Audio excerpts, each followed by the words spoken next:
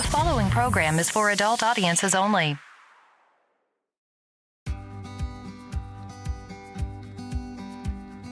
All of these places I've been, they don't feel like forever.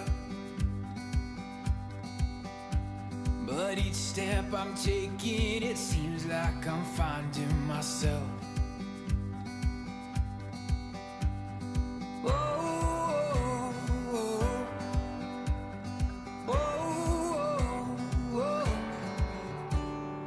I've searched for gold and I've uncovered all kinds of treasure, but I take it all and I give it to somebody else, 'cause none of that means much. A little love would be enough. I'm on my way back home, and I know on the other side of the great unknown, there's a place I'm welcome in, there's a place I know I'm called a friend, there's a place that I'm never alone, 'cause there's a place called home, a place called home.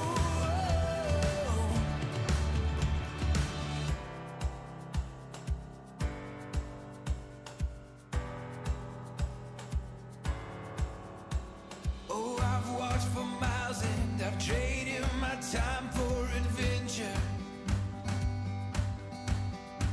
Yeah, I've seen the world and I know what it's got to give. Yeah, I've had some fun, but I know where I came from. I'm on my way back home, and I know on the other side of the great unknown, there's a place I'm welcome in, there's a place I know I'm called a friend, there's a place that I'm never alone, 'cause there's a place called home, a place called home. Oh, said I'm on my way back home. There's a place I'm welcome in, there's a place I know I'm called a friend, there's a place that I'm never alone, 'cause there's a place called home,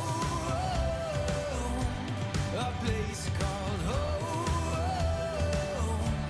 There's a place called home, a place called home,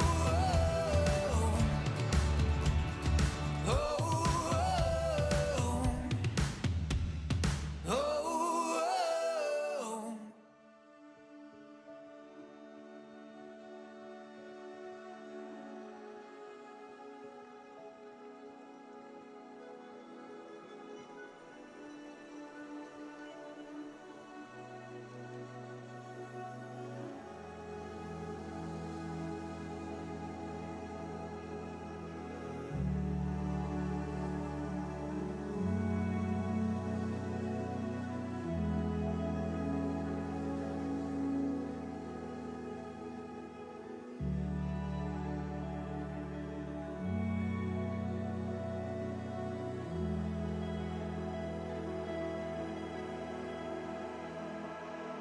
I ran away from the queen of LA.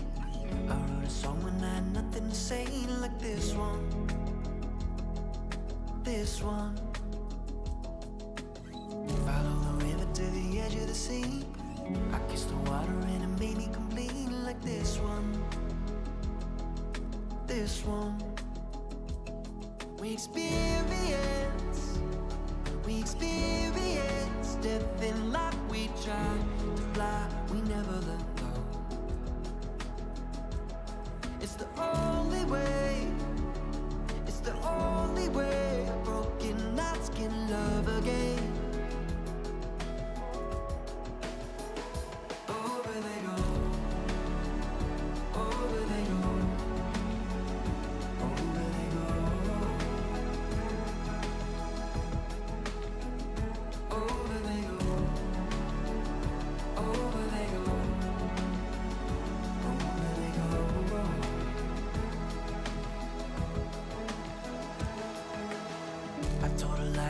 wanna believe. Woke up to find that I was stuck in a dream like this one. This one. I climbed a mountain and it taught me to breathe. I saw my life be on the top of a tree like this one. This one. We experience death in life. We try to fly, we never let go. It's the only way. It's the only way. Broken hearts can love again. Over they go. Over they go. Over they go. Over they go. Over they go. Over they go.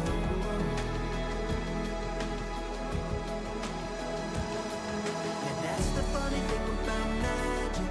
You make one little wish and grab it, but they're still gonna take their half. Hearts are gonna break so tragic. That's the funny thing about magic. It's time for the Mixin and Chillin vlog. Even if they implemented some ridiculous laws, this is something that if somebody truly wants to do this, they can still do it. But it's going to take a lot of effort on the vapors' part to actually learn what it takes to make your own stuff. I wouldn't change anything. I don't know what the heck happened to the last hour of my life, but it certainly wasn't streamed on YouTube like I thought it was. Restrictive policies block progress towards smoke-free world. Many people incorrectly think that very little nicotine content cigarettes are less carcinogenic than current cigarettes. This risk misperception by people who smoke could reduce motivation to quit under a nicotine reduction policy. That's a bit of a problem. Someone who specialises in helping people kick the habit is Dr. Colin Mendelsohn. He joins me now. Look, vaping is a far less harmful alternative to smoking for adult smokers who just can't quit, and that's actually the majority of them. The road to quitting smoking is paved with candy. Double chocolate clear from TFA. Published in the Vaping Post, we have long-term study. Vaping increases odds of quitting heavy smoking. This is Kenny Thompson, the Vaping Heed. He's got a YouTube channel. He's been on here a lot longer than I have. I'm not going to stop until this is legal and available for everyone.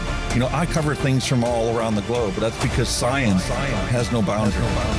I mean, you know, the FDA and everything would know that vaping is safer than smoking, but they'll have the pressure off the tobacco companies or the states that are on the MSA and all that. It's just a financial thing, and it's, and unfortunately that takes precedence against everything. And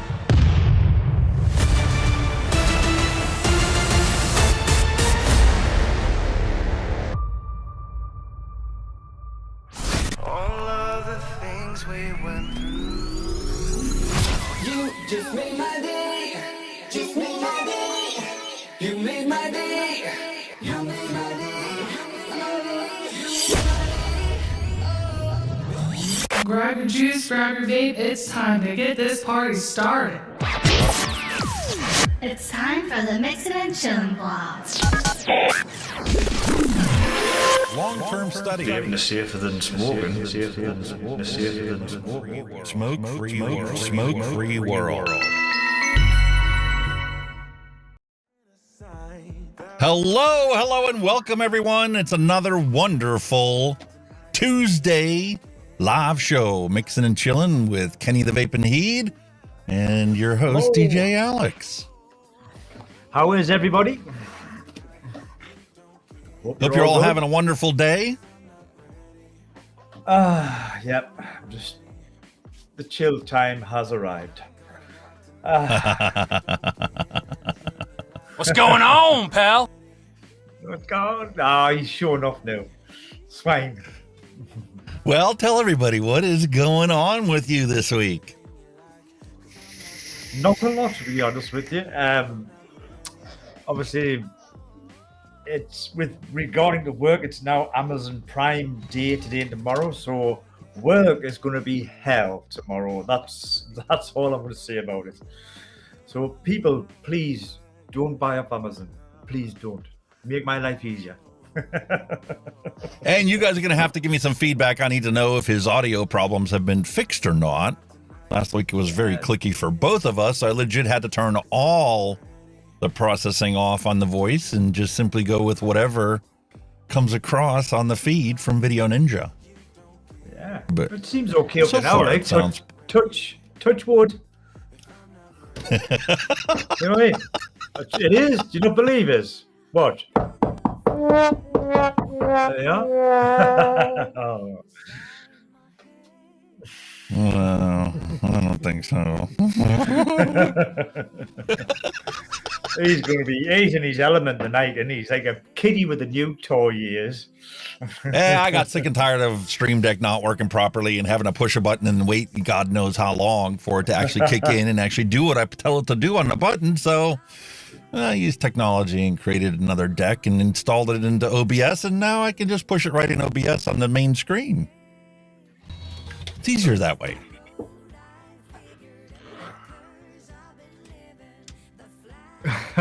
Mallory Gates was just a joke. Really, it was a joke.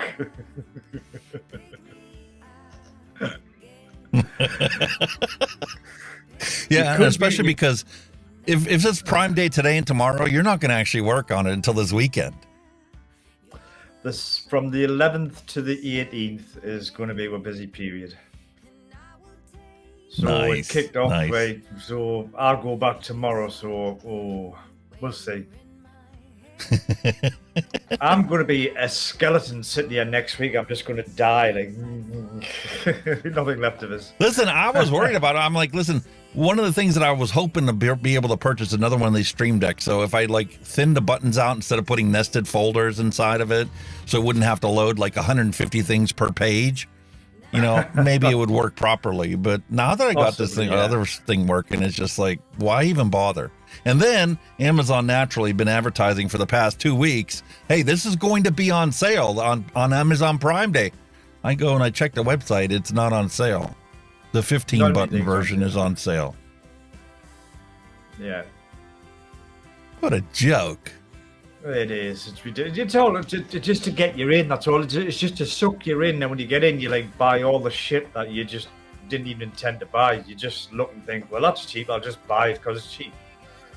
And I've been and it's all the stuff that you don't really need either. Well, I did get something today that we need, but it was a bit over the top. It was our last toaster decided to kick the bucket, and it's gone off to the toaster heaven in the sky.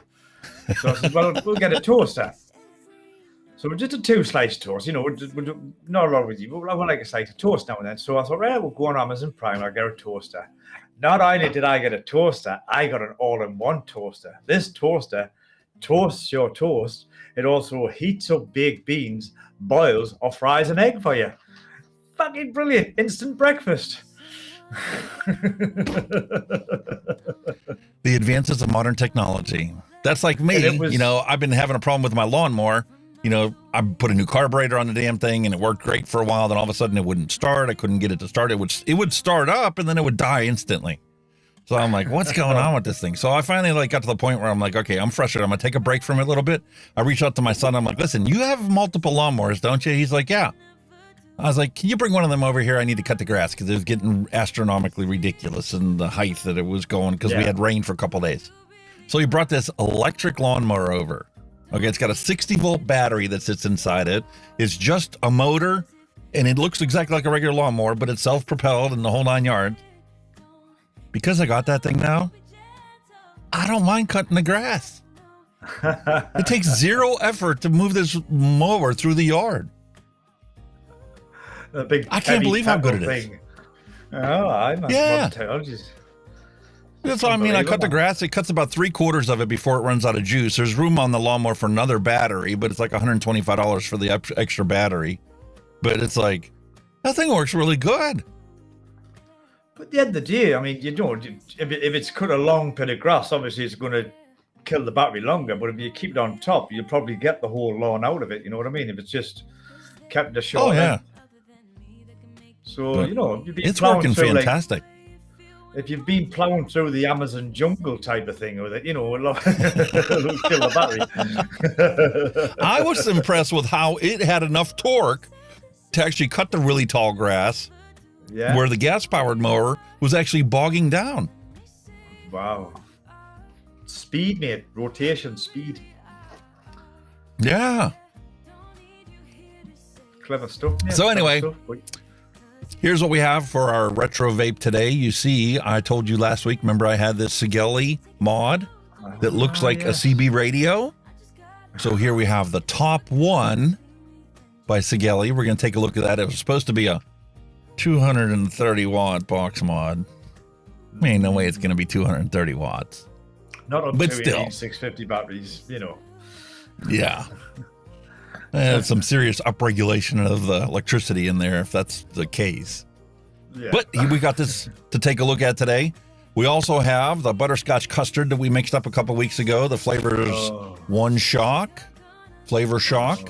So we're going to finally try that out today and find out how good it is. And by Wake Mod Company, we have the Wake RTA. And once again, I picked this beautiful clearance color out just for you, Kenny, because I know how much you love it. And it is not pink.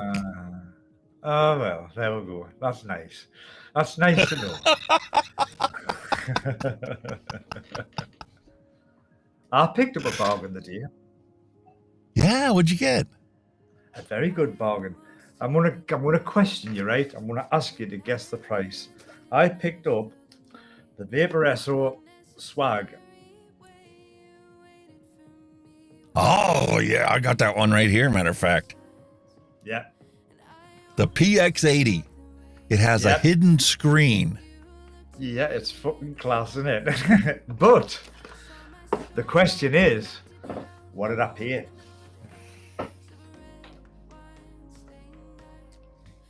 You can have a guess. 25 pounds.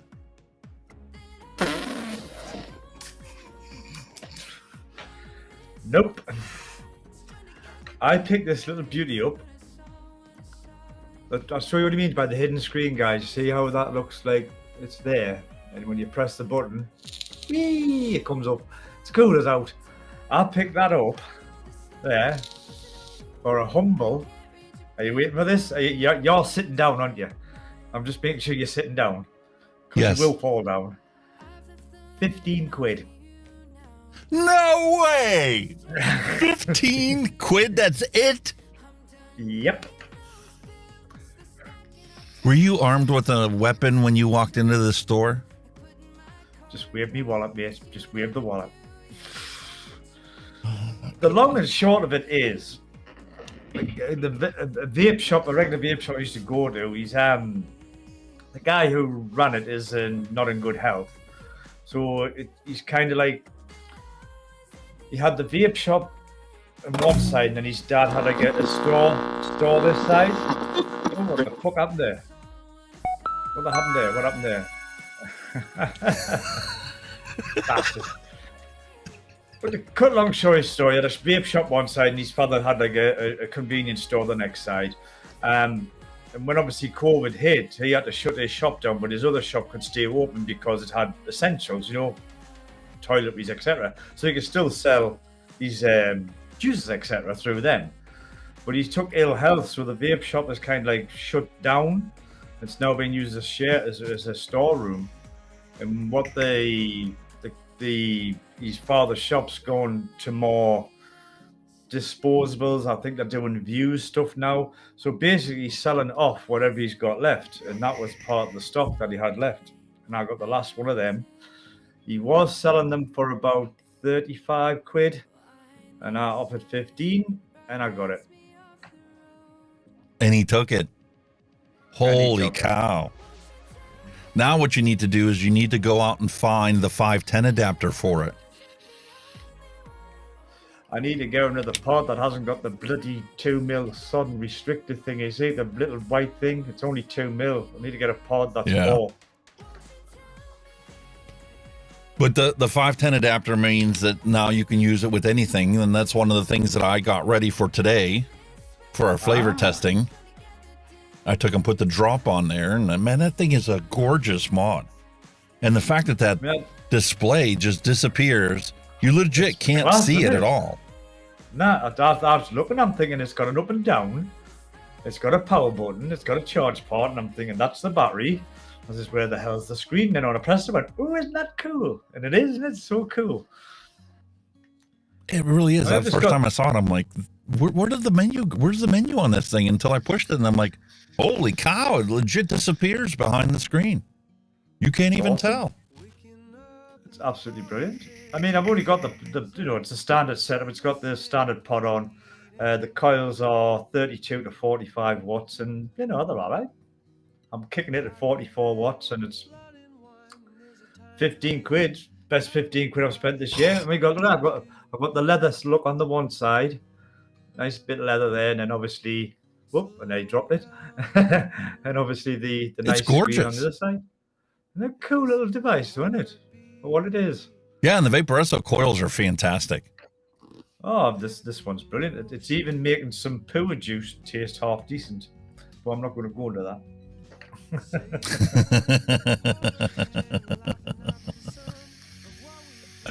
We'll wait for the video to drop on that. Not yet. But listen, I am totally impressed. This Chillin V3, I dare say that it's the best RTA of 2023. I had my reservations about it. I hated it. And I explained to Kenny the problem I found was my coil was too high. I cut it to the 7 millimeters they said to cut it to, and it was too high. As soon as I cut it back to 6 and dropped it a little bit down so that the top of the coil lined up with the top of the honeycomb airflow. Yep. All of a sudden I got more airflow than what I originally had. It isn't that very tightly contained specific amount of airflow. You couldn't get it to be more or less if you wanted it to be. Now it's exactly like it's supposed to be. And the flavor is better than my original Arbiter. Not as good as the Arbiter 2, but it legit falls directly in between. I'm not one for scratching me big head, but I'm not going to say I told you so. Like, no, I mean, the only reason I bought this thing is because of your review. Yeah. And because you had it here week after week talking about how good it was and it's so fantastic, and I got it and I'm like, motherfucker's lying to me because it is not that good. Still there. I've just removed it while I've done me testing the day, but it's there. It's still there. The censorship is working. Every time you hold up a mod or a tank, all you see is the background, the pink. Like, it magically disappears from there. But I'm telling you, I can't believe how good it is. My apologies. The house phone's going. I'm praying somebody's going to pick it up. No, I did happen to see that. The Vapors Cloud or Osiris. Guess who's got one coming? Do you? I thought about it, man, but it's like $60. They want $60 for it here. Plus, I'm going to have to add 40% of the wholesale price tax on top of it, plus the $7 freaking delivery charge. It's legit going to cost me $100 if I want to buy this. I think the 25, Osiris. the 24, 25, I think the 25 mil is about 35 to 40 quid over here, and the 30 mil is 50, and I'm going for the 30. Well, the retail price is the same, but in Pennsylvania, you got a 40% wholesale price tax on top of it. Plus, because I'm ordering it through the mail, there's a mandatory signature fee. That's like $10, whatever the hell.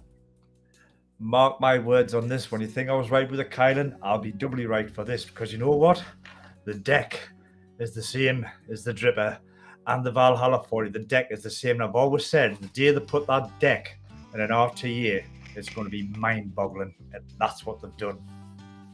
It's going to be absolutely mind-boggling. Just because of the airflow setup.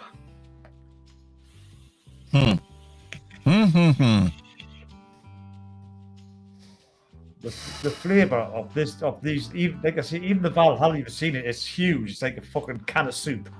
but the flavor of it for what it is, just due to that air config, is just, it's brilliant.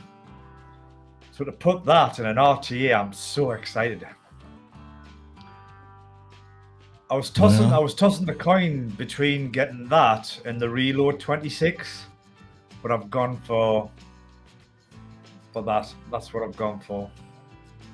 But I want the 30mm because of the tank capacity, because I was looking, I mean, I've seen a review of it and I was looking and I thought, you know, the size of the glass for the size of the deck and the airflow, and it said it was just drinking the juice. So I thought if you get the 30, you might get a bit more run for your money with the juice. Sean asked how to add Nick shots to 100 mil to make 3 milligrams of freebase. Free-based Nick, 3 milligram concentration. Freebase. In 100 mil, over here in the UK, you get the 10 mil bottles with 18 milligram. If you put 2 of them in, that'll give you, it'll take your bottle up to 120 mil and it'll give you 3 mil Nick strength. There you go. Yeah. Two bottles of Nick shot. I think that 18 milligram over here, correct us if I'm wrong, Will. 18 milligram in 10 milli bottles. Put them 2 in, and you've got 3 mil. See, the thing is, in your area, you've got 18 milligram, and here in the States, you can buy these Sapphire Nick shots. One of them is 20%, the other one's a 40% solution. So if you've got a 100 mil, you can take the 20% solution, throw one of these in there, and it'll bring it up to 3 milligram. Yeah. It's probably about the same at the 18, 20, you know what I mean? Yeah. Yeah, because if you use the 40% solution, it's going to take it up to a 6. Yeah. Because that was always my gripe over the years. You know, like I said, with us having like the 18 ml, the 18 milligram, right? And you buy like the 120 mil, you know, whatever bottle, and you've got the 100 mil, you need to top it up. I've always said, well, what if you want more nicotine strength than 3 milligram? Because you can't get 4 bottles in that bottle because it's just going to spew over the top. You know what I mean? That's always been my question. You know what I mean? What if I wanted to make it 6 milligram in a 100 milligram bottle, and you only sell us 10 milligram bottles of 18 milligram? You know what I mean? I can't get 4 bottles of juice in there. You just can't, can you?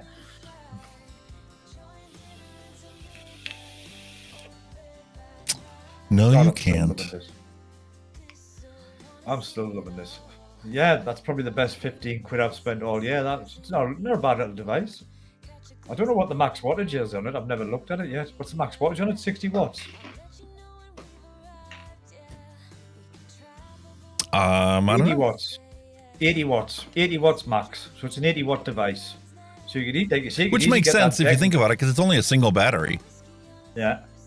Plus, like you say, if you get the deck for it, the 510 deck, you can put a tank on, what, 0.16, 0.17 ohm coil and run it at 60, 70 watts all day on that.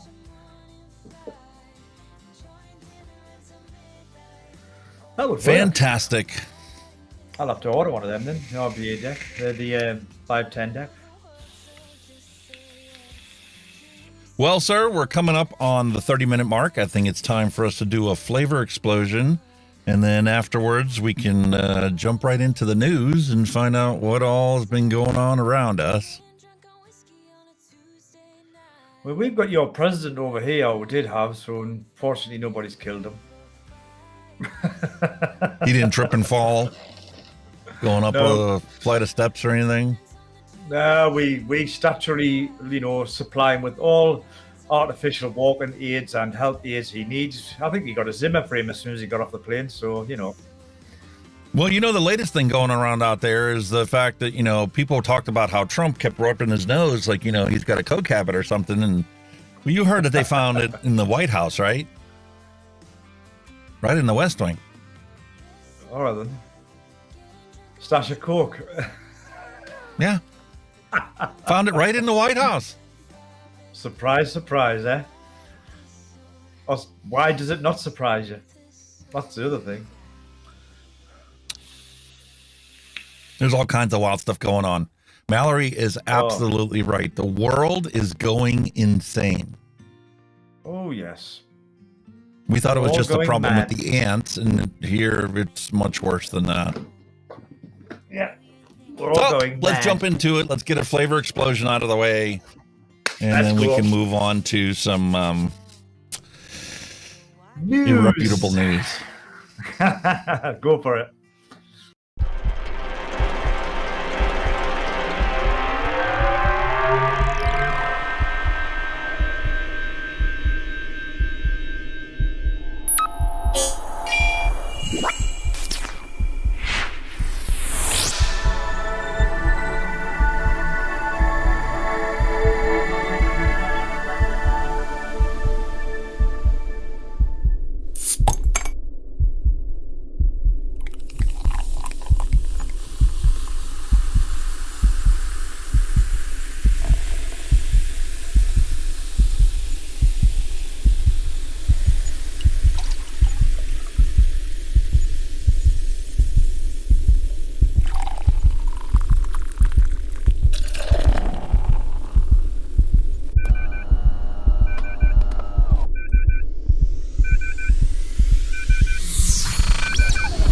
Move your mind and get ready for the drop.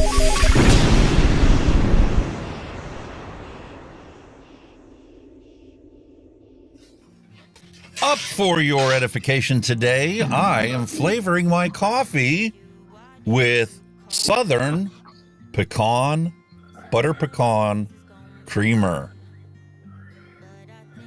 Quite impressed with this creamer. Very nice, sir. It isn't quite as potent as I would like it to be, but you know what? It's a nice change of pace from my French vanilla. And because this is an adult show, you know what? I was a paramedic for almost 2 decades when I finally hung up my hat. Okay, so caffeine does not bother me one bit. You mustn't sleep at night, that's all I can say. I used to drink pots of black coffee. Wow. But for our adult beverage of today, I have some rum chata. It's a What Caribbean the hell? rum with real dairy cream, natural and artificial flavors, and 13.75% alcohol by volume. Oh, well, you've kind of made me look very ordinary. I was lazy. I didn't go to the liquor store and pick anything up, or the beer outlet or beer distributor. I've gone a bit Frenchy Belgium. I've gone for one I used to drink many moons ago. I've gone for the Stella Artois, which is a Belgian beer. It is over 600 years of Belgian brewing expertise brought to life in a beautifully balanced lager with a flavorful taste of a clean finish. Stella Artois is meant to be savoured. I totally agree with that. It is 4.6% volume of alcohol on a 568 ml can, and it is absolutely delicious. So there you go. Bit of the haw-hee-haw, Frenchy hooty-hooty. You know what I mean? That's fantastic. And I'm actually On the trying other to side keep of the up with coin- everything and documenting things in my little notepad so that I can just update it right after the stream instead of having to spend 5 hours rewatching our stream. I've also just finishing off last night's couple of beverages, which I had the Kronenberg 1664, which again another Frenchy beer. This is the last of last night. Ooh, that sounds really good. That's nice. It's Brazil avec ce fait depuis 1660. My French is shit in it. Bonjour, senor. Yeah. Talking French and Spanish at the same time because my French is abhorrible. Yeah. Le premier bière français. Parlez-vous français? Yeah, no, never mind. But this is, what's this strength again? This is 5% volume. Oh, shit. On a 568 ml can. So this is off last night, and this is tonight's beverage. So Obviously, there we that's go. way better than what you had last week because I didn't tell you last week. This is how they make Bud Light. Oh, great. Love it. Between you and me, it kind of tasted like that. Yes. But I was putting a brave face on. Just for the show. Cheers, mate, to your health. To you, sir. That actually looks nice.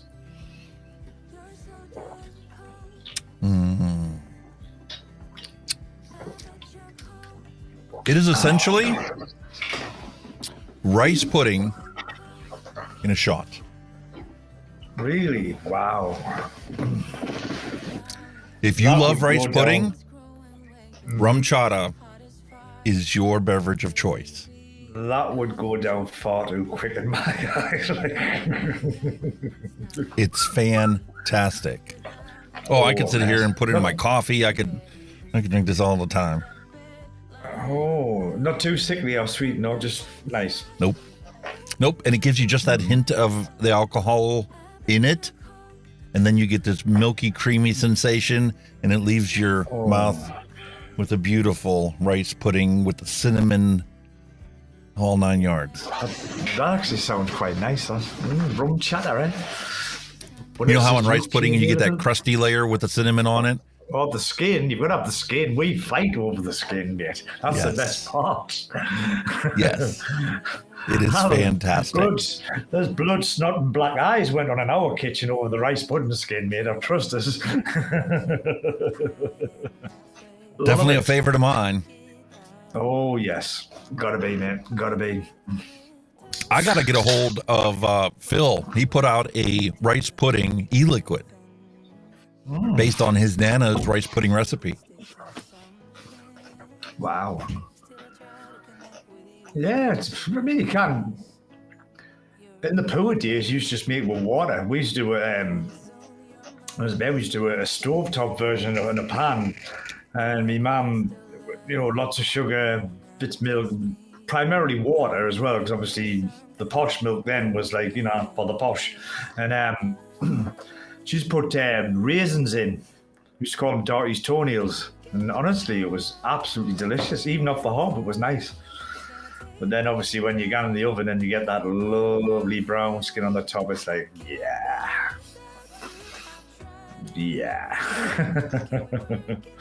Drop a cinnamon on. Simple things in life, mate. Simple things always taste the best. I've always said. I'm having to adjust the audio on the fly because I turned off all of your filters since it was getting a little crackly. So whatever I was hearing, they were hearing the same thing. All right. I don't know what's going on here. Wavelength did an update, and they give you now the option of adjusting your audio buffers. So there's low, medium, and high. It was set on medium. Yeah. I bumped it up to high, and it's still not enough to process both your and mine audio. It's weird. Well, Waves doesn't make it nice because they bury their plugins inside of a DOS thing, and it's just... The thing is, though, that this is just surface. It's only happened, the last couple of weeks? The sound since the last update they put out there. Because they're trying to incorporate a store into their Wavelength software. So that other people can develop things, and then they can sell them and, make their money out of it. Got you. It's always the same with the update stuff. It just... You ever heard the term? They always have a way of messing things up. Yeah. Just reminds me of a term: it ain't broke, don't fix it. Leave it alone. That, in theory, would be fantastic, but the problem is because of security updates and the way that Windows operates, they have to come up with updates because when Windows does a security update, it breaks their software. So they have to come out with an update that makes their software work again. Basically, that's all it is. It's passing Windows bloody security. That's all it's down to, isn't it? It's got nothing to do with the software. The software itself is still running. It's just got to get past freaking Windows security all the time. That's the bother with it. Yeah, and the thing is, Windows is now virtualized. The whole operating system is virtualized. Yeah. So and the thing is, sometimes things work, but because it's virtualized and there's a level of processing that takes place between what you see and what actually happens, because it has to be verified through their security, which is constantly, talking to mothership saying, is this really okay? I haven't seen this program before. Has anybody else on the planet seen this program? Oh, they have? Oh, so I can let it work. So you're like scratching your head going, why is this thing not working? I just installed it.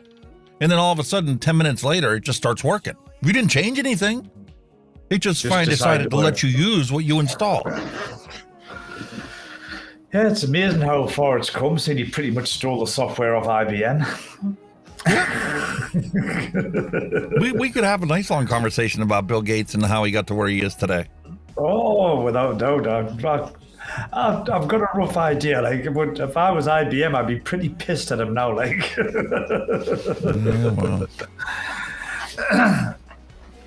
unbelievable. Yeah, I'm not even getting into that conversation. Well, that's like what, like, I don't know if it's Japan or China, but if you noticed all their cars over there, they look exactly the same as the European model car, but they're just putting different names on. And they're making a lot of the parts for all these cars. Why wouldn't they manufacture the whole vehicle? That's what I'm saying, but they're just putting a different name on it, and they're like, hang on a minute. Honestly. You might have, the new latest version of the Boxer come out, and in China they have the rectangle. Pretty much.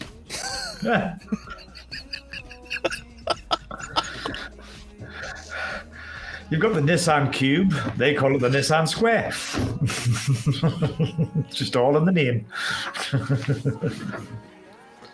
Yeah, they don't even want to call it the cuboid because it sounds too similar. So they just simply call it something else. Speaking of technology, have you signed up for this new Twitter bringing? No. This new one that came out from Facebook that's basically a duplicate of Twitter is nothing but a whole mining operation for them to get even more of your data and constantly talk to Mother Earth and let you know what your phone is, the environment that your phone is in. It's off Instagram, and it's based off the Instagram thing where they've done like a Twitter thing with it. But they've done 100 million members in a week. Jesus Christ, what's the matter with people? 100 million a week. People have given up the idea of trying to keep their private life private. Yeah. That's true. And now it's gotten to the point now where AI is feeding on that information as well. So they have up to the minute data on what's happening all around the globe. Yeah. It isn't just a coincidence when you have a conversation with somebody about, well, like when my lawnmower broke. I was having a conversation with my son about it. And then all of a sudden, all the advertisements and all of my social media feeds and on Amazon and everywhere else was new lawnmower. Here's a new electric lawnmower. Here's a new gas-powered lawnmower. Here's a new riding lawnmower. My Facebook Marketplace.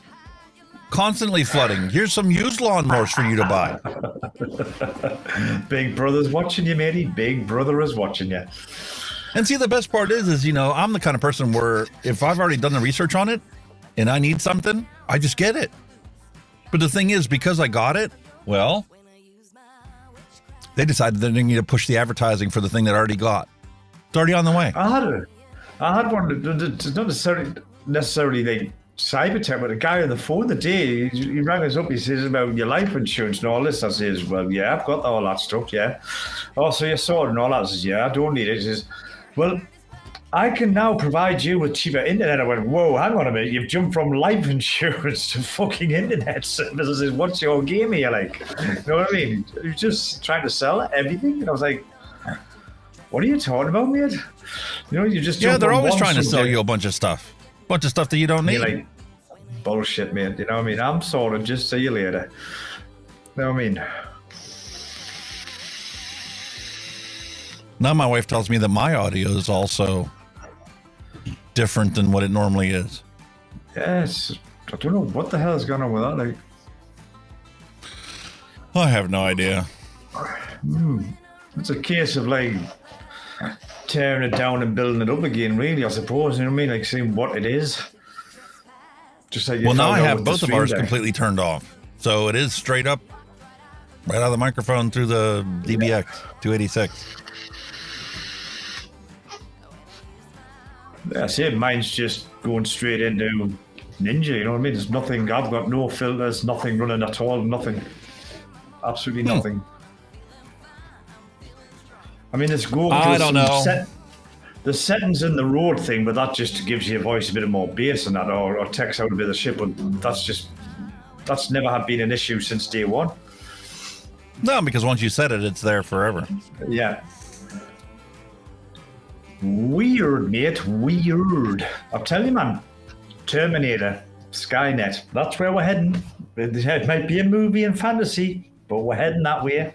Computers will rule the world. You know how long it's been since I've watched Terminator? I can't even tell you, what the plot of it is. I know Arnold Schwarzenegger was in it, but... Because the computers took over the world and built robots to destroy humanity. That's the way they do it. And that's the way it's heading. Telling you. I'm a bit of a conspiracy theorist. I've told you about the population control bullshit, and now the Skynet. The computer systems and AI is all getting. Telling you, we're going to be nothing shortly, mate. They're all going to be machines. All your diseases to humanity, all your diseases, that's what I'm saying, they mean nothing to them because they know that we're going to be wiped out by Skynet. Well, since we're talking about what the potential is, how about we take a look and see what's actually going on right around us? Why not? Maybe we can stop history from repeating itself. Because we still haven't learned our lesson about smoking. 23,907,460 people have died from cigarette combustion since I quit smoking.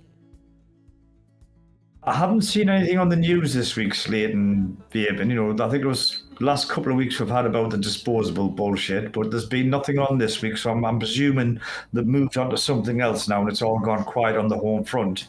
All we've got now is some BBC presenter paying some kid for friggin' illicit pictures of him, paying 30 grand or something to get rude pictures of us. For fuck's sake. What's the matter with people? Well, here we have New York Mayor. We know Bloomberg and his bucks and his permeation of things. And we do recall Andrew Cuomo when he was mayor. Vaping is better than smoking. Yes, vaping is better than smoking. No, but so what?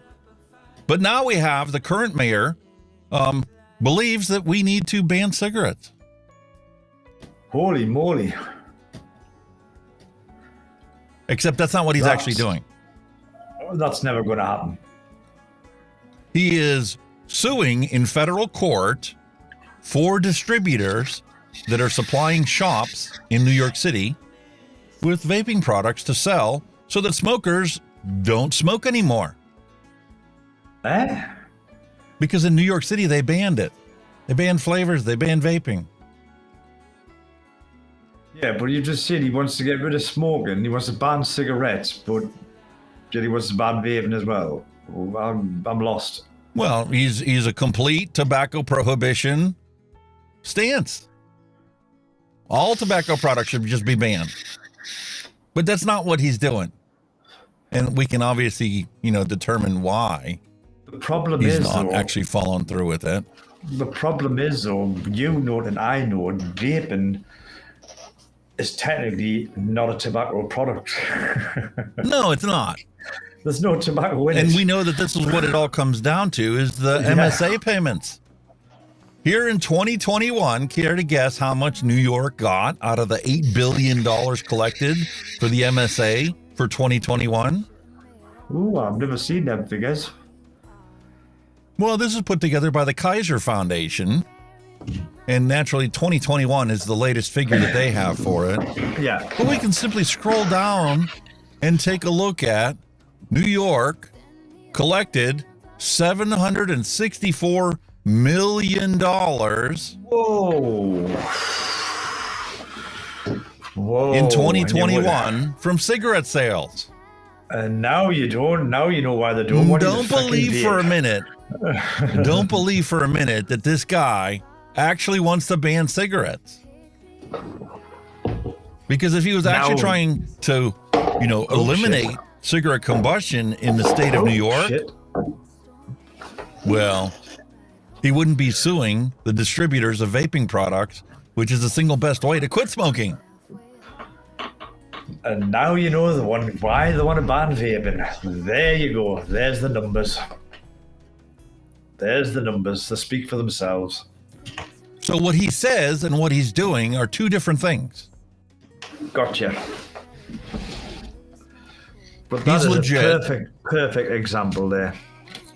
Using the resources of New York City to file a lawsuit against 4 distributors. The distributors are Empire Vape Distributors in Queens, Star Vape in Brooklyn, and 2 Buffalo-based companies, Magellan Technology and Demand Vape, for supplying the city of New York with vaping products to keep smokers from smoking cigarettes. That's just total bullshit, isn't it? Hang on a minute. Yeah. My and then he I've says just got something stuck in my teeth. That happens. That's pissing us off. And like this article says, rest easy, smokers. The lawsuit itself does nothing to move forward the mayor's cigarette ban hopes. Instead, it aims to stop the 4 companies from selling flavored vape products, which we all know are used by adults to quit smoking. Because adults like flavor. Exactly.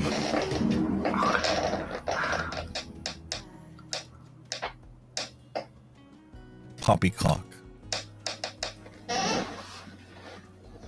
Where we need the to hell ban does that cigarettes. come from?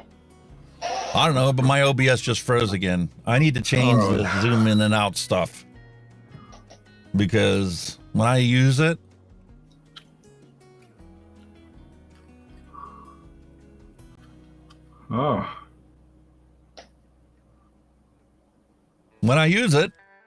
it freezes my display in OBS.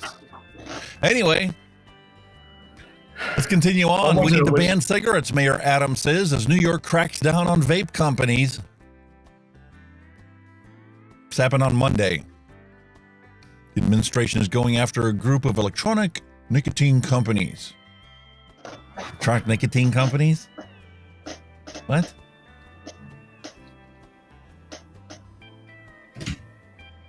Froze my image. Yes, it did.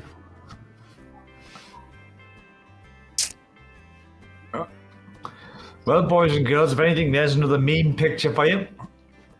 I'm looking away because it's too ugly to bear the hypocrisy that is right before us every single day.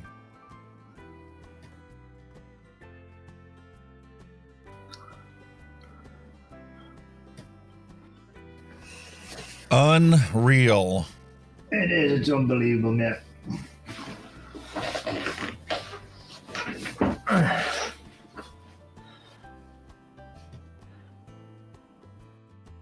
I just don't get it. Reconnect the wire of your mic, Tim B said.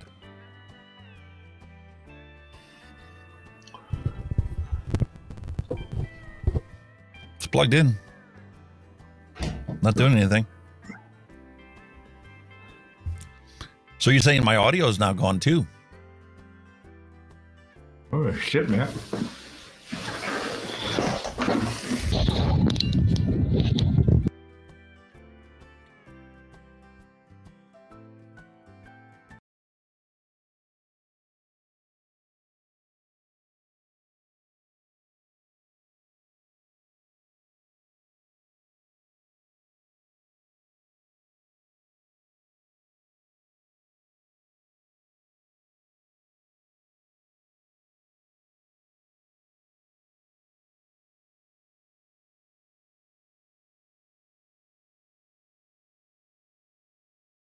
We go. We're back. Hopefully everything's fixed this time around. Well, I can't see you my end, but I can see the stream back on the YouTube. There you go. You're back now. What the hell? I do not understand what is going on. These gremlins just want to bugger off, they do. They don't like us talking about what we're not supposed to know about. Because I we might think that's what it actually, is, Noel. you know, have a coordinated I told effort you. to say, no, we don't want this crap anymore. I told you. We don't want the hypocrisy. Big Brother's watching us. You're deliberately cutting our stream because now that we're pissing them off. That's what it is. They know. Anyway. They know what they're... It gets worse. Because before I came across this one here, I came across something else that happened. Mallory sent me this one.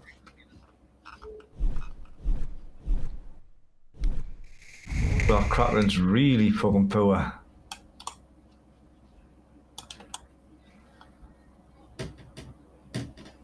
He's inside the park. What is going on? He's not inside the park. You can't smoke Inside the park, but he's outside the park. This is the park, all right? And he's not being arrested. He did not want to give his identification, so he's going to be brought to the precinct where he's going to show his identification. He's going to get a summons. I'm out here. The lady even said herself, I'm outside the park. He's outside the park. The officials of Union Square Park, they told us it's curb to curb. Thank you, guys. You didn't treat me like no gentleman. You're not even treating me like a human being right now. What the fuck is wrong with you?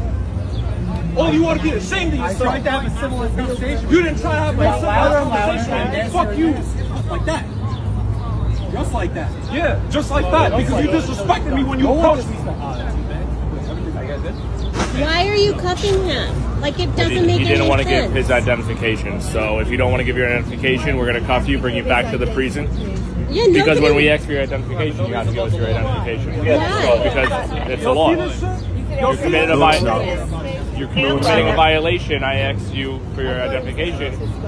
Not in the park. It's on everyone. No, it's not. It's a civil right.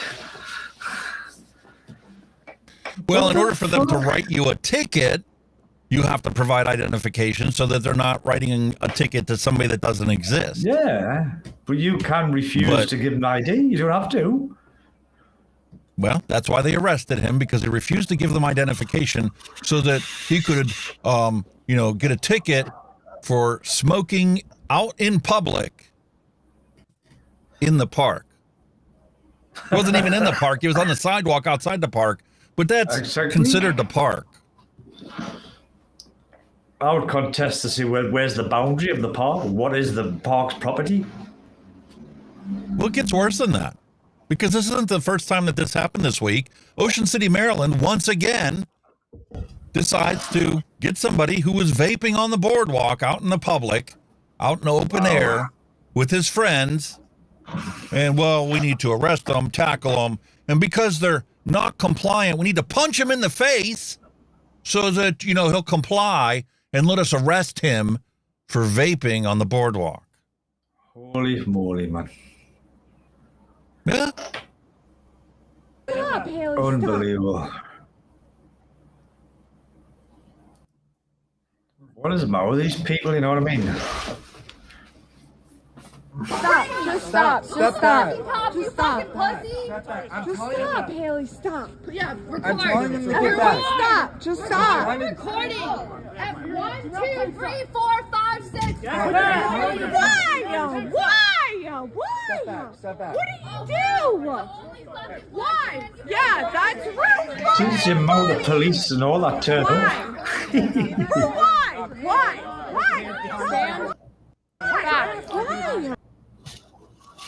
See how it says right on her vest? Public safety.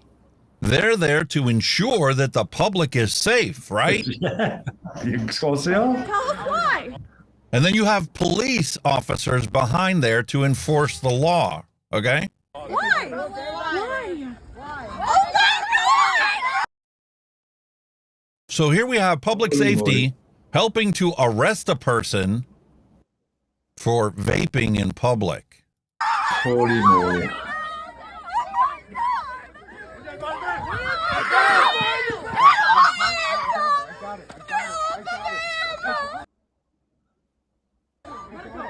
Unbelievable, isn't it? That's public safety there. Arrest somebody for vaping. That's disgusting. Why are you doing that? That is absolutely ridiculous. Jesus Christ, what's the matter with these people? Oh, it gets worse. I got everything I can. Did you happen to see that guy with his hand On his head, yeah. pushing down on his head? Yeah. I got everything I can. Make it so harmless. Don't hurt him.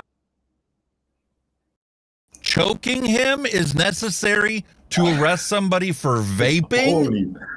Did they not learn the lesson when that other guy put his knee on somebody's neck and killed him? Did they not learn the lesson No, from they that? obviously When there didn't. was fucking riots over it.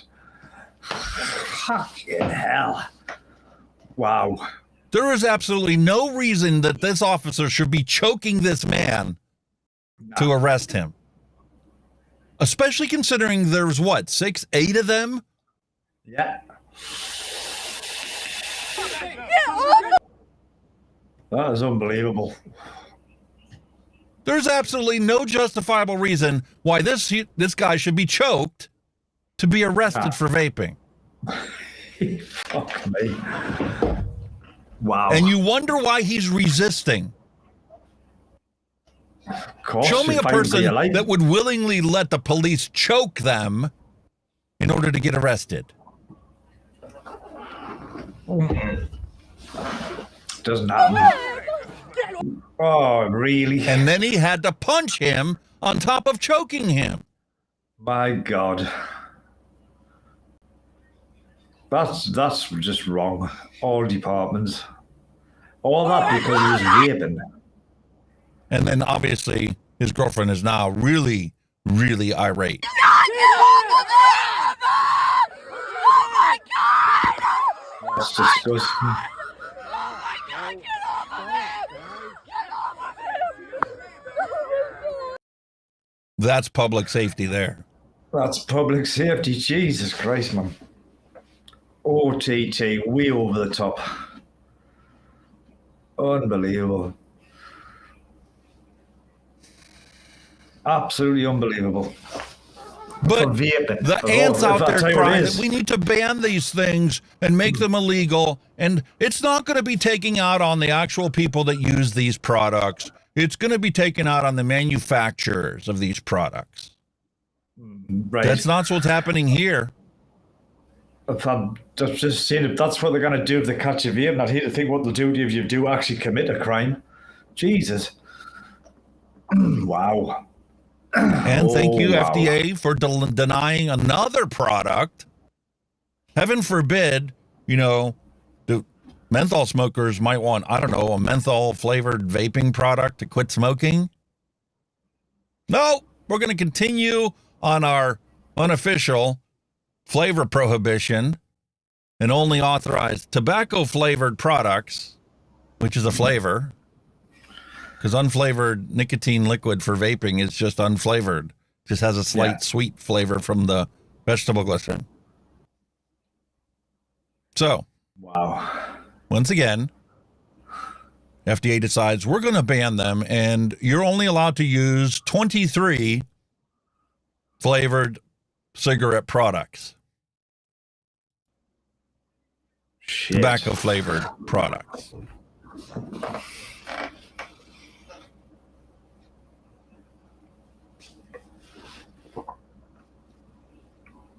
Wow. Yep.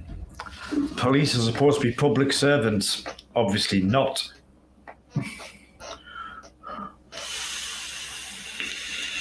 So we have Philip Morris have the Sienna heat sticks, heat not burn, that have been authorized. We have the Enjoy products that are authorized. And we have RJ Reynolds' Views Vibe is authorized, but only in tobacco flavors. And then we have the Enjoy Ace, which is now owned by Big Tobacco. Yep. I don't count Logic Technology, which is Japan Tobacco, by the way, as being a product that's worthy of anything because I tried it and it's horrible. 2012, 2013 technology at best. Really? And it's nothing but constant spitbacks. Oh. Yep. FDA denies marketing of MyBlu menthol. So now we're at 99.999% of all products that submitted a PMTA application have been denied. Wow. Well, them MSA figures speak for themselves, don't they? $8 billion a year divided amongst the 50 states. Sure. And this is really no surprise to me. The Ninth Circuit is in San Francisco. Ah. And they said that the FDA has every right to decline, a product. And they didn't change the rules. If they decide that they want to have a study that requires you to prove that your flavors are more effective at getting smokers to quit than unflavored or tobacco flavored, well, then they're allowed to do that. Even though they made that rule after the deadline to submit the application. There's no justice in this country. That's ridiculous. It's crazy. It's purely political based. And let's not forget about how San Francisco banned vaping products. And guess what happened as soon as they banned them? Well, cigarette sales all went up.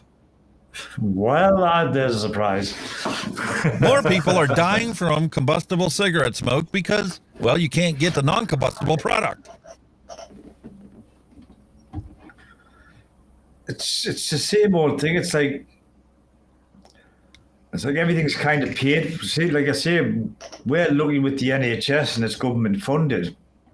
But while you guys are paying for medical insurance and all that stuff, so to them it's just you're just a cash cow. You're just paying for everything. It's as simple as that. But I mean, whatever. So that's essentially what human life is worth in the United States, a cash cow. Yeah, that's basically it. That's what's boiling down to, pretty much. You're a cash cow your entire life while you smoke the cigarettes and pay the tax on them that they keep jacking up as people quit smoking so that their income is still the same. And then you become a cash cow for the healthcare industry and the pharmaceutical industry, who you were customer to when you bought the cigarettes, because the sponges that go into a cigarette are made by Big Pharma. So you're a Big Pharma customer for life. Yeah. Whether you're actually smoking them or whether you're smoking them and taking chemo and radiation for your cancer that you got from the smoking habit, you're just a cash cow to them.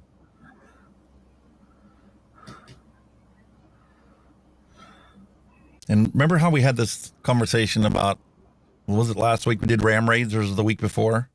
Oh, yeah, the ram raids. And how I said, I don't want to talk about ram raids because somebody's going to get the brilliant idea to do that same thing here. It's been happening all over the world, mate. It was a phase here, but we got wise to it. Man steals 160 plus vape pens in back-to-back thefts from Cleveland store, police say. 160? Where the fuck did he put all that? He just takes the whole display stand. The first one took place at 4280 West 130th Street and happened on June 21st, according to police. He grabbed the display that contained between 80 and 90 vape pens and then ran out of the store. Holy shit. Then police say that the suspect came back into the store on July 1st and decided to grab another display stand of 80 to 90 vape pens. And then ran out of the store again. Surely somebody that's running down the street with a great big display in the hand would be easy to catch. You know what I mean? You would think. Listen, West 130th Street is not a highly policed area. I can guarantee you that. So, I went to church down the road from there when I was growing up as a kid. But even the shopkeeper, I remember the public, you'd surely catch somebody that's trying to run down the street with a fucking display in their arms. Surely. Next time I go visit my mother, or go to Cleveland, I'm going to take some pictures of this area in this neighborhood so you get to see what it looks like. And then you'll totally understand why these guys are going to be able to go in there next week and do the same thing and never get caught by the police. The police are too worried about other parts of the town. I think you should just go down there yourself. I think you should just go in and go display for your fucking show. Nobody's going to bother you, so you may as well do it yourself. Jesus Christ. Holy moly, man. Mind-boggling. And I told you. Lincoln, Nebraska. Ram raiding vape shops. So there must be goes to show how much tax they're putting on the vape products out there for people to actually start going to steal them now. Yeah. When people can't afford it, they'll find an alternative way to get what they need. That is unheard of here. We've got black market and dodgy ones coming in from abroad, but nobody's went out their way to go and shoplift a fucking vape device. And here's the best part. He's going to sell them on the street for $10 a piece. Of course he will. And there is no age checks for whoever he sells them to. Nope.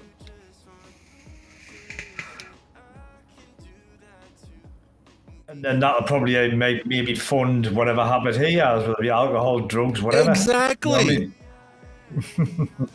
Well, Lincoln police are looking for several people after the Lincoln Vapor store near 27th and Fairfield was burglarized around 5:15 Thursday morning. Captain Todd Kosian says that when officers arrived, they found the front entry door shattered and tire marks near the front door, as well as a mess inside the store. Wow. The store manager told police about $875 in vaping products and money was taken. Security video shows the headlights of the vehicle drive into the front doors of the business. The vehicle then backs up, and several individuals wearing hoodies get out and begin grabbing items from the store before leaving. Damage to the store is estimated at $8,500. Police are working to obtain additional security video from the area. This investigation is ongoing, and anyone with information is encouraged to contact the Lincoln Police Department or Crime Stoppers. Everybody be buying the vape gear off them. That's why they're not saying out. Wow. It's not just Australia and UK. They're doing ram raids here in the United States as well. I kind of get my head around. See, when they used to when the ram raiding was a thing here, they used to reverse the cars through the building. They didn't go in head on, because the simple fact of the matter, if you damage your car, we're going head on. There's no way you've got a transport to get you away from the scene of the crime. So that's why we used to always in here, then reversed in. Well, unless you got a Volkswagen Bug. No, you're doing a smash in the... Who's going to do a smash and grab on a VW Bug? Come on, seriously, who's going to do that? Nobody. Come on. Well, in Cleveland on West 130th, you could get away with it. Not have to worry about it. You could do it with a moped if you really wanted to. Although you'd have to put a battering ram on the front of it.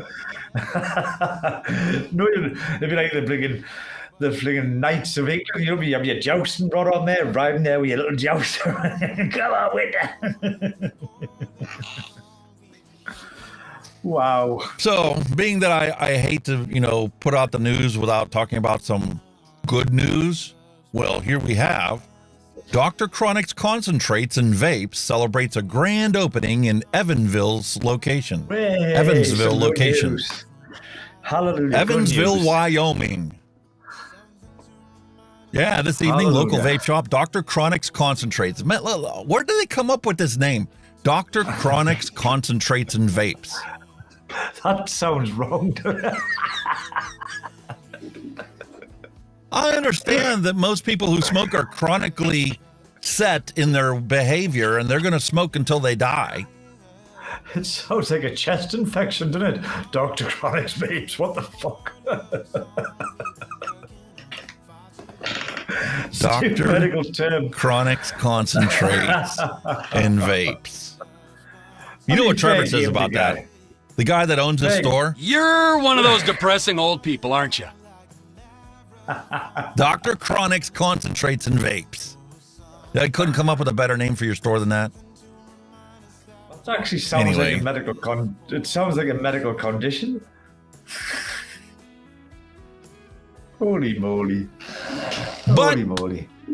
They celebrated this brand new store opening with a party featuring a barbecue, raffles, and a bunch of other stuff. Why not? Hey, kudos to the guy for opening a shop like that. Pity about the name. Yeah. We've been grabbing a lot of attraction through Evansville, and we've been serving roughly 4 to 5 times more traffic than at our old location.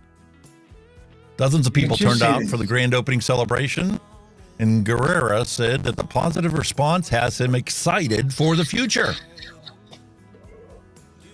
You can just see the TV campaign now, can't you? I chronically vape. What? Yeah, the guy's excited for the future, but he hasn't bothered to take a look and see what the FDA's been doing. This is the thing. Eventually, they're going to run out of applications to deny.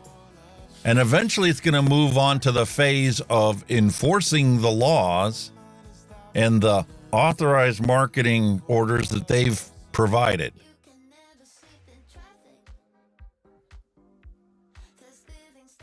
But it's mad. That'd have been cool to attend one of these things. Yeah, man. Out Wyoming, nice big pot of lemonade there, and some cookies and barbecue. Oh, if there's food on the go on there, mate.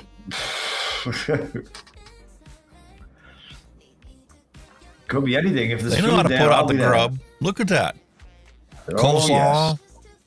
I'll be there just for the food, mate. potato salad, What was macaroni salad, hot dogs, hamburgers. As you're tucked into a burger, what we actually celebrating here, by the way?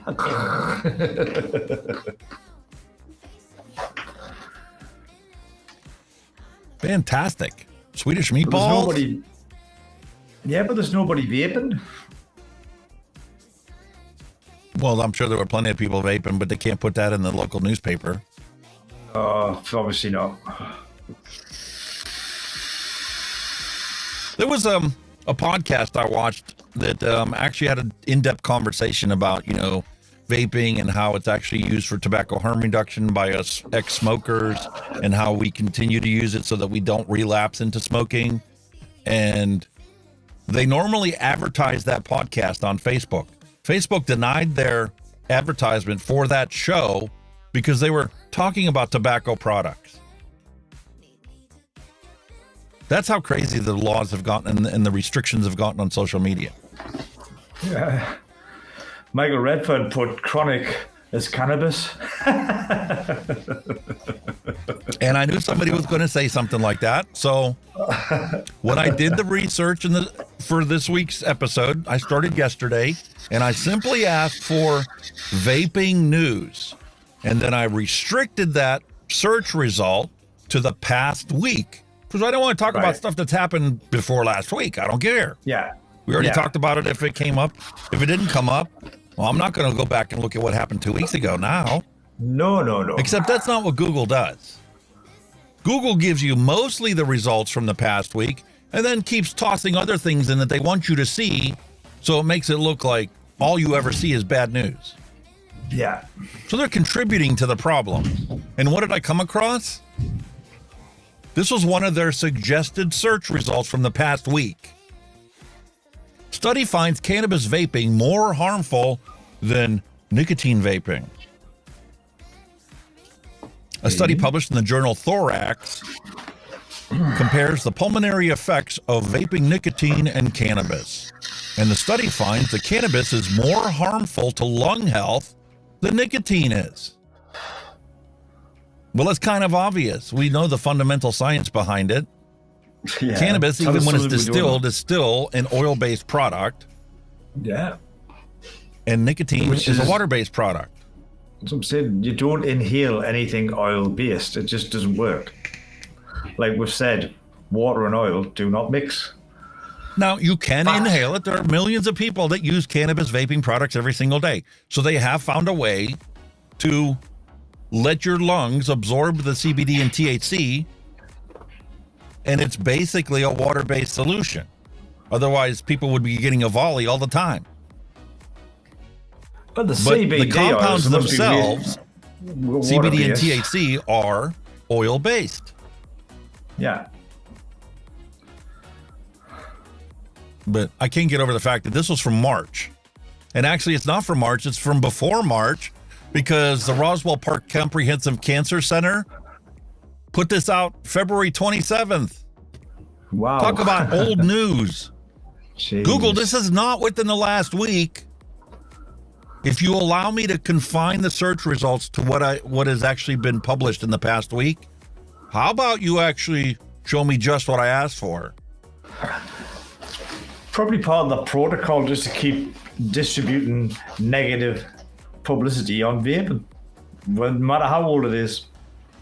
And no matter what it says or what it's about, as long as it's a negative story, well, we're going to push that out there. Just like we had the conversation about that guy that uploaded the What Have We Learned About Vaping video. He put an update out over the crap that he put out 2 years ago, and guess what? The update he put out there wasn't any better than the crap he put out there originally.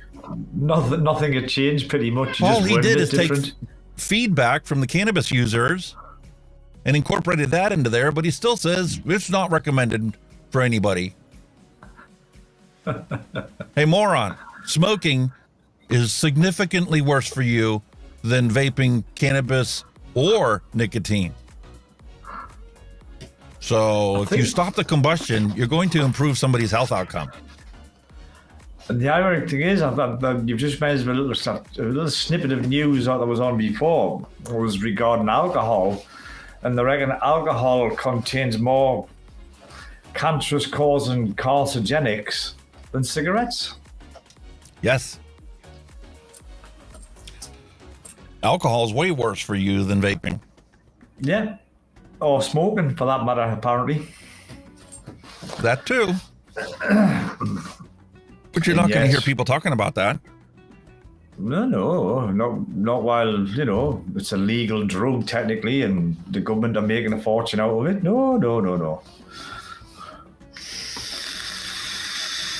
Well, here's a wonderful new book that's been put out there, and this one's coming from India. Do you know the real inside story of electronic cigarettes? A newly published book has offered some serious arguments about the benefits of vaping and the troubles of tobacco. Wow. I searched for this book after seeing this, and I cannot find it anywhere. I'm afraid it may only be for sale in India. But this book has made policymakers of health in India sit up and take notice, ostensibly because public health campaigns in India and some parts of the world have routinely used fear campaigns to highlight the risks of electronic cigarettes. They have rarely attacked tobacco manufacturers. There's a big shocking surprise. Such is the power of the campaign in Australia. Opposition to electronic cigarettes has become something of a moral crusade against youth vaping and smoking. And then go and talking about how there was a volley and how a volley turns back and has its foundations in THC, illicit black market THC cannabis use that was tainted with vitamin E acetate. And then he talks about and compares Ash from UK and Deborah Arnott, Ash's chief executive, talking about building a coalition to advocate for tobacco harm reduction, how it's working in the UK, and how Australia is a total failure. And basically just goes into the fact that, tobacco harm reduction is a real thing. It's proven scientifically, and to ignore it is essentially promoting cigarettes.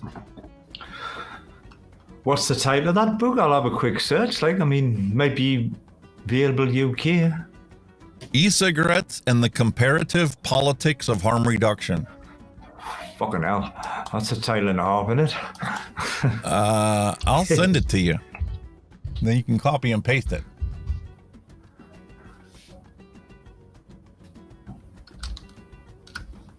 Not the website. I want to send you a message. Toggle the chat. Send this to you in chat. Send. There you go. Send it in Video Ninja so you have it. But I looked for it and I did not find this anywhere.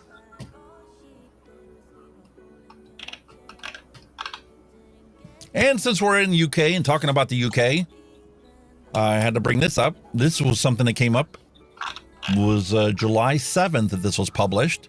Shares in the UK vaping company Supreme rose 5% after the company announced that it is now the master distributor for two leading UK vaping brands, Elf Bar and Lost Mary.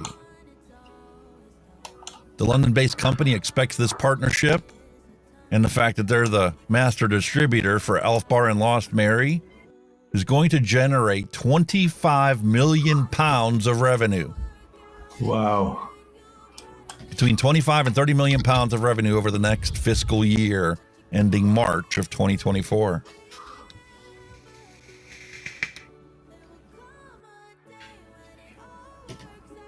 Oh.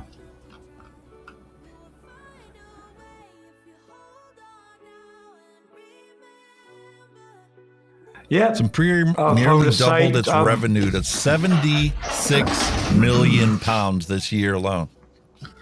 I found it. You can download a PDF version or an EPUB version, and or you can get the hardcover version, and it's 45 quid to buy. £45 for a book. Christ. That's for hardcover. How much the PDF? It doesn't say. I'm just gonna click on it to see what happens. Where'd you find it? It's on linkspringer.com. Hang on, I'll copy and paste it in a minute in the chat, and I'll just. All right. I'll just take a look at that after the fact. I'll just think it's just. I'm just wondering if it's just gonna download the actual book. Copy. And the only other thing that's happening in the UK, and this is actually old news too, is vaping industry hits back after Leeds counselors call for plain packaging of electronic cigarettes. So UK VIA, the Vaping Industry Association, says that it strongly opposes plain packaging for electronic cigarettes because holy shit, it makes it look exactly like the deadly combustible cigarettes that are for sale in stores. I've got it. Downloaded it. Throw it in the Discord. I've downloaded the PDF. E-cigarettes and the comparative politics of harm reduction, edited by Virginia Beverage, Ronald Bayer, Amy Fairchild, Wayne Hall. That's it. Just wondering if that's the same book. I believe it is, shit. mate. I'm just trying to see how many pages it is. Go all the way down, scroll to the bottom as a PDF. Yeah, it's about 150 pages as a PDF file. Wow. Yep, definitely. Looks like that's the one. It's got a green cover. Open access.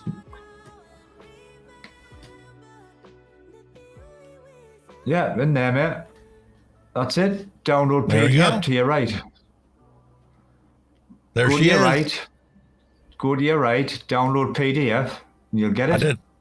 I got it. There you go. Got it. There she is. See? The power of the search, man. You're telling you. You know what? I think I've seen this cover before. It looks familiar, doesn't it? I wonder if this is something I came across on Twitter earlier. It looks like a full book, but I can't understand if they're going to give you it as a PDF for free, and yet they're going to charge you 45 quid for a hardback. I'm a bit confused. Well, with I've seen that. I've seen a lot of places do that. Yeah. But there she is. There you go, sir. I'll put the link in the description of the video so you guys can check it out if you're so interested and so inclined. But yeah, so this was the last thing we had to talk about, is how they want to make all these plain black and white packaging just like cigarettes are. Yeah. And John Dunn is pointing out the fact that, you know, these are not to attract the kids. These are basically out there to get smokers to quit smoking and to stay combustion free. I mean, you can. If you can age relate alcohol, then you can, and aerosol spray cans, then you should easily be able to age gate vaping products. You can kind of see both sides of the coin. I mean, look at that display. You know, it's brightly coloured. It's, you know, it looks nice and all that stuff. But where does it end, mate? Yeah. Then once they get it, you know, black and white packages, then they're going to want to do what? Eliminate the names of the flavors again? We're going to be back like, you know, New Zealand's talking about. Yeah. Everything's going to be called a candy if it's got any sweetener in it whatsoever. Pretty much. So you're going to have candy number 1, candy number 5,424. Yeah. You're not going to be even allowed to describe actual flavoring profiles like apple or strawberry. I see where you come from. It's like, just how mad is it going to get, you know, with restrictions? I mean, I think they're going off the tobacco model in here because it has kind of worked with tobacco. You know, they've made the packets. Bullshit. We talked about this before. Let me bring it up. They've made the package like plain, but I mean, it's not stopping people smoking, but that's the kind of model I think they're trying to push on the vape products. You know what I mean? I'm not saying it hasn't worked, but all they do is make them the plain colour and stick horrible pictures of people's lungs full of fucking tar on them. You know what I mean? Is that the next thing for vaping? Is probably what I'm getting at. Right, well, yeah, that's exactly what they're going to do. But the thing is, we know it doesn't work. They've already done scientific studies to show that it doesn't work. And on top of that, you're going to get somebody. I actually have it in the. Here. There you go. Yeah. That's the one, yeah. Does it work? Nope. Nope. Well, smokers are simply going to go out and, I want that pack instead. Why you want that one? Because it's got another eyeball on it. I got one already. I need another eyeball so I can make a face. Exactly. I mean, we know it's not working, but I'm just saying it's probably a model that they would try and copy onto vape, and just because they could. You know what I mean? Oh, sure. We know it's but it obviously doesn't work. No.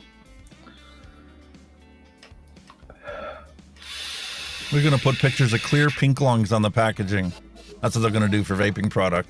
Healthy lungs, that's a good idea. A nice pair of healthy, smoke-free lungs on a fucking vape device, and there you go.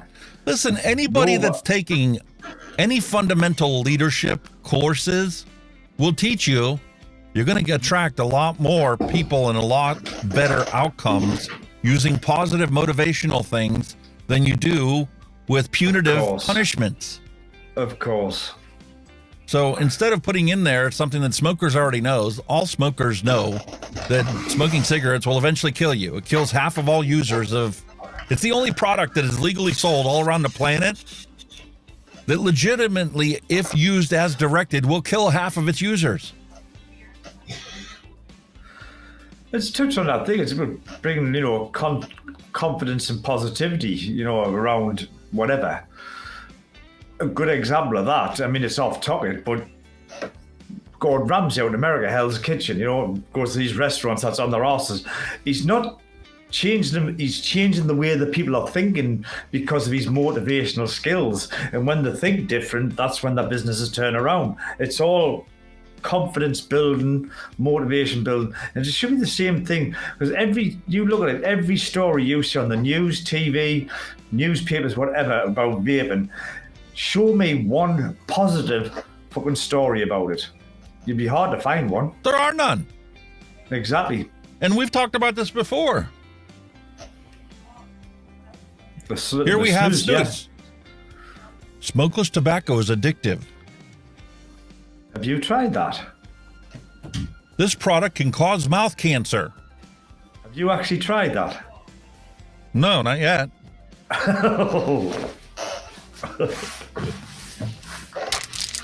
No way. Here we go, folks. At first, he's going to put some snooze in his gob live. Have you got your little bucket, like in America, you know, when you chew your tobacco and you spit in the spittoon? Ding. Well, you don't need to with snooze. They say that you can put the snooze in, and that's what it looks like when you as I drop everything. It did look like this. They're just little pouches. They look like little tea bags. Yeah.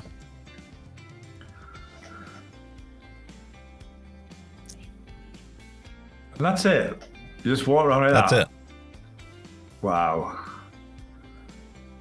And because it is not like, you know, Copenhagen or Snuff or any of these other ones, you don't need to spit.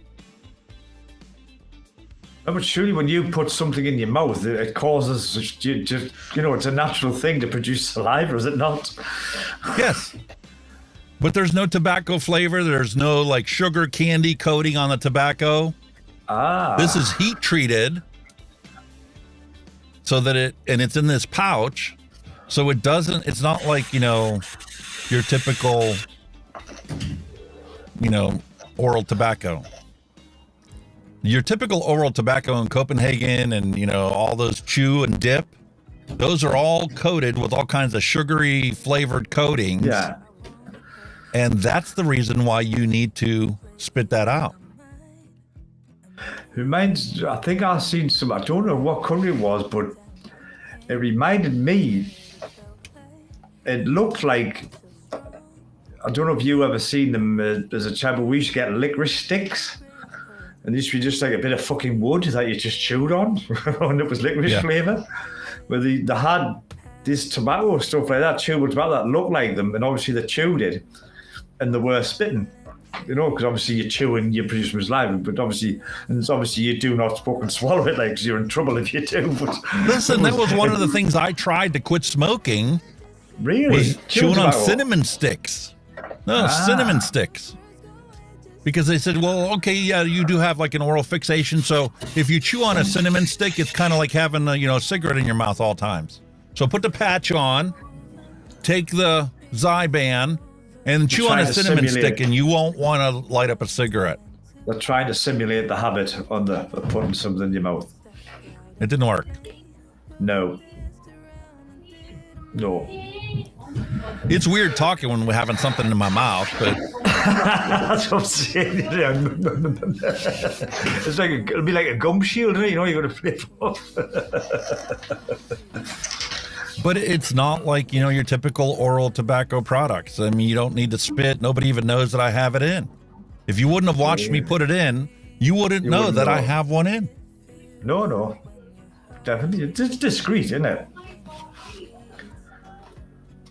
Yeah, so next time you go to a movie or something, you know, you could use one of these instead of sneaking a vape.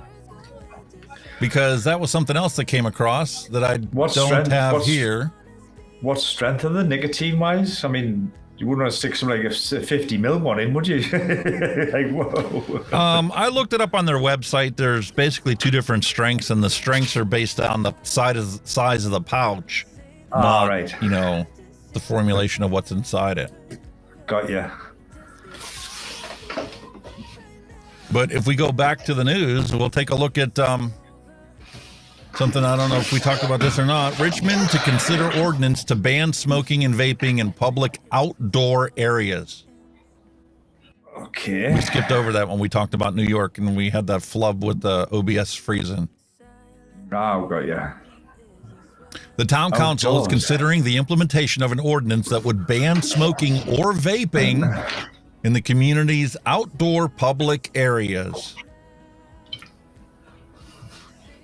In an effort to assure harmony and safety following the recent legalization of the recreational marijuana in Rhode Island. Oh, fucking hell. So you can smoke a joint, but you can't vape, have a fag. Basically. Well, yeah, that's why they didn't want that to be the case. So now they put this new ordinance in that bans all smoking, regardless of whether it's tobacco or cannabis, and vaping, regardless of whether it's nicotine or CBD or THC, in all public outdoor areas. Is that really a good idea? Smoking. I can understand smoking, obviously, got the passive ingestion, whatever, you know, but you can say outdoor, it's an extreme. It's been extreme. Is that really a good idea? Nah. Is that really a benefit to public health? Not when you pin the man down by his throat and spat him in his face, it's not. But we're going to protect public health and ban all of this outside where it doesn't hurt anybody. That's bullshit. I mean, at the end of the day, your police are supposed to be public servants. That's what the class are. They are a public servant. You pay their wages through your taxes. They are a public servant to you. That's what they are, the top and bottom of it. Where's your public servant there? What public servant puts a man on the floor by his throat and starts hitting him in the face for nothing? And if you're in Douglas, Georgia, you can now get a fine of $500 for vaping indoors. Wow. Senate Bill 47 passed 152-14 to extend the Clean Air Act to include vaping.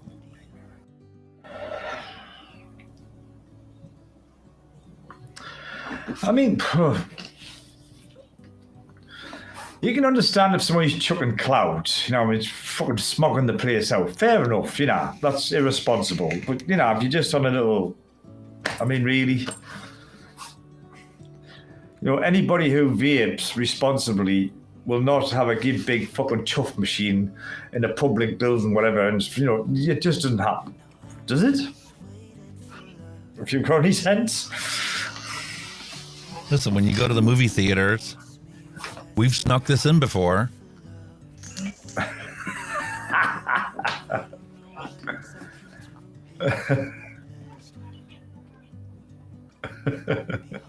You blew it in the popcorn. You can't even see. Pass the popcorn tub. There we go. You don't need to pass the popcorn because you legit can't see it. Yeah. I get you. Yeah. But so why does that need to be banned indoors? At the end of the day, that's one person. Would there be something if 50 people were doing it or 60 people are doing it? You can't see it. It dissipates in 20 seconds. And if you hold your breath in, it absorbs inside of you and you don't exhale any of it. That's true. That's true. And I'm kind of surprised about this news. It's not really high in Nick. I figured, with me vaping, and then that's why I even took this one. I'm like, I'm wondering how much is it going to take for me to get a Nick buzz off of it? It's probably designed to be maybe a slow release system. It'll be a slow release, so it'll last you, whatever, across the day, whatever, or hours. I don't know. From what I've heard, it's like 20 to 30 minutes. Really? Is that all? But I don't know. I've never used it before. This is the first time I've ever actually put it in my mouth and even tried it. I thought, well, I can't imagine I'm one in for a day because you just make a soggy mess eventually. It's like gum, when it loses its flavor, you just bin it because you don't want it anymore. Yeah, it's an interesting philosophy. I've never tried heat not burn. There's loads of it for sale around here lately. And I've never been interested in even checking it out. I should. The 60 watt guy says that he's down to 3 milligram. He doesn't get a Nick buzz anymore. Put your 3 milligram in the Titan, and I guarantee you'll feel a Nick buzz. Oh, yeah. The amount of vapor that is produced by your device significantly impacts how much of that is absorbed inside your body. True enough. Just like, if you're used to a 3 milligram with whatever device you have and you put a 3 milligram in here, you won't be satiated enough with just this device. It just doesn't give you enough of what you need. Yeah. Could you adapt yourself to it? Oh, sure. Let's see if Yeah, like I say, that Titan, you know, it's the amount of vapor you're inhaling as well. You know, there's fucking a lot. So that's how all much full. vapor you're inhaling, how long you keep it inside your lungs or inside your airway, and how fast you exhale it all impacts on how much that is absorbed before it's released into the air. And from the scientific studies that I've read, even with direct to lung stuff, you absorb 60% of what you breathe in. Without a doubt. Yeah. And that's just a standard, not thinking about it, you know, just breathing like you would normally vape or vaping. You know what it is? Vape. I've been on 3 milligram for a long time. And if I chain vape on a device, just chain and chain and chain, I'd still feel a little. I can feel a buzz, like if I chain vape, to this 50. Yeah. But I can jump back and forth. It isn't as bad as everybody thinks it is.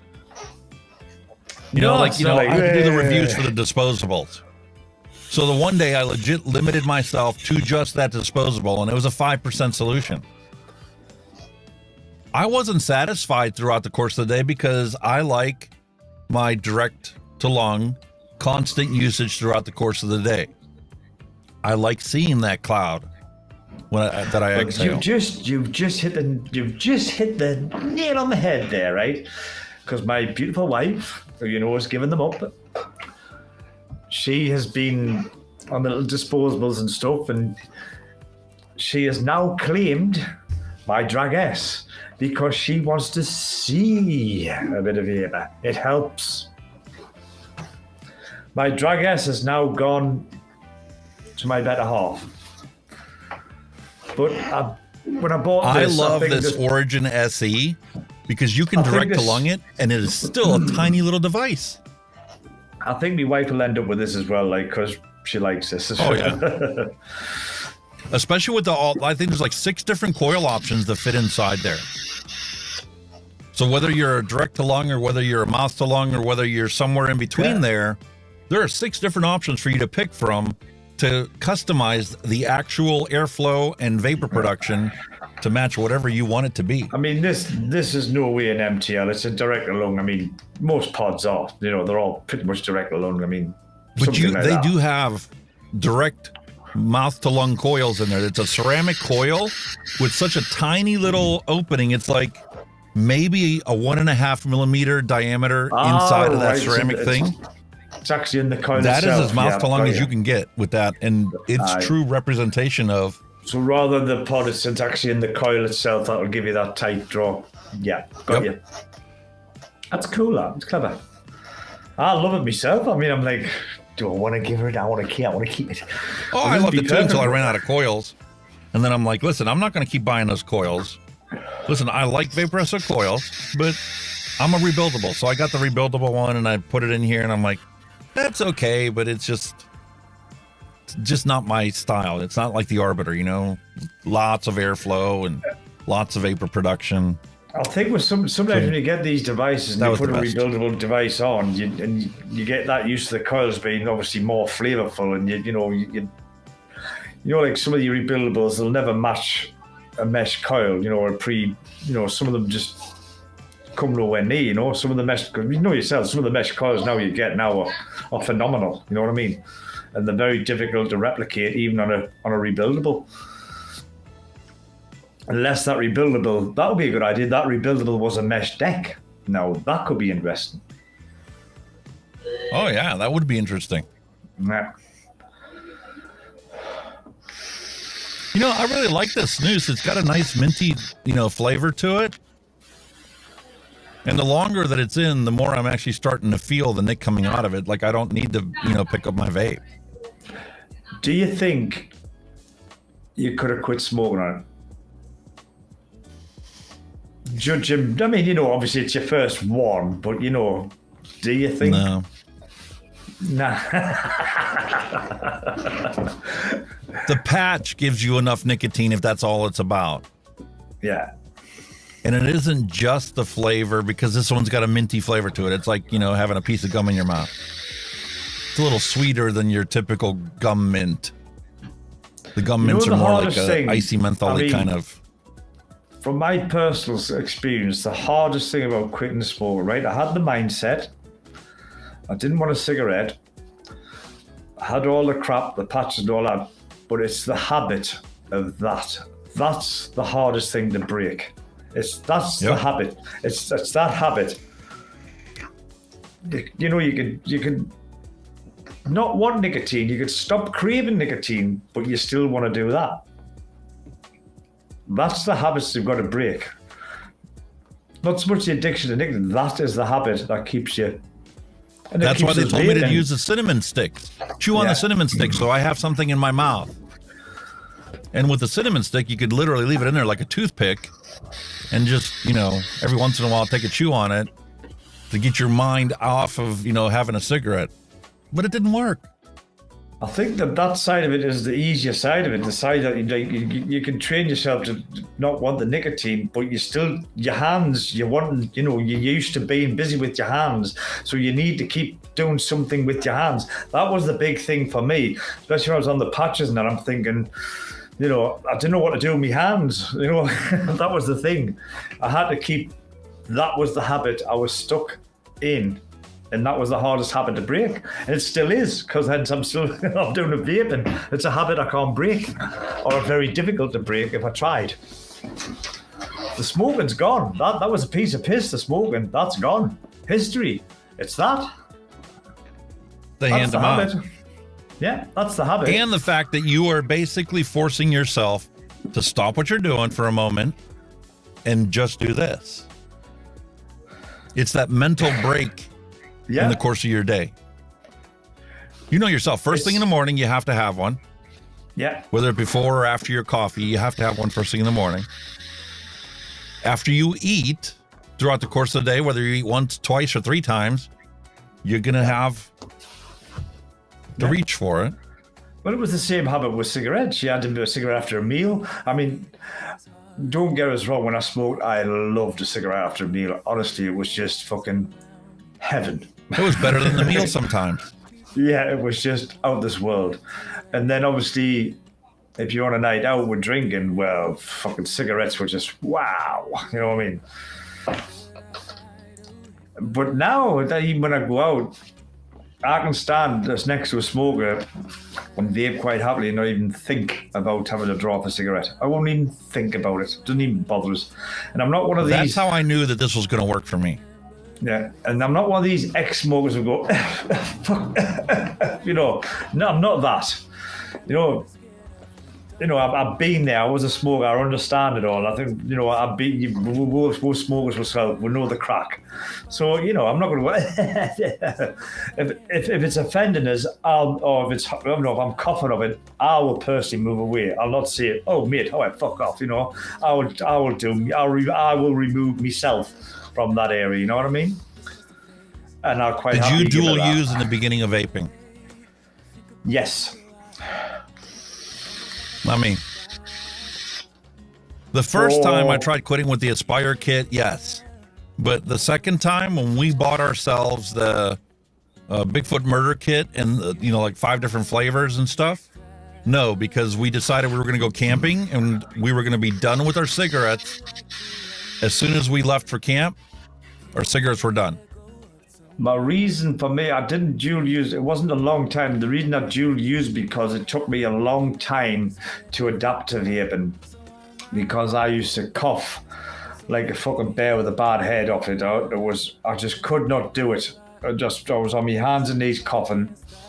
And I found I was coughing less smoking than when I was trying to vape. And I was thinking, hang on a minute, this can't be good for you. Just coughing your fucking ring up all day, you know what I mean? And yeah, because when you were smoking, that was actually killing your cilia. And when you switched to vaping, your cilia was starting to heal. And it was starting to get rid of that shit that's been building up in your body for how many decades? So I dual used for a while. But again, you know, the technology then wasn't great. We'll admit that. Now, what's out there now, I don't think I'll have dual use. I think I'm just quit and whack straight onto something, like you say, a pod, whatever, even a disposable. Oh, easy. You don't realize how easy you guys have got it now with the stuff that's available to you. You really don't. Yeah. No, for me, quitting was easy because I came in when mesh coils were already a prominent thing. And that Bigfoot murder kit was more than enough vapor for me, had the right, airflow amount, and not trying to do a freaking 12 or 16 or 18 milligram concentration that, literally choked me every time I breathed it. Yeah. 6 milligram was the perfect for me in a direct to lung device. I got the nicotine I needed. I got the hand to mouth action, and we went camping. And because we went camping and left our cigarettes at home, there was no option. It was basically force yourself to get through the next day. And I was chain vaping it all day. I quit on 18 milligram. I started on 18 milligram. That's probably why I was coughing like a banshee. I was on 18 milligram for about a month. And I went back to my vape shop and I told him, I just said, mate, I can't do this. I'm coughing worse vaping than what I am smoking. And he says, right, we'll drop you down to, I think it was 12. Drop us down to a 12. No, just try a 12, see how you get on with that. He says, you might vape a bit more with your craving, because obviously it's less nicotine, but it might be a bit more gentler on you. And honestly, that's when it worked. 12 milligram, and within 2 months, I was down to 3. Everybody needs to find the right level for them, based on, how much you smoked and whatnot. Yeah. You've got to get your entry level. I think that's why it's good to go to a brick and mortar shop with staff who know what they're talking about, because they'll say, right, how many cigarettes you smoke a day, blah, blah, and they can have a good idea where to put you in.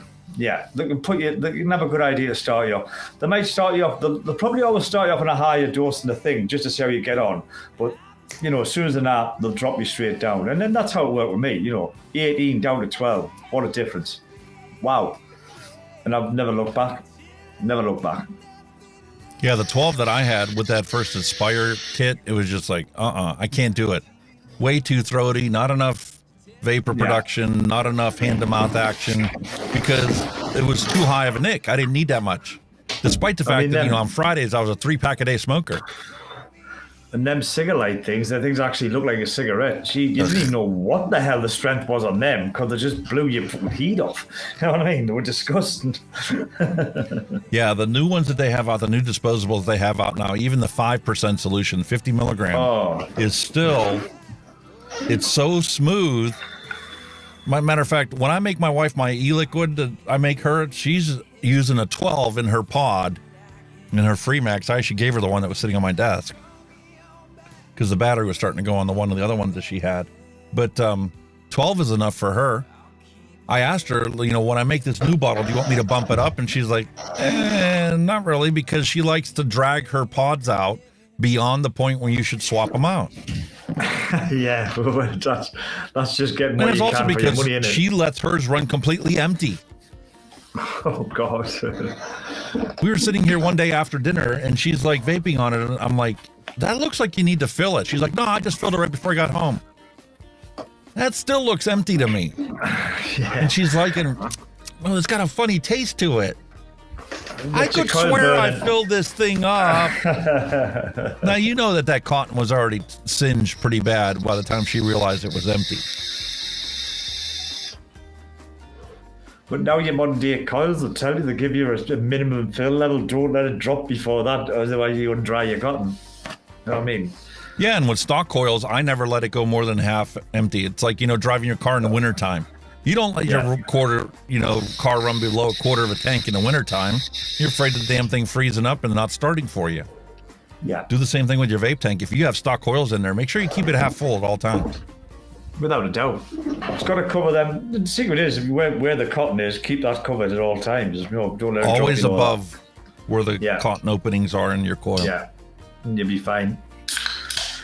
Because trust us, you don't want no dry hit. That will scar you for life. Time for another one. Oh, that actually we finished our news quite early nice this week. There's not a lot going on. I mean, there wasn't much going on in the UK. Like I say, all we've got is some BBC presenters in some kind of fucking sex scandal. I mean, that'll blow over. That'll be another fucking bullshit story. You know what I mean? Well, you can see straight away, right, that it's a payoff, because what's happened is, right, a presenter has paid a 17-year-old person who was 17 at the time for pretty much sexual images, pictures, right? He paid him 30 odd thousand pounds. Now it's come out in the light, and his parents has obviously found out, and this person's now about 20 years old now. So it came out in the news today, the solicitor representing the person who was actually supposed to send the pictures saying, no, it's bullshit, it never happened.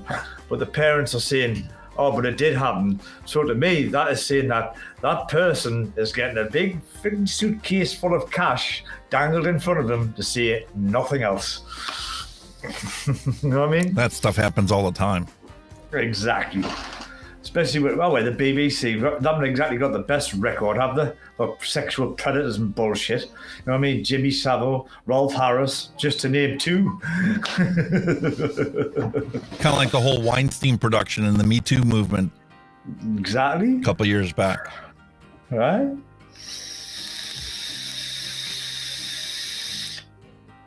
It's just bullshit, man. The world is, it's like Mallory said, the world is going mad. Absolutely mad. Crazy Listen, mad. if I was going on a flight somewhere or, had to go to court and testify or, be a juror or something like that, I could use the snooze to get through the day without having to take a vape break. That good, yeah? But you can't drink and use it at the same time. Maybe eventually you get used to it or something, but I took that shot and it's like, I don't want to swallow this thing. You've now got a rum flavored snooze, haven't you? I don't know. It's mint and rice pudding. It's not a bad combination. It's just weird. It's odd. It's not like something you would do every day, odd. Is it? And when you drink rum, you can definitely feel the alcohol in there. It's a spiced rum especially. Yeah. So the flavor's kind of, mash, but it's like, I'm going to take that out. But, surprisingly, I bought this, to do a comparison between all the products that are legally available that are safer than smoking. And I'm kind of surprised. I figured, I was going to get a nick buzz off of it, and it doesn't bother me one bit. Wow. 60 watt, guys. It just no. Nope, it does not. It has nothing to do with your lungs whatsoever. And I think they even looked at the oral cancer of snus compared to non-users of any tobacco products. And it's like 0.5 or 0.6% increase in cancer risk. It's pretty much non-existent. Yeah, and that's the thing that irritates me is because you see on here, oh, this is addictive. Oh, this can give you mouth cancer. Well, your Diet Coke can give you mouth cancer too.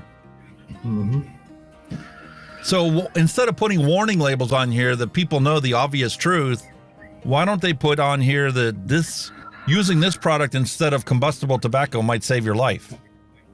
Plus, there's an actual country that has used it slowly that has actually, Sweden. Got hundreds. They've got people that have quit smoking on that. So that is how they got their smoke-free status. Yeah.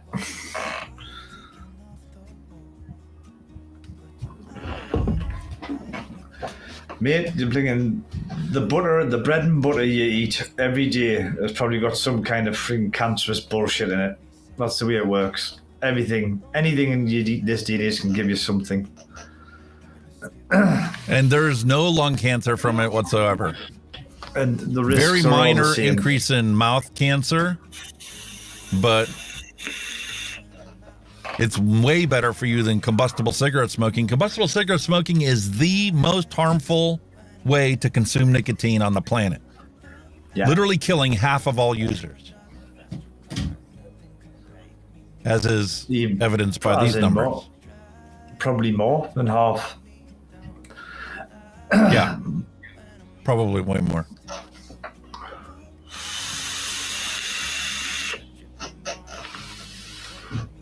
That's true. Yeah, that's what I did. I put it on the upper one, and it's easier to talk if it's centered, but like we're Mouth cancer negotiating. is a very rare form of cancer.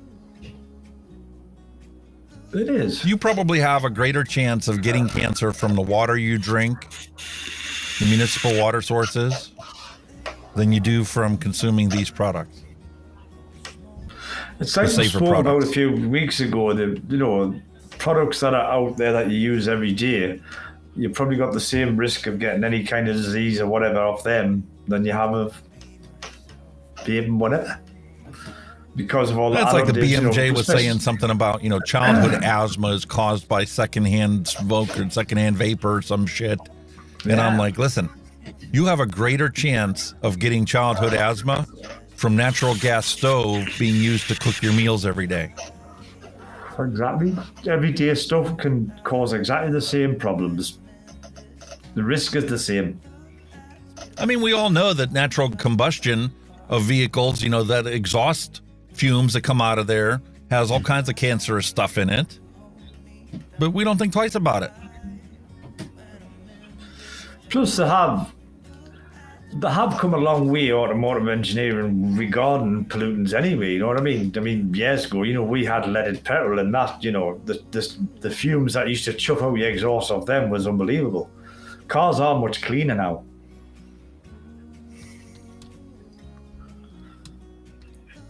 Without a doubt. In fact, I'll tell you what the rage is here at the moment. You're not going to believe, but you probably could believe it. People's cars are getting out and they go to work in the morning, they get in the car and they start the car, brrr, that sounds loud. Look under the car and guess what? The catalytic converter is being stolen. That is the rage at the moment. People are nicking catalytic converters. Yeah, because of the rare metals that are in there that used to make up that catalytic converter. Platinum and God knows what. And they reckon when your car is end of life and you scrap it, your exhaust is worth more than the fucking car. Work that one out. Yeah, you want to talk about exhaust? Look at the soot. Oh, wow, yeah. That is incomplete combustion. That's the thing as well about the UK. There's loads of claims in about some of the diesels as well. I think Volkswagen were a big company that got sued left, right, and centre about their diesel emissions. Basically, they've lied about the emissions, and people have been driving these cars thinking they're low emissions when technically they're not. So Volkswagen's been getting hammered. They got hammered here in the United States because they altered the computer inside the cars to meet their EPA requirements. And then when they stuck the thing in the tailpipe, every single one of them failed. And every single one of them were lying to their own computer on how much emissions they were putting out. Yeah, it was total bullshit. That's why, there was a lot of other makers followed suit. The start the weed other manufacturers out. And there's loads of companies now being, you can put a claim in now against a company if you've owned a diesel car from this year to that year, because they're telling everybody a load of bullshit about their emissions. Yeah, here in the States, they legit had to gather up all these brand new cars, brand new VWs, and they literally parked them out in the desert just to have a place to put them, because it was against the law for them to sell them because they never met the EPA requirements for the emissions of the vehicle. So yeah, see, there's Wheeler Dealers, it was a program, and when he moved out to America, he was buying like cars in America, doing them up and selling them on. And he bought, I think it was a Nissan of some sort, and it was up a boy race. He had this exhaust and all that, and obviously where they were filming in California, but obviously their emission rules are very strict, so they had to literally pull this thing apart, take every mod, whatever, then buy a new mod to make it regulatory, if I can get that word out, to California. So they pretty much had to put it back to a bog standard vehicle with another part on to keep the emissions down, just so they can drive it on the roads in California. Well, that's what the whole plan was for all these VWs that they parked out in the desert. Is they figured that, they would update the computer software. Maybe they would have to put some kind of filtration or another catalytic converter or something, upgrade the catalytic converter to a larger size to make it compliant with the emission standards. But they never did. Nope. They end up scrapping it all, selling the cars for parts. You've got a graveyard of cars sitting out there for not brand new cars, wasting money. Yeah, they were brand new cars, and they ended up scrapping them and selling them for parts and for, sheer scrap value. Crazy. Because the parts were interchangeable with models that were compliant. Yeah. Oh, without a doubt. I mean, anything from seats to wheels, there's stuff like that can be, recycled. Yep. It's the same here, like when we used to have lots of breakers yards, in days of old, there was breakers yards all over. Now all our breakers yards have disappeared because of the new rules and regs that's been brought in. I think they've got to drain all fluids out of vehicles safely. The oils, the waters, all that's got to be drained out of them. They've got to be stored in a certain way. They can't be because like I say, when you look at an area that used to be a breaker's yard, you can still see the dead. There's nothing growing because of all the leaking engine oils and fluids. It was just that harmful. Yeah, not here. Fucking hell. Oh, they're tightened up. And like I say, put a lot of breakers yards out of business. I used to love going to a breakers yard. Me, I was in my element in a breakers yard. I was like a kiddie in a sweet shop. Honestly. Yeah, matter of fact, here they have it where it's called, the actual name of the breakers yard is called Pick Apart. You literally go there, you bring your own tools, and you take it off of the car. And then you take it up to the front desk, and they'll tell you how much they want for what you took off the car. That's pretty much how it worked here. You go in and say, look, I need this for this car or this blah. Oh, we've got one down there, right? You go down, take it off, and away you went. Which in a sense, and there's some breakers yards that actually have the cars that, because of environmental regulations, like you said, they literally dismantle the cars and shelve them and store them in warehouses. Yeah. And then scrap the bodies that they don't plan on using. Yeah. Which really sucks in the northern states because of the salt that they use for the wintertime. You can't get body parts. No. Like if you had a fender well or something that was bad, you could cut it off of a junk car and weld it onto your new car. You can't do it nowadays because there's no junk cars for you to scrap it from.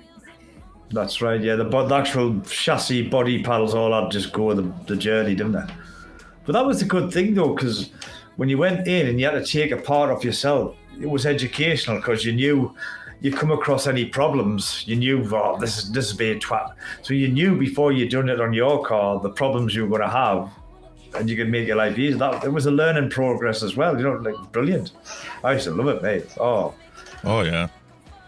I love it. And that was before the days of YouTube, but you watch the video on somebody else doing it first and struggling with it. Oh, they're all bullshit, them. They do the easy bit, man. They don't do the hard bit. You know what I mean? The professionals, but when you find a channel that's just, happens to set a camera up and videos the whole thing and then just fast forwards it so you can see it, and then they tell you the highlights of it, that's definitely valuable. It's still horseshit because my Mondeo, I needed to get the headlight out on the passenger side. Right, I need to get the headlight out. So I watched a video of somebody taking the headlight out, but it was on the driver's side. And it's lovely. Completely different. Easy night. You got the passenger side, that's where your window washer bottle is. You've got to take that out. And to take that out, you've got to take the front wheel off, remove the inner fucking wing guard, get underneath, pull that out, and then I'm thinking, what a tosser. It's your fault for believing the video on the right side is going to be the same on the left. Yeah. You've worked on a car long enough, you know that they're never the same. No, but you know what I mean. But they show it and say, look at this. So easy. I've done it with a spanner and a screwdriver. Bullshit, man. I changed the headlights in the truck. 2 clips. You literally reach in, you grab the 2 clips, you pull them up and out, and the whole thing comes out. You disconnect the wiring harness, put the new one in, push the clips down, locked, done. 5 minutes, do both of them. The thing with modern cars now, right? That's the stuff you've got to remove to get to the part you want. Yes. That's the problem.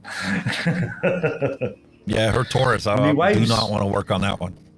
My wife's Mini, you've got to put it into service mode, right, to change the alternator. You know what service mode is?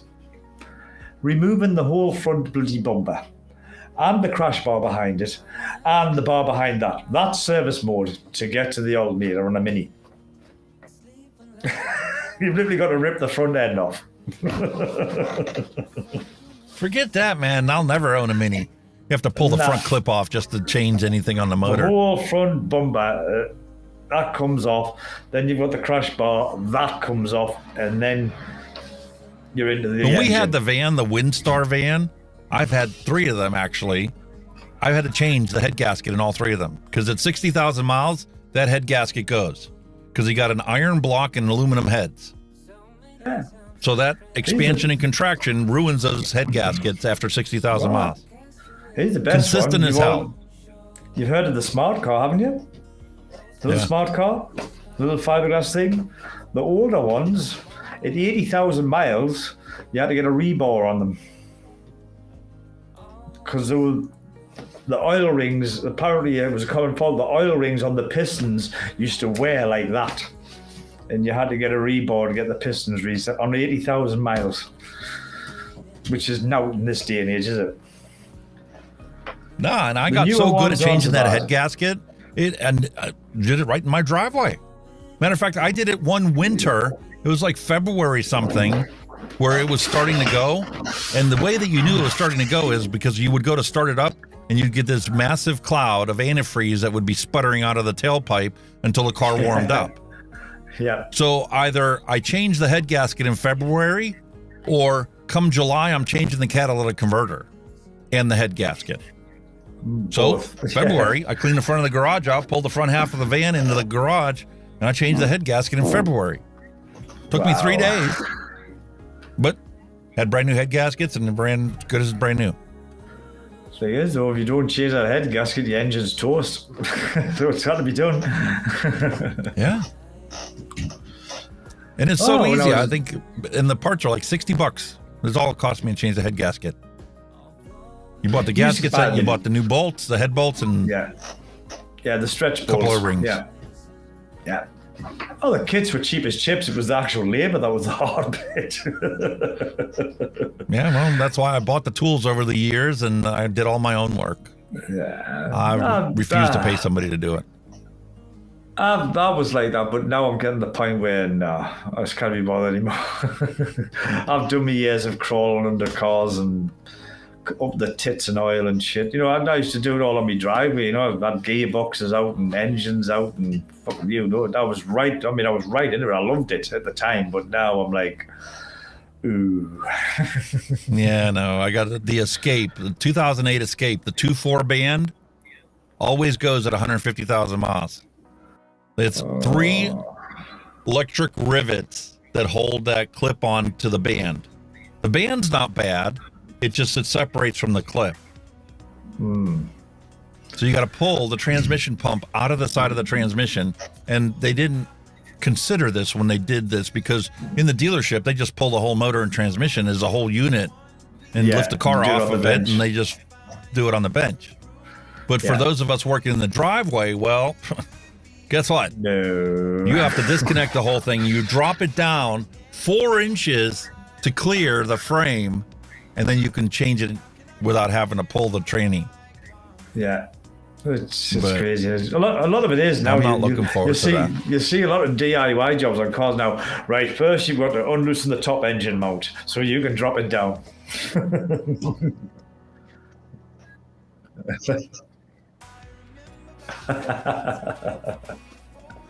William put a link in there. Well, we got.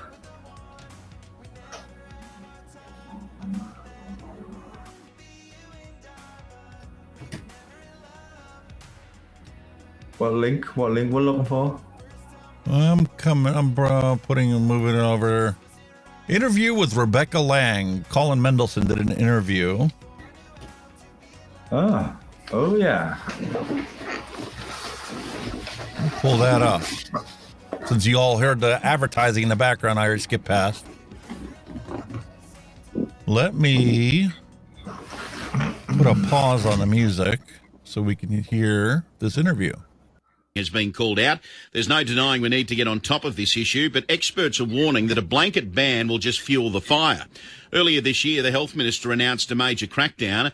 Mark Butler vowed to take action on smoking and vaping. He introduced a series of changes, but one of them has professionals in the field concerned. The Health Minister announced a ban on the importation of single-use flavoured vapes. Experts from the Australian National Advisory Council on Alcohol and Other Drugs have raised the alarm. They say outright bans will make the problem worse. Members of the Advisory Council have debated how to warn the Health Minister about their findings, and they're concerned that both state and federal governments are receiving poor advice on this situation. Rebecca Lang is the CEO of the Queensland Network of Alcohol and Other Drug Agencies, and she joins me on the line. Rebecca, good morning to you. Good morning, Mark. Well, everywhere you look at the moment, someone's vaping these days. We've got widespread use among adults and kids. Would you agree it's a national crisis? I don't know that I'd call it a crisis, but certainly it's the topic du jour in the drug policy space. Health Minister Mark Butler announced a crackdown on vaping a few months back. It includes a raft of changes. Were you ever consulted or asked for your opinion? I can't talk about what ANACAD talks about, but certainly we provide advice to all levels of government around drug policy issues, and vaping is one of those. So there's a few basic truths around banning things, which is that no matter how effective our supply reduction strategies are, some is still going to get through, and it will be worse than if we actually just attempted to regulate it. Can you explain that a bit more for me and my listeners this morning, Rebecca? Why would this be worse, and why would this make the situation worse? So it's called the iron rule of prohibition. So when we ban something, the unregulated market takes control of the product, and generally what that means is that what's available on the market is more potent than we would allow in a regulated market, and is also then sold to people that we wouldn't allow it to be sold to in a regulated market. So when alcohol was prohibited in the United States, people were drinking like really high-strength spirits, not beer and wine. And as soon as prohibition was lifted, people moved back to drinking lower-strength alcohol. Not only did they move up to higher strength, pure grain ethanol that they were drinking bathtub gin, but in the United States, there were businesses that tried to sell ethanol for non-human consumption, and the federal government mandated that they taint that alcohol to make sure that nobody ever drank it. The problem is most people don't pay attention to that kind of thing, and they bought the alcohol thinking they could drink it, didn't factor in the fact that the government mandated that it be poisoned, and there were a number of people that legitimately died because the government mandated that the alcohol sold for non-human consumption be tainted. True, alcohol and the harms associated with that use dropped as well. So what's the answer here, Rebecca? I'm sure I've got concerned parents listening who their kids are swapping all these different fancied flavoured vapes and all that sort of thing. They're getting addicted to them, just like probably mum and dad were back in the day when they started smoking down the back creek at a high school, you name it. What's the answer? What does the government need to do? Yeah, well, while we've got I think one of the issues is that we're looking at this as though vaping is only good for smoking cessation. That's what the official kind of view is mostly focused on. If we can accommodate the fact that there will be adults who want to use nicotine liquids instead of smoking tobacco, that is something we should be doing because that's a positive move for those adults. If we can limit the ways that these products are sold into like smoke shops or some sort of model like alcohol regulation where IDs are checked and products are labelled, that would be a productive move. And to parents regulation. Say, you have to see your child vaping. Most young people will vape in the same way that they use other types of substances across their youthful curiosity. Nicotine replacement therapies are available if your young person is dependent on nicotine, but usually young people's use is like intermittent and short term, and most will move through this period of their lives without taking it up in a longer term kind of a way. Rebecca, I gave an example yesterday. I was down at my local shopping centre, and there were a group of teenage kids out the front, and they were all saying, "Oh, I've got the mango, I've got passion fruit," and I'm thinking to myself, if they were standing there with a cigarette, you'd walk past them and you'd say, "They're too young to be doing that." Do we need that same mentality when it comes to vaping? Because these kids seem too young to be doing this sort of thing, similar to when you and I were young and may have tried smoking for the first time. Yeah, and I think the thing is that those sweet flavoured vapes are not something we would allow in a regulated market because of their appeal to young people, and that's certainly part of the conversation about. Whoa. No. That's a load of horse shit. Yeah. If you ban the sweet and the fruity flavors and the variety that we have today, smokers are not going to use them to quit. You've effectively castrated the ability for vaping to kill smoking cessation. That is not the solution. They were doing quite well until that point. Yeah, why on earth have we gotten this focus on we need to do everything for kids because kids are smart and do the right thing? Nope. No, we already watched Australia and how ridiculous the teenagers are and how rebellious they are. To the point where the one minister running for office wants to exile them to the desert. And let the cattlemen and the crocodiles deal with them. What's available on prescription is only straight liquid nicotine, not a flavoured nicotine. Seriously? Nicotine isn't flavoured, it's the juice that's flavoured, darling. Nicotine is not flavoured. Yeah, well, they look at it as one and the same. They don't distinguish nicotine as an ingredient. They call the product nicotine. Even though the majority of that is vegetable glycerin. And even your salts, they're a flavor added to nicotine. Nicotine, it's not a nicotine flavor. It's actually more added. It's more a balance, an acid-base balance adjuster. Yeah. You know, it's a buffering agent. Kind of like, you know, when you make chocolate chip cookies and you put the sodium bicarbonate in there to create the lift in the cookie. It's a chemical reaction that takes place, but it is a buffering agent that allows that chemical reaction to take place. Nicotine salts are just pH balanced nicotine. That's it. Anything we can do to reduce the exposure to those sorts of vapes is a really good thing. They're also really bad for the environment because they're disposable, so they add to our land. But let's take a look at something else before we jump into it. And this is beyond, you know, just making sure that we don't get a copyright violation by, you know, playing the thing in its entirety. We talked about this. The worst. Oh, smoking is dangerous for your health. I don't think smoking is the worst thing that this guy's got to worry about.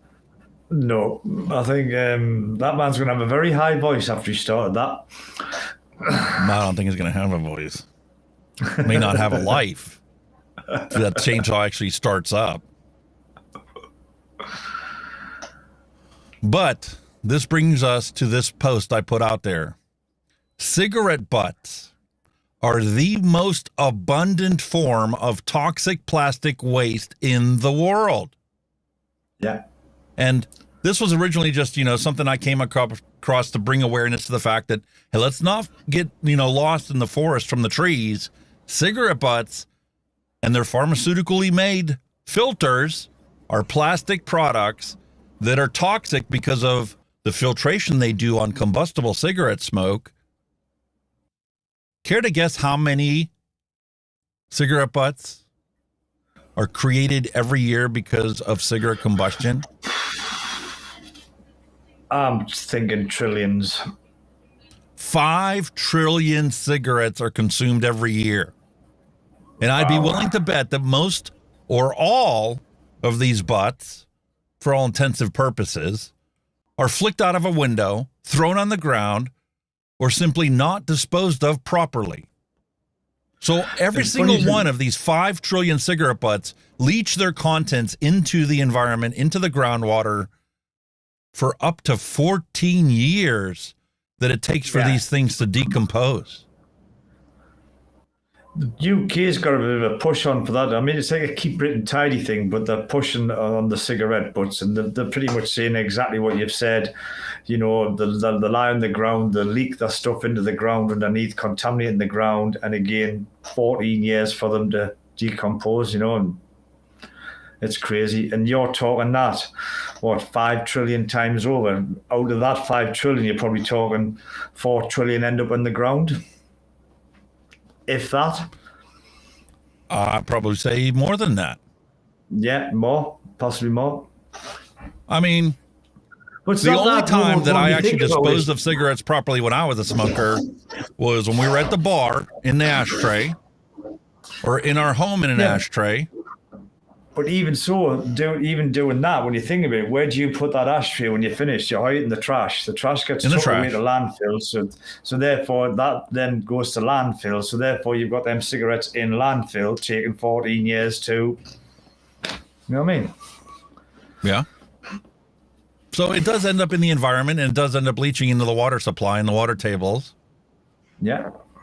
But then you have to compare it, since it's in a landfill, with whatever else that we dispose of in garbage landfills. Well, there's that amongst other things, but that's just one thing, isn't it? You know, that takes 14 years. I think they're talking about a plastic carrier bags. You know, the plastic carrier you get from your car, local store. I reckon they take about 50 years to decompose. Could we burn them, Con? Could we? Probably, Well, no, 'cause but you're going to be releasing fumes because it's a plastic combustion. Yeah, your fumes are going to be in the atmosphere then, so that's even worse, because obviously the ozone layer and all that la-di-da, you know what I mean? Yeah, as do most people. William points out he flicked a number of his butts out the window when he was a smoker and driving. Yeah, we've all done it. I've done it. We all done. I mean, We've in all the done car, that. Flick it out, get out of it. You know what I mean? The ashtrays in my Everybody's done cars were always spotless because I never used them. Exactly. Just went out the window. I always didn't had the window cracked so that the smoke would go out as soon as possible, because that's the difference between cigarette butts and vaping. Vaping, the only time that you're creating vapor is when you're actually breathing it in. And your body consumes 60% of that. So you only exhale 40% of that, and whatever does get exhaled completely dissipates in 20 seconds. Where cigarette smoke would linger inside there and just keep boiling around inside the car. Exactly. But this is the part that really got me thinking is 5 trillion cigarette butts are consumed every single year, and it takes up to 14 years for that to break down. That means that there are 70 trillion cigarette butts decomposing right now on this planet. If not more. How long's smoking been around? You know what I mean? And that's assuming that the about all the 14-year estimate on how long it takes for that to break down is accurate. I mean, you can see you smoking has been around for centuries. We're not talking like decades, but centuries. You know what I mean? Back in the Victorian days, you know what I mean? Yeah. And this gets back to the fact that, my original point is that open tank rebuildable vapes are 100% recyclable. It's glass and metal. Wouldn't that be a curious figure to get? You probably never get it. You get an estimate, but imagine from, I think it was Sir Walter Riley, I think, came over here with the tobacco. I think he was the one who introduced tobacco in the UK back in blah, blah, blah, 1800, blah, blah, blah. If you could imagine, if you could take from then, because obviously records hadn't begun then, from then to now, of how many people have died from cigarettes from all them centuries, it would be phenomenal, wouldn't it? You probably couldn't put a number on it. But see, here's the thing. I mean, even looking at this number here. And that's since you quit. Yeah, and the thing is, it still doesn't seem realistic. It's not like something you can put your hand on, grasp. You can't grasp the whole concept of almost 24 million people. Every 5 seconds, somebody dies. And that's since you quit. Imagine that over like that's just since 4 I quit. centuries. Imagine that over 4 or 5 centuries. Oh, that number would just be. And the number's a lot bigger for you because you quit long before I did. Yeah. And there's people watching our stream that have quit long before both of us did. Yeah. There's people that have been vaping for 14 years. They caught onto it as soon as it made the appearance in this country. That's what I'm saying. Like vaping, when it hit its heyday, what, like 2014, 15, 16, it was massive. You know, everybody was into it. But people thought it was new then, but it wasn't. It'd been out, you know, it's still been going for what, 4, 5, 6 years, if not more. You know, it'd been around a while. Yeah. It's crazy when you think about it. But see, the thing is, for us, it's the people we know that are still smoking that really take an impact on our lives because, well, guess what? We're going to live longer than them, and we're going to be at their funeral. Like, you know, just a couple episodes ago, we talked about Beverly. You know, she passed away. She wouldn't believe what I had to say about vaping.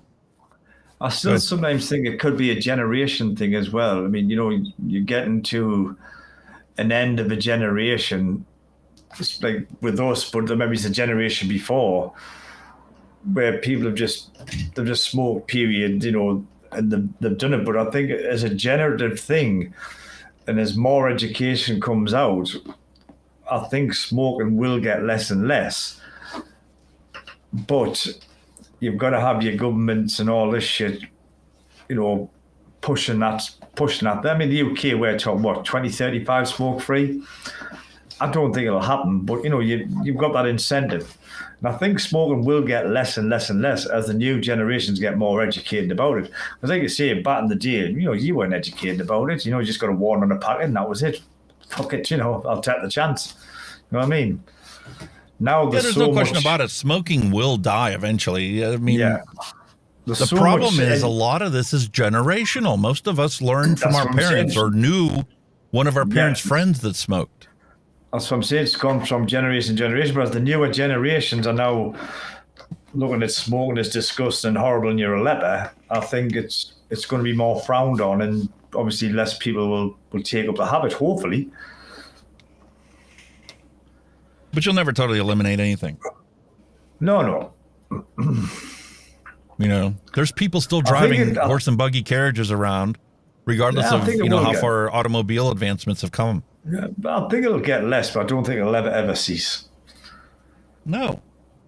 And that doesn't even take into consideration the religious implications, because there's a bunch of different religions out there that have religious ceremonies involving tobacco. You know, Native Americans have their rituals where they have to have their tobacco, you know, products. Well, American the same thing goes in India. Yeah, the American Native Indians all know they smoke the pipe piece. Pipe, you know, they have tobacco in the pipe. Yeah. That's something that you're never going to eliminate. Nope. You know, maybe a couple generations down the road, you know, they'll have an alternative product that is accepted religiously for that purposes. But you don't know, do you? No. I think we'll be long gone before smoking dies off, mate. Yeah, but it doesn't need to be that way. No. The thing is, you know, everything they're trying to do, they're using the old tactics of combustible cigarette smoking, and they're just transplanting that onto our vaping products. They're actually slowing down the decline in smoking prevalence because they're attacking the best way to quit. Yeah. That's why you and I, you know, fight this stupid show every week. Well, that's what I'm saying, you know, it just goes to show it wasn't about a health issue, it was a money issue. And then obviously when everybody's vaping, giving smoking, their little coffers weren't getting as much as their asses fell out. They thought we've got to do something about this. And like New York City right now attacking these vaping distributors and saying, we're going to eventually ban cigarettes too. No, you're not. Bullshit. Look at how much you have coming into your coffers every single year that doesn't get spent on tobacco prevention. I might be able to believe it if everything that you got in from that MSA got spent on tobacco harm reduction. Oh, no. Somebody's making money of it. Somebody's sitting in a nice mansion of it. Nice big car. Buying bridges and fixing this road and, you know, replacing the sewage lines and the water lines and who knows what else. Yeah. Building this new administrative building or buying new computers or who knows what they're spending it on. Anything but tobacco. lining their own pockets, nice houses, nice cars, all that bullshit. The whole idea of the Master Settlement Agreement originally was to fund public health care that was going to pay for all these smokers' health problems as they got older. But as a smoker, are you going to see a single dime for any of your health bills from the MSA agreement? No way. Plus the fact it was it was a golden handshake for the tobacco companies not to be sued by everybody. And to guarantee that new products wouldn't be able to hit the market without jumping through 9,000 hoops. Exactly. And But during that those hasn't changed, 9,000 has it? hoops, the regulators that they've already captured, because they've been promised a lucrative career after they leave the government and public service, are going to rubber stamp a denial on anything that competes with them. Exactly. And that's why the FDA's only authorized big tobacco products. The only company, Enjoy, who was not a big tobacco product, has now been bought out by big tobacco. So every single product that is authorized for sale in the United States is still owned by big tobacco. Yeah, nah. Crazy, isn't it? On that note, you're going to have to excuse me. I need the little boys' room badly. Good, because I want to I'll see be what back. else Rebecca Lang had to say in this interview. See, I think this is a crisis. I've got to be honest with you, Rebecca. And I suppose my question to you would be, well, you say it's not a crisis. What makes it a crisis? Because it feels to me like it is. It seems like everywhere you go, someone's got a vape. You pull up at the traffic lights, the person in the next car's got a vape. You go to the shops, the kids have got them. Teachers tell me that they're trying to eliminate them from the playground. To me, it's a crisis. In your view, when will it become a crisis and what will make it a crisis? Well, the reality is that more people are harmed by alcohol in this country than vaping. So I think we just need to keep in perspective that what we're talking about here is largely nicotine, which we know how to respond to. So we need to remain calm and we need to actually implement the measures we know will work instead of just expressing concern and maybe deploying our law enforcement to try and reduce the use. But what I'd say to that, Rebecca, would be that, years and years and years ago, and my mother and my late father tell me that, they used to go sunbaking. They wouldn't put on sun cream because we didn't know the harmful effects of the sun. But now we have a slap campaign. If we look back to smoking, there were people that took up cigarettes and they started smoking. They're now being treated for lung cancer and people have lost their lives from lung cancer.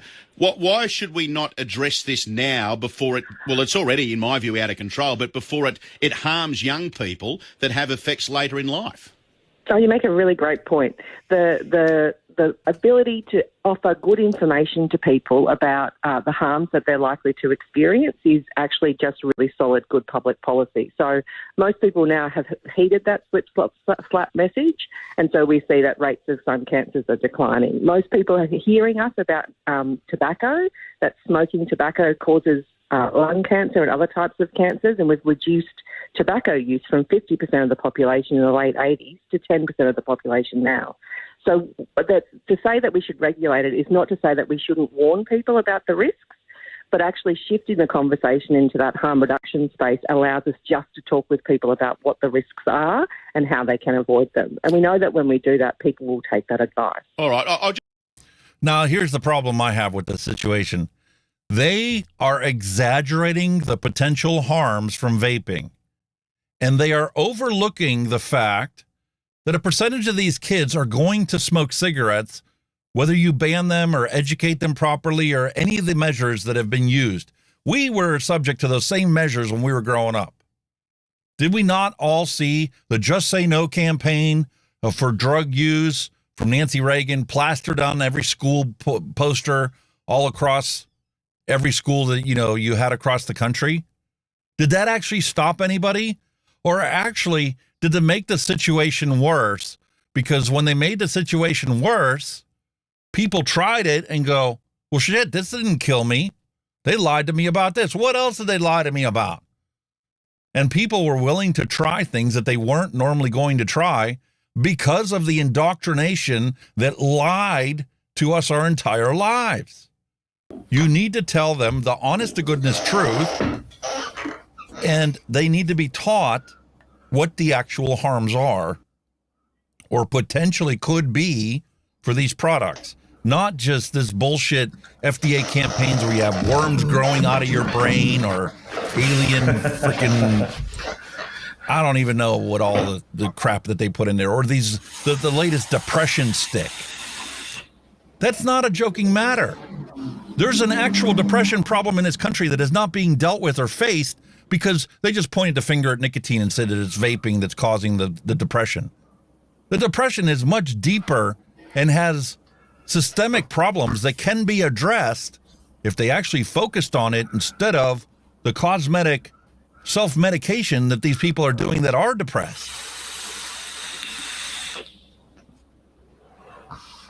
There's more to it than that, and they're not addressing that fact. No. Nor are they talking about the fact that there's a certain percentage of these teenagers that are being diverted away from cigarette combustion because they chose vaping instead. Acknowledge that, and then we can have a realistic conversation about regulations. But this is obviously somebody that has never experienced addiction themselves, talking about what the solutions are for somebody that's an addict. It's that old age question as well. What would you rather, your child did, pick up a cigarette or pick up a vape? Know which one I'll You've heard mine countless times. Yeah. I'll buy them the vape if I see them smoking a cigarette. Yeah. Under the agreement that they never touch a combustible cigarette again. Exactly. Because it's much better for their health outcome. They've got less chance. Like I see, yourself, we've spoken before. You start smoking, that's it, you're hooked. And that's got you for the rest of your life, pretty much. You know what I mean? Vaping, like I say, as a teen could be a fad. Like you say, you get a buzz of it and that's it. They'll move on to something else. And that's what they're saying.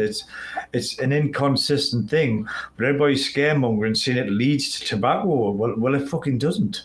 It doesn't. It's bullshit. It diverts people from picking up combustible tobacco. That's like somebody who drinks non-alcoholic beer who say, well, that's going to make them want to drink alcoholic beer. No, it's fucking not. It's choice. It has nothing to do with it. No. And for the alcoholics out there, imagine if we mandated that the only beverage that an alcoholic is allowed to consume is non-alcoholic beer. What? Exactly. Yeah, exactly. That's preposterous. They tear your head off and shit down your neck. So we're going to force ex-smokers to consume tobacco flavors to stop them from smoking because they're only getting it for the nicotine. The tobacco flavors are relevant in the big picture. Bullshit. Bullshit. Flavors matter. And the fact that you can vape an apple or a custard or a grape is everything away from the original addiction that we suffered. That's why when I was quitting in my head, tobacco flavored vapes reminded me of cigarettes. That's I said, why do I want to vape something that I think tastes like something that I want to quit? No, I don't want to have anything to do with tobacco. No, matter of fact, exactly. It wasn't until I started DIYing stuff and came across recipes that had RY4 and these other tobacco flavors in them that I actually was brave enough to try it and go, no, I don't like tobacco flavors. But you need to be able to divorce yourself from that tobacco flavor, from that profile, from that. They're kind of masking it as well, aren't they? Because like the tobacco flavors, they're actually flavoring tobacco flavors, to make them not taste as tobacco. They're artificial, but they've still got the tobacco flavors in them. If you think.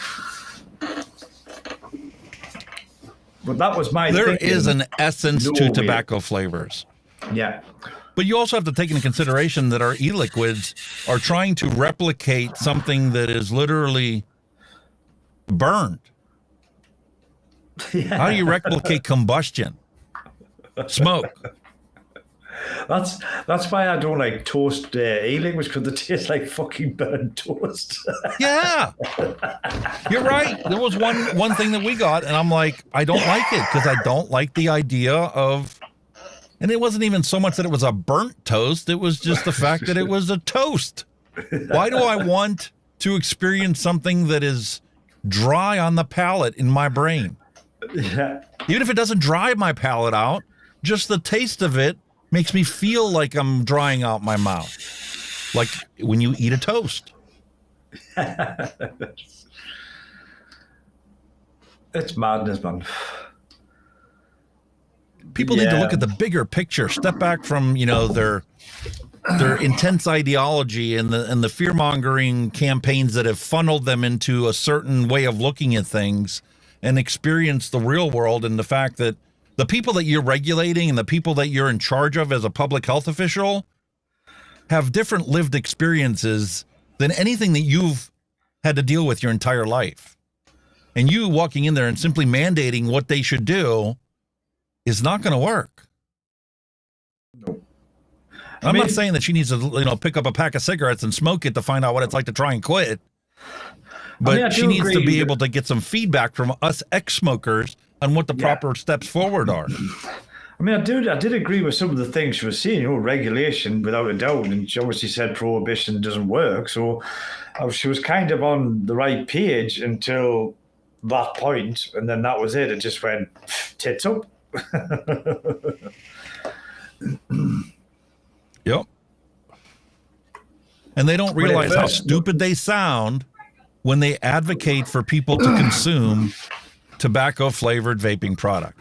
They don't even realize how stupid that sounds. Yeah. I mean, like I said at the start of the interview, I thought, well, this isn't going too bad.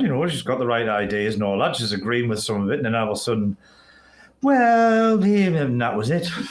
What? Yeah, it's like all of a sudden she took a lolly walk off to imaginary land where, people do this and this is what's right. And it's like, hello? That's not what reality is.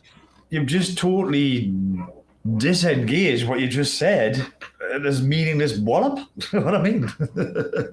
And this is something else that nobody ever talks about. People's consumption and metabolism of nicotine is completely different. There isn't a standard set. You can't give everybody a 50 milligram patch or a 25 milligram patch and expect it to fucking work. No. Some people, like here, William's talking about how he tried a 20 milligram, probably disposable device, or device that he put into a mouth-to-lung tank, and he got a nic rush and was watching pink elephants on the ceiling. I can jump around between 50 milligram nic, this pod candy, in this device, and I can do 3 milligrams in this tank, and 6 milligrams in this tank, and 6 milligrams in this tank, and it doesn't faze me one bit anymore. The only time that I've ever gotten a real significant nic buzz is when I put 6 milligram in this Titan and didn't realize it was 6 milligram I put in there. Then all of a sudden it's like I was sitting there cloud chucking, and it's like bit of a head rush. I got a nic buzz now. I mean, the nic buzzes I've had, I mean, I wouldn't say I was like pink elephant stage. It was just like a rush. And I'd say that was on 20 milligram. I mean, like you say, disposable when I was doing the disposables, but I think 20 milligram would have been my limit. I don't think I could even attempt a 50. I think I probably would be saying pink elephants after a 50. But see, that's the other thing is we each regulate how much we need nicotine. If you have a 50, I'm not going to be chain vaping this 50. No. I get 2 or 3 drags of this and I am done. Yeah. I would need to do this for a good 10 minutes straight, breathing 1 or 2 tokes every minute before I would get to the point where I was at with 3 tokes of this. I think sometimes though, it's like part of the so-called whatever teen vaping is abuse of it. You know what I mean? The abuse of the system, the abuse of use of it. Like I say, they'll sit and talk till they get that buzz. But that's obviously abusing the device, isn't it? You know what I mean? It's not meant for that. You know what I mean? It's just like you abuse alcohol. You shouldn't have more than so many units a week, but you go to a weekend, you'll have fucking 20 times the units you're supposed to have a week. You know what I mean? There's that kind of abuse side of it as well, isn't it? And we talked about that too, about the teenagers, that when it comes to alcohol consumption, not just nicotine consumption, but alcohol consumption or any other vice that we have as adults that is illegal to them, they binge it. Yeah. The majority of them are binging it because they're trying to get that mental escape from reality. I mean, they're not like you or me who might go to the shop and buy 4 beers. You know, they'll go out and buy, I don't know, a bottle of hard spirit like a whiskey with full intent to get absolutely whacked. You know what I mean? As, like you said, an escape from reality. Yes, and it's not like you and I. You and I will have a beer while we're sitting here having this vlog, or we'll have, you know, a drink with dinner, like a glass of wine or something, or we'll have a shot just to toast an event or a celebration. And after we have our drink or two, we're done. Not these kids. They'll sit there and pound a 6-pack until they pass out. Yeah. That's the joy that they're seeking. That escape from reality. It's definitely that. I think that's across the board, whether alcohol, drugs, whatever. It's just fuck the real world. I don't want no part of that. I'm off to fucking cloud cuckoo land. You know what I mean? Oh, yeah. We'll get there, Mallory. I do want to finish this one thing up here. See what else she had to say. Because there's been a lot of times I've watched videos or I've agreed with everything they said, and in the last 2 minutes they ruined it all.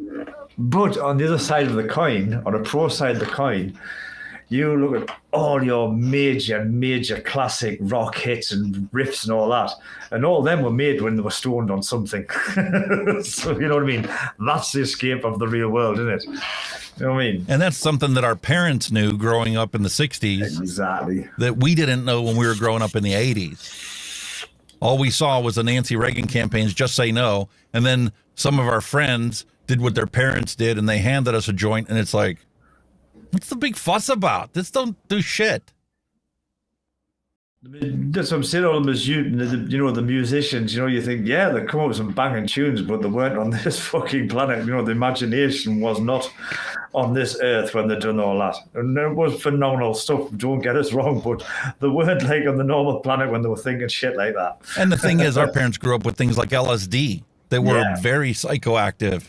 I remember it's not LSD. just, you know, weed where it mellows you out. No, weed. I remember they were literally seeing pills. pink elephants flying around their room. I think a big fad when I was young was magic mushrooms as well. They were very hallucinogenic. Wow. And did you ever think that you would come into a point in your life where that kind of stuff is being legalized for regular consumption, recreational consumption? Oh, hell no. States out west that have banned vaping have legalized psychoactive mushrooms. But I did watch a program many years ago when they'd done a study. It was a live study. It was to deal. I can't remember what it was to deal with. It was a controlled environment. Prescription. You know, the scientists had done all the crap and all that, and the dosage and all that.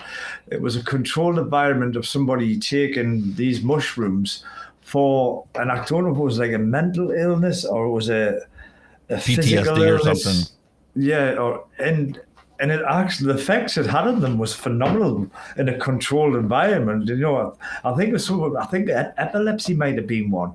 I think it reduced people fitting in epilepsy in a controlled manner. But, you know. Cannabis does that for seizures.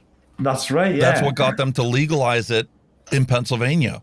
Yeah. A mother of a child that has seizures that can't be controlled with standard pharmaceutical products got CBD from another state, the THC compound, CBD compound, oil, and whenever her child has a seizure, she literally takes that eyedropper, puts it underneath the kid's tongue while they're seizing, and it stops instantly.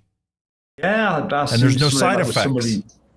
I think it was a good disabled lad who would. That was on the tape. The lad was disabled, physically disabled. It was multiple sclerosis or something, and he had seasonal, and actually had the cannabis capsules. They were now like cod liver oil capsules. They actually had them made for him, and as soon as they pop one in his mouth, within 30 seconds, he's sitting there like, "Well, what's all the fuss?" You know what I mean? Unbelievable, man. Yep. But again, it's like I say, when it's recreational, it gets abused, and that's why it all gets fucked up. But you know yourself, only certain percentage of the population has the potential to become abusive with these substances. Definitely, Only yeah. a certain percentage of the population has an inherent nature to become an alcoholic. There's some genetics at play, there's some chemistry at play, but it's you not- know it's not yourself, just if your that. parents are an alcoholic, you have a propensity to become an alcoholic. When you consume alcohol, you don't want one, you want it all. Yeah, but again, it was like what you were touching on before. I mean, like, with some of the services of the health service that decline, like here, mental health services are fucking shit. So then again, it'll be a type of self-medication, as I say, like to make you fucking forget about everything for whatever many hours, you know what I mean? So there's the condition of the state we're living in as well, you know, like I say, especially mental health issues, you know, the mental health services here are fucking shit because all they want to do is palm you off with a pack of pills. They don't want to sit there and give you therapy. They don't want to sit there and discuss things with you. They don't want to try and treat you They don't want to medication. work out the actual problem. They just want to they don't want to topically do that. covered in No, they don't icing wanna like do a that. cupcake and say, Yeah. here's your cupcake, enjoy the sweetness, and forget about the fact that That's it. the They underlying just bang problem the is still there. pills. So they'll bang you pills for this condition, and then therefore you end up getting addicted to them pills. So therefore you're an addictive drug user, whether it be prescribed or unprescribed. You know what I mean? It's fucking mad. And man. like with pain That's what they pills, want you. there's a certain percentage of the population, I don't care how many pain pills you give them or how long they take it, they will not get addicted to it because it doesn't trigger that effect in their brain where they see it as a pleasurable thing. But yet there are people addicted to them that do take them. And there's people that can take a pain pill one time and then spend the rest of their life trying to get the next one. Yeah. Wow, man. Weird, isn't it? Yeah. All right, let's finish this up and then we can jump onto some Just want to fun ask you stuff. one more, Rebecca. Like I said, and, you know, adults are adults. They can society's make got their a own lot. decisions. Society's got a lot to learn before we Yeah. actually solve any real problems. I think society's causing the problems, not solving the problems. Yeah, half of the problems out there are caused by society or regulations or prohibition, or the problems are worse because of the regulations in place. It's not just that stuff. I mean, look. I mean, these young teenagers now. You know, the likes of social media. How you should look. How you know how heavy you should be. How heavy you shouldn't be. The fucking pressure they're under now is unbelievable. Thanks to social media, crazy. Oh, and technology as well, because of these filters that make them look like a freaking Barbie doll. Yeah. And they expect that when they look in the mirror without, technology, they should look like that Barbie doll. Yeah, and it doesn't happen. That's not reality. No. They'll look at research, they'll do all that sort of thing. But what would be your advice to parents who are concerned that their kids are accessing these vapes, that they're getting and swapping in the schoolyard and all that sort of thing? What would you say to parents who are worried that their kids are vaping and the harmful effects it's going to cause them later in life? What's your advice? I'd say keep it grounded in the most likely harms. So the kind of irritation to the lungs is the most likely harm associated short term with vaping. And to provide their kids with that kind of knowledge that they don't need to be using these substances, and actually that the longer they can put off any type of substance use, the better it will be. And if they really are concerned about their child being nicotine dependent, then I'd be getting in touch with my local quit line, because those professionals are trained. Do not get a hold of your local quit line because they don't have a fucking clue what the hell they're talking about. Did they push this same shit on you? Sign up for this quit line where they will send you text messages reminding you to not smoke? Yeah. Every time I got a text, I had to light up a fucking cigarette. I was like, what'd you say, you bastard? Fuck off. And then once you opted into it, you were committed for like 2 weeks. You couldn't even opt out of it at that point, which pissed me off even more. And literally, I got to the point by the time it was over and done with, I was smoking 2 cigarettes for every text they sent me. Exactly. To deliver smoking cessation advice, and that advice will be useful to young vapers as well. All right. Well, I think it's a really important conversation we're having this morning, Rebecca. I appreciate your time, and I'm sure it's something we'll continue to discuss for a long, long time to come. Thanks for joining us here on Breakfast. Yeah, no worries. We'll be discussing this for a long, long time because we know that our mandated solutions are only making the fucking problem worse. Yeah. Just like it did with the war on drugs. All it ever did was taint the supply so people couldn't get a safe supply. And like you said, the one time that they do get a pure, supply of drugs, they freaking die from it because their body's never been accustomed to taking that much at one time. Yeah. And they've tainted the supply because, well, since it's so hard to get shit across the border, let's get something across the border that's 6,000 times more potent than what they're actually seeking, and we'll put it in whatever they're taking so that, you know, we get our money's worth out of the effort that we did to get across the fucking border because it was illegal. It's crazy. I mean, we watched a documentary about heroin and how they were making that. You know, they use petrol. They actually use petrol in the manufacture of heroin. They use that to make cocaine too. Yeah, and coke.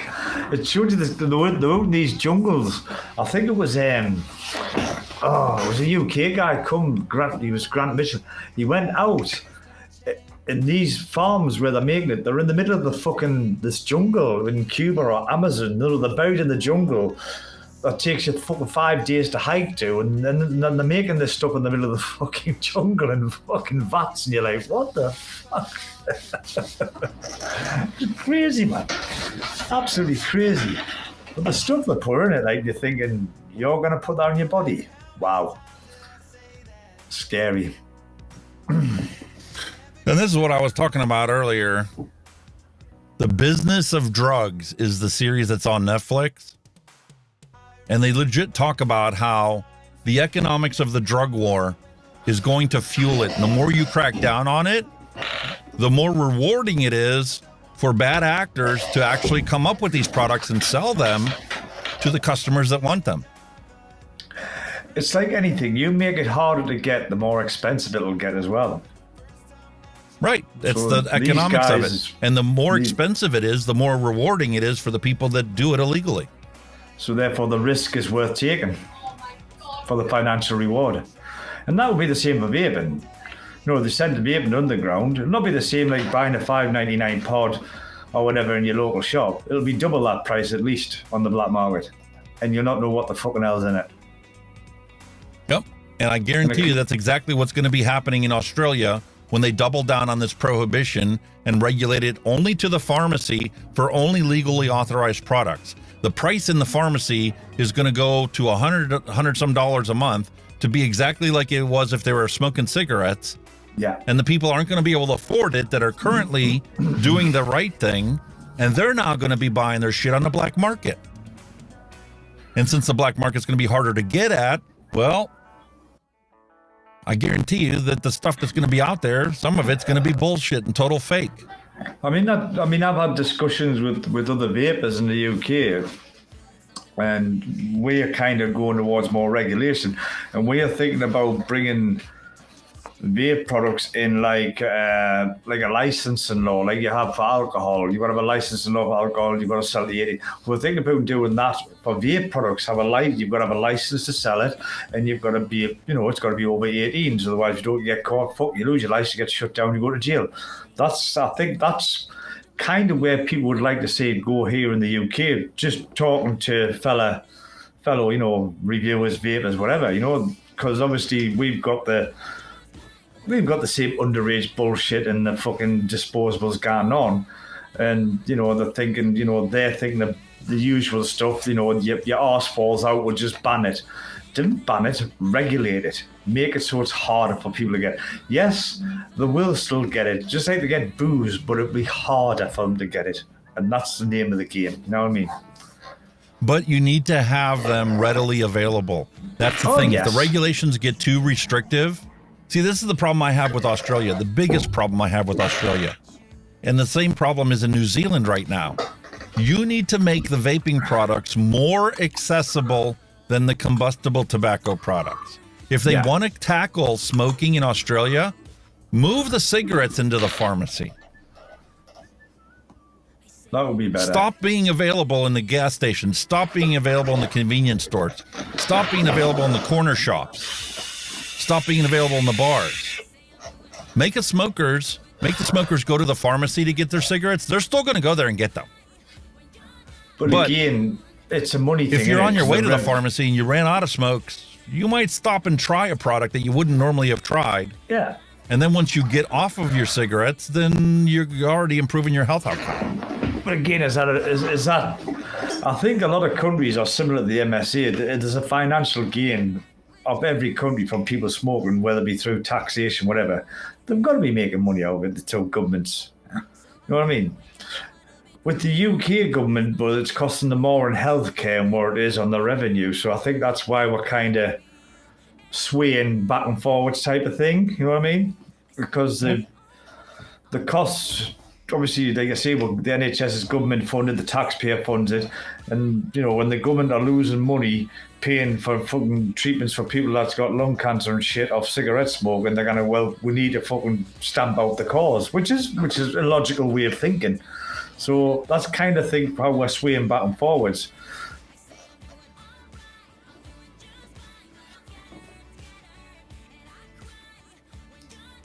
But Mallory's link. FDA approves new lemon lime drink for colonoscopy prep. Oh yeah. I'll be shitting Tiffany cufflinks, mate.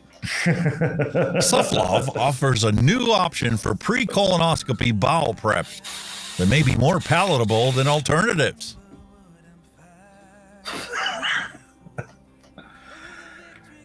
Which hole do you put it in? Top or bottom? Put it in the top and it'll come out the bottom. Don't worry about that. Yeah, what goes up must come down, eh?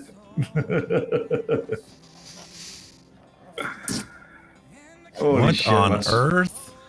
Some of the shit people come out with, man, is fucking phenomenal. Let's take a look at this other link that she sent.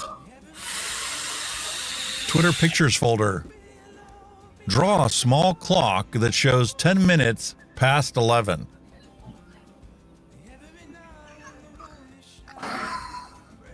It's past 11.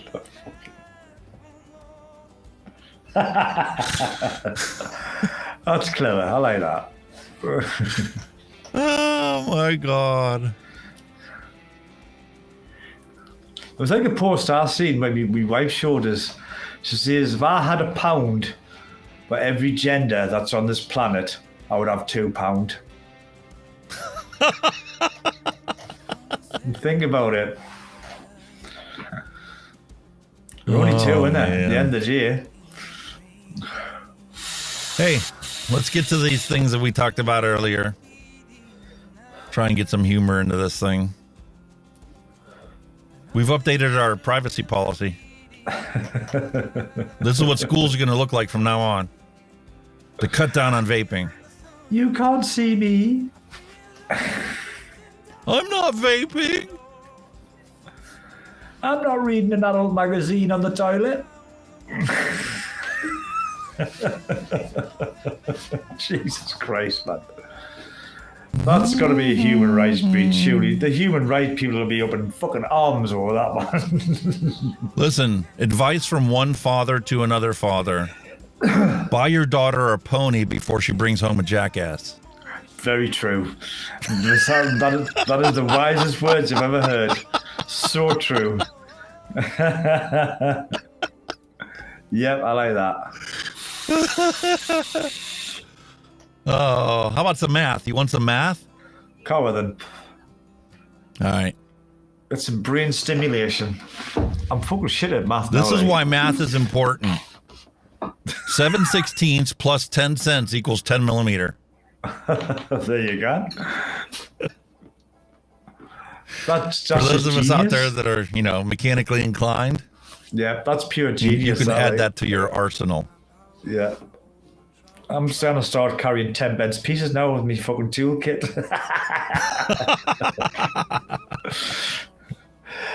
Imagine that. Open your toolbox, you've got one spanner and a load of quarters. What the fuck? And for those of us that are old enough to remember, we'll get this one. Can I have a pencil, please? Mm-hmm. You remember the old cassette? Yes. When you got the tape coming out of it? Shove a pencil in there, wind that thing back in.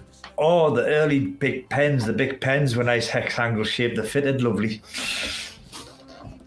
Yes. Yeah, I remember that. sitting there with your tape machine and it goes blah, blah, blah, blah, blah, blah, blah, and you go, oh fuck, and then you wind it out and all the tape comes. It was the same with VHS videos. I used to have one. I made a special tool. It was like a spanner but widened, and I used to wind the tape back in when it caught in the VHS head. VHS tapes used to do that as well. Fucking hell, man. Days, man. Things we and used to do. And since we're dog people here, I figured I'd bring this one up. Cleaning with dogs in your house is like brushing your teeth while eating Oreos. Oh, yes. Definitely. Totally agree with that. Like, it's such a waste of time. The dogs rip apart their toys and stuff, and you get all that fluffing all over the living room. So I literally take, a broom and a dustpan. I sit there and scrape it all up. You can't use the vacuum cleaner. It'll clog the thing up. So you sit in there, dustpan, cleaning all this stuff up. I clean the thing up. And if I don't finish when my wife comes home, she can't even tell that I cleaned, because within the next hour, they found another toy that they had buried behind the blankets or something, and they're ripping that apart. Even if you've got a long-haired dog, you go in, hoover the room, then you go in there, the dog goes back in the room, you're like, really? Back to square one. Yup. I have to empty the vacuum cleaner twice every time I vacuum the living room. Oh. Because of the dog hair. We've got like a short head, like the staff is just, so his molting's very limited, so we're all right with him. Because they don't mold that much stuff. If you had a Yorkie Terrier or a kind of terrier they don't mold at all, you've got to go and get the fucking haircut. That's even better again. Nah, fuck that shit. I don't want an ankle biter. I like my big dogs. They're lovely little ankle biters. I had a Yorkie many years ago. No, they all have this anxiety disorder because of how small they are, so they always have to bark at everything that's going on. Bullshit, this one. Not that my dogs don't bark enough as it is. My little Yorkie had a fucking attitude. She went after big dogs. She didn't give a fuck. Fucking stop. Well, yeah, because she's got to prove her point. Yeah. She's not a little pussy, pushover. Yeah. She's got to be out there to show everybody who's boss. Yeah, man. Fucking. I might be small, but I'll fucking take you down, mate. And for those of you that saw the thumbnail and go, oh, that can't be real. That's all, artistically done. No, that's legit a bird that had gotten themselves a cigarette butt and were using the tobacco to build their nest. Yeah. Or maybe they were trying to get the nicotine out of the tobacco plants. Yeah, even birds are getting fucking cancer now, so what the fuck? Yeah. That was a legit bird. Yeah, I did crop it out and put it on an actual photo I took, but... It's a house sparrow. The common house sparrow, mate. There you go. We live in a very weird time, and the world just keeps getting more and more weird. I think, like I say, COVID is the big reset button. Without a doubt. Yeah, I don't like it. I liked it before it was reset. Oh, without a doubt. Life was much easier. But part of that goes to the fact as we get older, we like consistency. We don't like change. Especially if it's just for the sake of change. Well, I mean, we're creatures of habit as well, aren't we? So, change knocks it up, doesn't it? And because of our life experiences, we know that most of the time change doesn't actually make things better. It ends up making it worse. We definitely. Let's say I grew up with simple times before internet and all that stuff, and I still say to this day that was the best era to grow up in. Brilliant. Fantastic. Yeah, and days. the thing is, I even came across a meme. Somebody was posting some stuff on Facebook, or it was one of the funny groups or whatever that I had in my feed. And it was a picture of an old school pencil sharpener on the wall. Yeah, and man. the message on top said, this is where we used to compare our shoes to our friends and talk about things that are going on. It wasn't on social media, trying to impress others. Yeah. People used to talk more. People used to, interact more. Used to, have a conversation with people. You used to cook fresh foods. You were outdoors all the time. You didn't have this fucking social media bullshit what you got now, man. It's fucking shit, man. Yeah, and that was the other thing I saw. Somebody showed on there, back in 2000, people were sitting there going, You need to come inside. You've been outside all night. You've been outside all night. No. Nowadays, they want to take your cell phone and send the kids outside to go play outside for a little bit. Get your ass off the damn cell phone. Yeah. Everybody's suffering from vitamin D deficiency.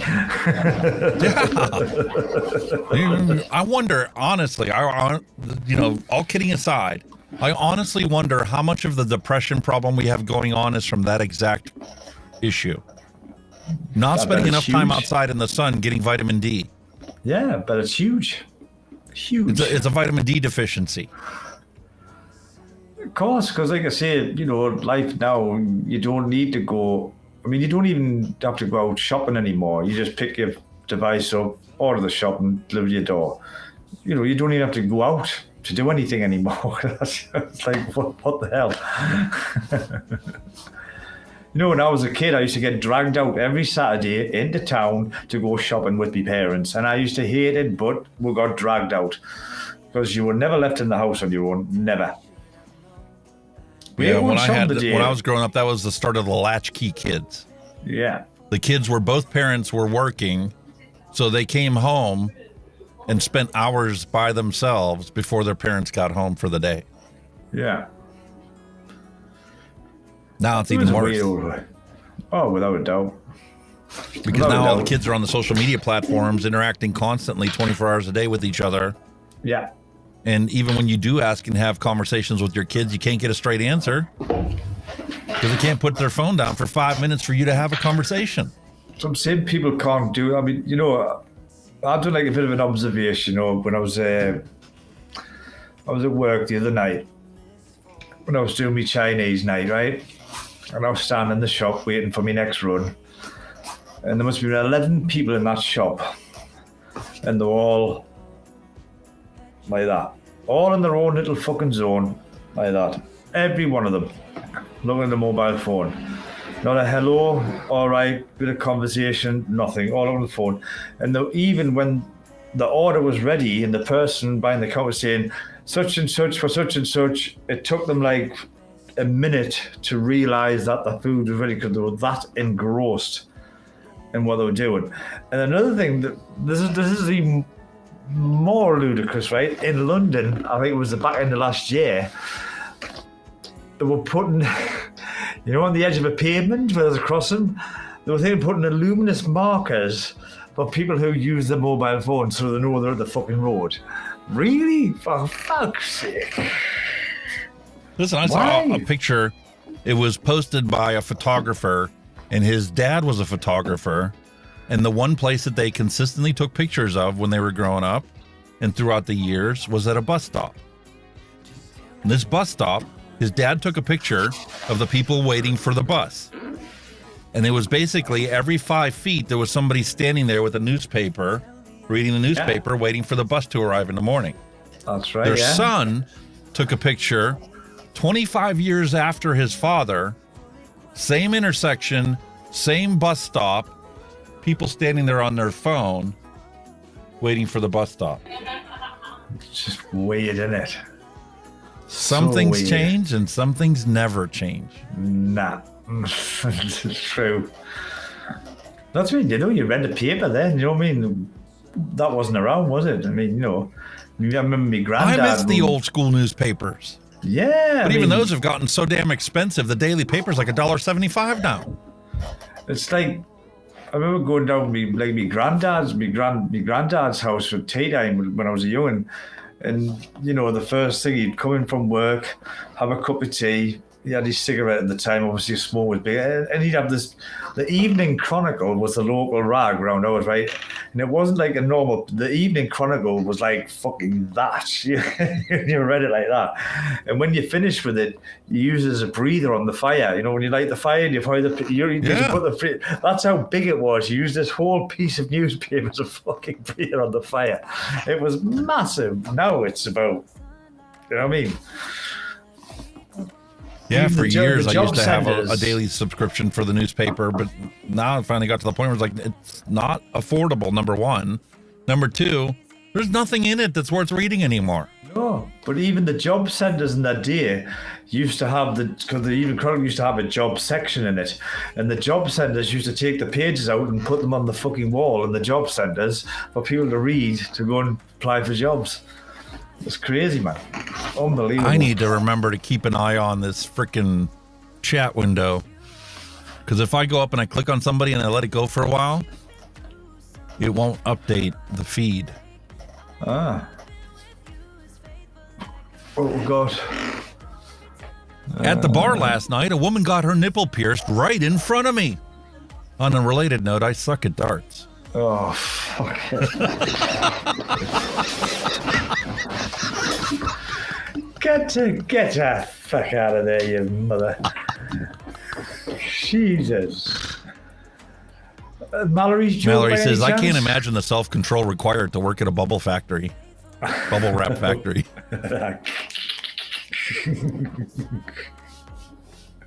All right, so I didn't miss too much in the thing.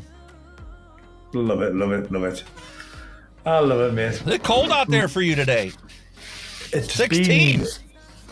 Windy. We're covered in a big, massive low pressure at the minute, so it's wet and windy, but we've still got the warmth. Not here. It was 30 degrees yesterday when I cut the grass. Here, I think it's been slightly warmer down south. I think they've been hitting the 19s, 20s, but up here we've been averaging about 16 to 18. But we've got windy gusts and freaky storms. It's like rainy, it's wet and windy, even though it's warm. That's why it was over the weekend, and man, did my joints hurt. Ooh. I always thought it was a joke, when we heard your grandparents talking about, I can tell the weather's about to change. Bullshit, that's 100% accurate. I can tell you 24 hours before the weather's going to change. You can feel it in your fucking bones, can't you? Yes.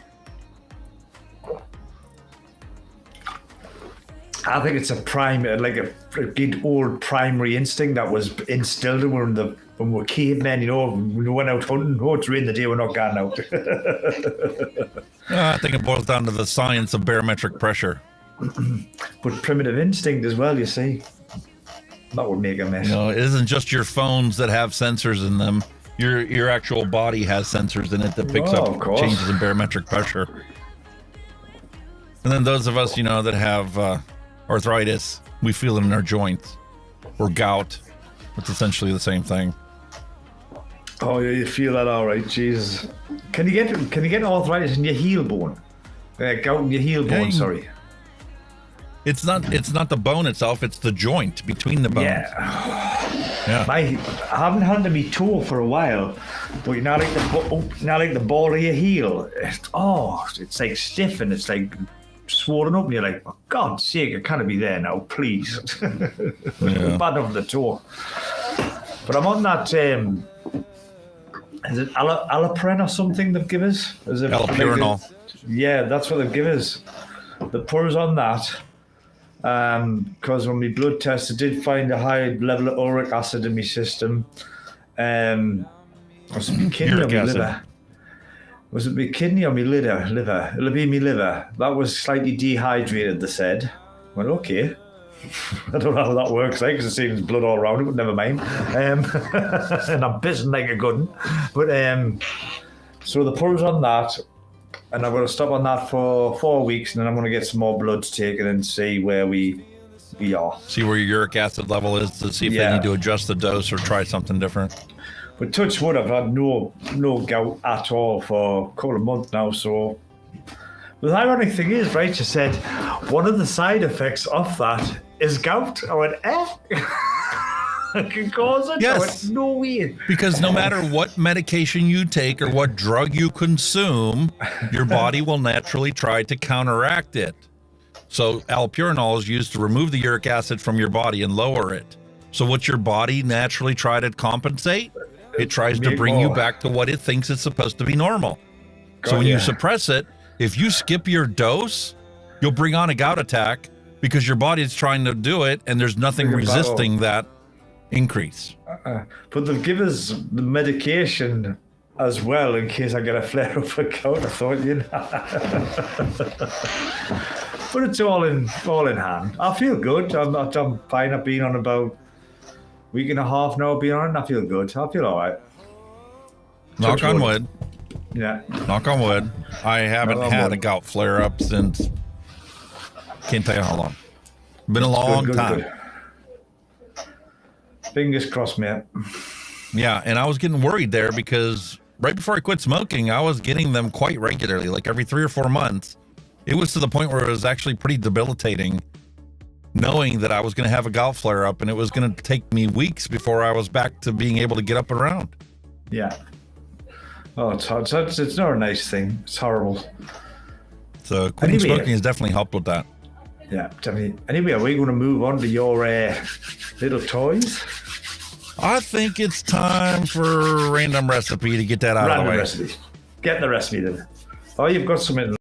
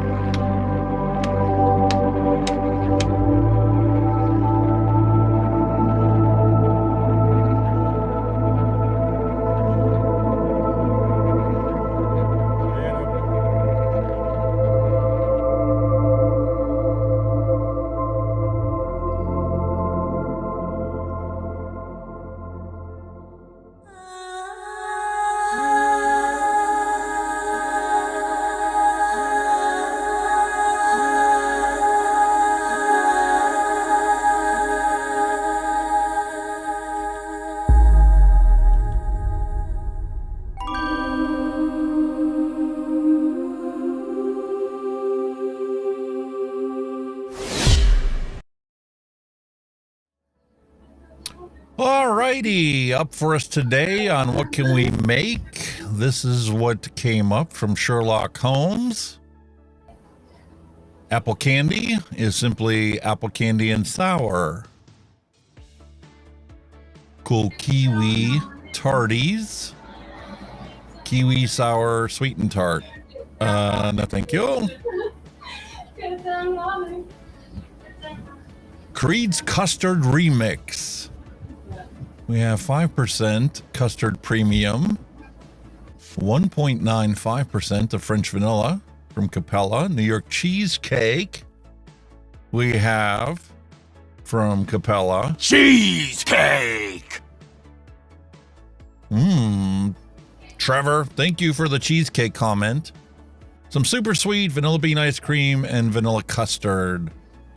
You know, it's probably a pretty decent recipe, but it's kind of custard out. Don't tell Kenny. I heard that. I am custarded out. I figured you did. You're like me. That. I have this earpiece on before the show. I went downstairs to make myself a cup of coffee. Yeah. I heard everything was going on over at your house the whole time I was making my coffee downstairs. Yeah. They've got a little bit of a range on them, you know, actually. Even though I exit the room. Yeah, for me, the front door is the limit. If I step outside, I lose connection. But, like, the kitchen is, like, right beneath me and, like, 10 feet over that way. Mine's the bathroom because I go upstairs. I lose it upstairs. But literally at the bathroom door. It's that 3-banger custard. Have it in the Still orbiter. Have it sitting in here. Just doesn't interest me. Put it in the Kylan. I could probably get to the point where I would love it. All I have to do is just add a little more sweetener to it. Make it more like a pudding than a custard. I mean, I am a custard fan, but sometimes I just think I'll have a break from it. You know what I mean? And this is something else that I find pretty interesting is some people just love to put cooling in everything they make. 2% of Coolada is not a significant amount of cooling, but it's not like nothing either. Yeah. Like, I could make this and vape it and enjoy it, but if I made this and handed this to my wife, she would nail that cooling right away and say, I don't want it. Yeah. I'm not Which a is fan ironic of because cooling, we're like- both menthol smokers. Yeah, I'm not a fan of coolados, like. And here we have double watermelon coolada.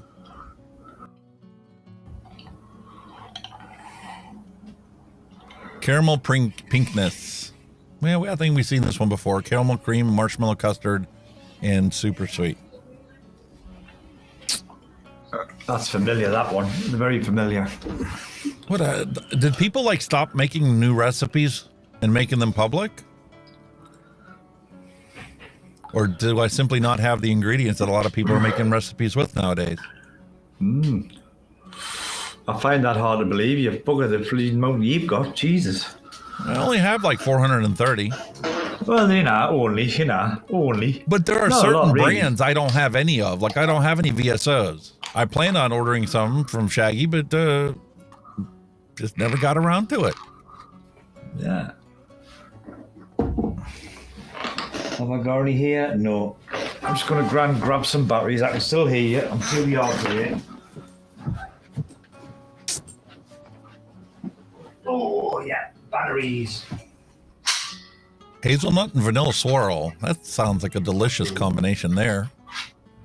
Not going to be overpowering. Only 6% in there, but the TPA hazelnut is pretty strong, and so is the vanilla swirl. I think that would be a good recipe. Go whatever you fancy, me, whatever you're comfortable with. See, that's the thing. It's gotten to the point now where it's like harder and harder to find recipes that tickles my fancy. This Hawaiian punch that I've got, I'm so in love with it now. Yeah, too petite. It's like I need something that's actually going to compete with something that is already an all-day vape for me. You're getting very picky in your old age. That's what's the matter. Very particular, shall we say.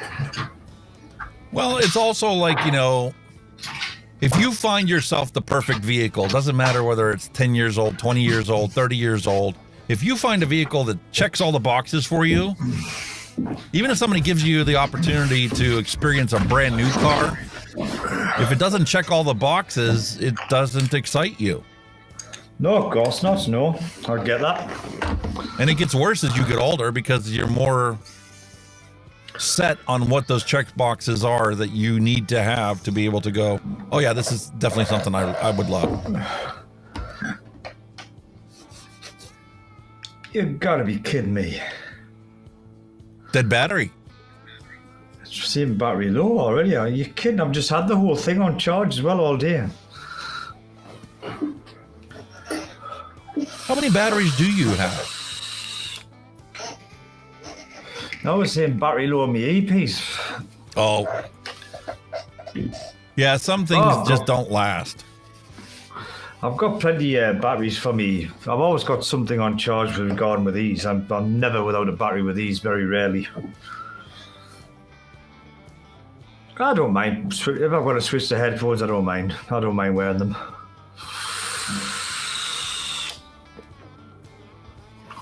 Oh, that's brilliant. What a fresh battery in me doodah. And put fresh batteries in this and put me Kylan back on this. So it's called rotation. I said that I wasn't going to do a custard, but this Boston cream pie looks really damn good. Oh, you see? Look at that. You will bow to the custard, man. You will bow to the custard. Look at his face. You know it makes sense. And it's another opportunity for me to use this Glamour chocolate from Mullenberry. Oh, just look at that recipe, man. That's just, that's tremendous. But I don't say it's custard. Custard's cream, innit? And it's a Bavarian cream. Exactly. Not your typical so custard. But however, like you said, that's just an ingredient. It's not the flavour. And sugar cookie. And vanilla cupcake. and super sweet. 1, 2, 3, 4, 5. Excuse me. Wow. God, that Kylan's so good. I'm glad you finally sorted. Oh, I was really getting pissed off with it, to be honest with you. I felt a bit awful because I said, I've recommended the guy and he's not having a good time with it, but I'm glad you sussed it. I fucking hated it. I'm like, when I put the exact same coil in the Arbiter and it that I handmade myself, they should taste identical, except for, the ability to make flavor or the saturation, but there should be no off notes to that flavor. Exact same juice, exact same coil. It should work. It's an easy mistake to make. But like you say, it's like it boils down to coil positioning. Some tanks are more lenient with your coil positioning, some aren't. It looks like the Kylan. In this case, it looks like the Kylan's very particular to coil placement. So 1 millimeter too high, and you get an off taste to your vape, and you very much limit the airflow to a very confined amount of airflow. And if it's too low, I learned why Steve at Legion Vapes got a spongy airflow from it. Because if you make it too low, your airflow gets spongy, because now you're too close to the deck, and the amount of airflow you have from the side is free flowing initially, but then restricted underneath. There you go. My coils there are pretty much level with the top. Level with the top of the airflow. Look through the air holes on the side, and you should see the top of your coil. Yeah. That top row of airflow holes. Yeah. You should see the top of your coils. You want that pretty much level. Maybe it's just a tad below, but pretty much up there. 7 mil I found was too long. I found that out straight away because I didn't get a metallically placed taste, but I got a very muted flavor taste. The flavor, I thought, nah, that's not right. So I cut them to a 6, and I cut a set to 5. 5 wasn't far away, by the time you stretch it out, it wasn't too far away. But 6 just give you that little bit extra. And I found 6 is probably your sweet spot. When I cut them to 5 and I took a nice hard pull on it, I got a very spongy airflow. 6 has been identical to what I was getting from the Arbiter. And it fell directly between the original and the Arbiter 2. The trap people fall into is the positioning for the side air. But with this having bottom air, you've got to think about that as well. If you're too close to that, it's just going to blast everything the fuck. It's not going to have that nice flow. So that's why you've got to get that height. You know what I mean? It was the same with a couple of the Kylans in the past. A lot of people done short legs, close as they can to the airflow, and it didn't work. You've got to have a reasonable distance between your coil and the airflow for the air to travel up and around your coil. Yep. But I reckon, like I say, that top row of that top row of holes is probably roughly where the top of your coil wants to be, round about there, and you'll be bang on. But the thing that really gets me is when you look at the Arbiter 2, the airflow holes are only halfway up the side of the coil. Yeah. So they'll probably come on bottom side. It'd be more like side bottom airflow rather than bang on side. The majority of the airflow is coming from the side bottom, 45 degrees offset from there. There's some that comes underneath and there's some that comes from the side, but it's majority concentrated there. And because the chamber is so tight, the airflow literally curls over top of the coils and then comes out. Just fucking misses them. Yeah. I mean, do you get us wrong? I had a few problems with the Arbiter when I first done that. It was just purely coil positioning. Height and pulling in, a lot of people think. And if you don't thin the wicks on the Arbiter, you won't get enough juice flow to keep up with it. Yeah, because a lot of people try to pull the coils as close as the air as you can. I can kind of see where you're coming from, but that doesn't always work. You've got to allow the air to come in and flow around it rather than just hit it. You know what I mean? So you've got to come And I found if you off. equidistance the spacing, so you get 1.5 millimeters on this side, 1.5 millimeters between the coils, and 1.5 millimeters on the other side of the coil. Yeah. Perfect. Brilliant. The air's got to come in. It's got to travel. If you block it, it's not gonna happen, is it? You know what I mean? And it's about having different velocity on different parts of the coils. If you have a different velocity on it, one coil is going to be hotter than the other one. Yeah. In some cases, that helps because it increases the saturation since one coil stays cooler. Yeah. But you can overshoot it, and then you're going to get an off taste because the one coil is actually burning the cotton or singeing it a little bit, whereas the other one's just getting to temperature. Yeah. It's you know, there's a bit of a fiddly and a fatty on with some of them, but you know, every tank I've had, RT, whatever, when they've said cut your legs to that, I've always went a milli less, and I've had a lot of, and 99% of the time I've had great success with it. I think that's a new philosophy I'm going to have to adopt, because when I prep my coils, I can adjust it up in the millimeter from where it was.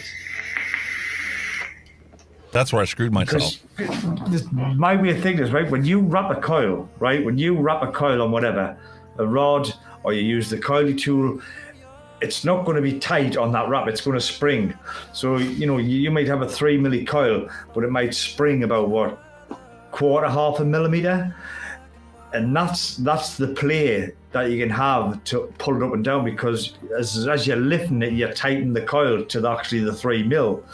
And that's your play for lifting up and down. It's not a lot, but that's your room, your headroom, if you know what I mean. And the that's whole why thing is they designed that 7 millimeter coil option based on you not touching those coils. Because when you drop them in there and they're offset, when you straighten them, you're actually lowering the height of that coil 0.5 millimeter. Yeah. And because I prep my coils, I take it at 6 and I drop them down in there, they're perfect. I could cut them to 5.5 and have enough play to put them in the ideal spot. Yeah, that's it. You've got that spring in the coil to give you a pull. Because like I say, you could do it could work against you. You could cut that coil at 7 mil. By the time you pulled it up and tweaked it, it could be sitting there at 7.5 mil. It could be sitting at 8 mil. By the time you pulled it and and it's tightened up. So it's all I always go philosophy, gone that 1 milli less, and you've got a little bit of headroom to get a closer height, shall we say. You might cut to 6 mil, and by the time you stretch it and pull it, it could be sitting at 7 mil. You know what I mean?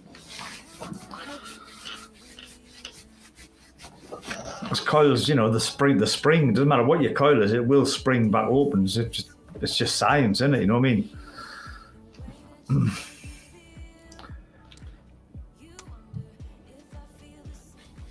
I am going to put...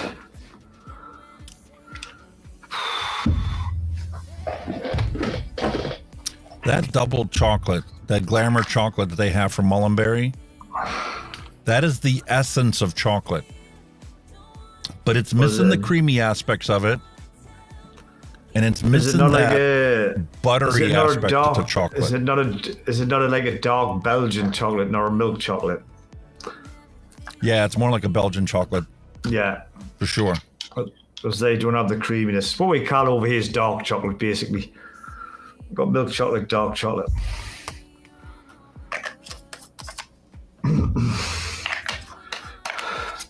I know it's a live show and all that, but I'm going to put a punt out, guys. I've just been reviewing the Regency line from Exceptional Vapes and Vaping with Vic. There are 3 flavors. Wait, 3. You've got the Prince, you've got the King, and you've also got the Duchess. It's not a custard, believe it or not. It's totally different. It's really sweet. It's sweet honeydew, kiwi. It's described as sweet honeydew, kiwi, some other hidden fruits, and a creamy background. Not really what you would associate as a custard.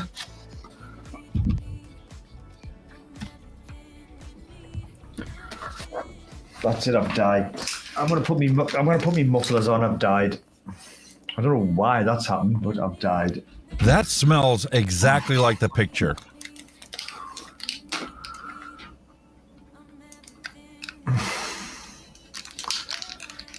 There you go. I look like a proper DJ now, don't I? That's so odd. Like I say, if you open that, look, that's reading 100%. That's reading 100% when you open it. I don't know what's going on there. It certainly doesn't taste like a vanilla cupcake, even though it smells like one. Really? Gooey. Oh, you're not impressed with that, are you? That's why I don't understand how some people can, knuckle test their flavoring. It's too concentrated to be able to judge the flavor profile. Yeah. That's too astringent on my tongue. It's just literally feels like I burned my tongue. It's too much. Maybe in 10 or 15 minutes, once I've had enough saliva run over top of it that has thinned it out. Yeah. To be close to what's in here, I might be able to get an accurate representation of the flavor, and some of them are in an alcohol base. Oh, it's even worse. That's isn't pretty it? potent. Yeah, you're like, whoa, do I vape this or drink this? This is going to be damn near impossible. 0.16. 0.16.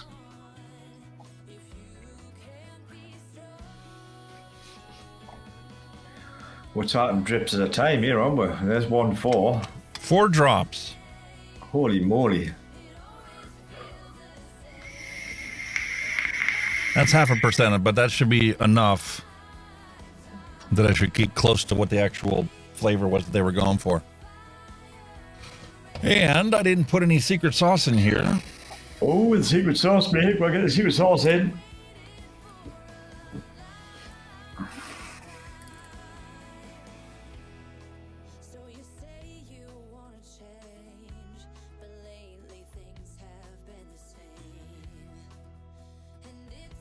I did do some streaming on Twitch there to verify the settings in OBS. Yeah. And ironically, it works flawlessly on Twitch when I'm only streaming to one service compared to what it does on our weekly show. But I did finally get everything working appropriately. I played a game of Civilization. Did you ever play that game? Oh, many moons ago. Is that still going? Jesus. Oh, hell yeah. Civilization 5. 5? Whoa. No way. Played it for 3 sessions and conquered the world. Not only did I conquer it, but I'm like, okay, just one more turn. I beat the game twice. Did you make all your citizens vape? Well, apparently I won originally use, I don't know, cultural or religious win. And then the second time around, I took over everybody else's capital city and won that way.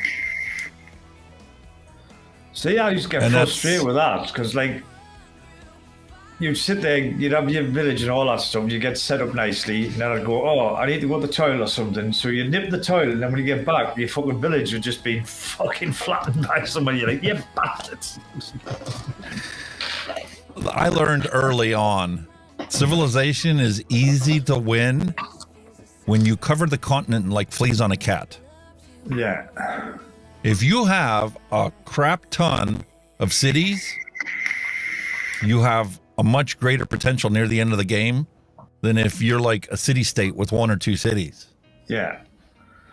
Oh, even when I was just starting up building everything, I'd get a nice little race city going and I've been champion, everything's looking rosy here. And then, right, I'll just nip the toilet or somebody come back and then somebody invaded you and killed it. Like, what the fuck? Oh, that's why he's done, Gannon. Part of that also has to do with the fact that when you're playing the game, you need to know who your enemies are, who your opponents are. Yeah. There are certain leaders in the game that are just assholes, and you will end up in war with them whether you want to or not. Yeah. And then when you realize that, you're playing against people that aren't like an angry mob all the time, you can pretty much dedicate all your resources to everything except for the military. And as long as you have a basic military to protect yourself, you'll never have to worry about losing one of your cities. Yeah. Did I ever tell you I was shite at computer games?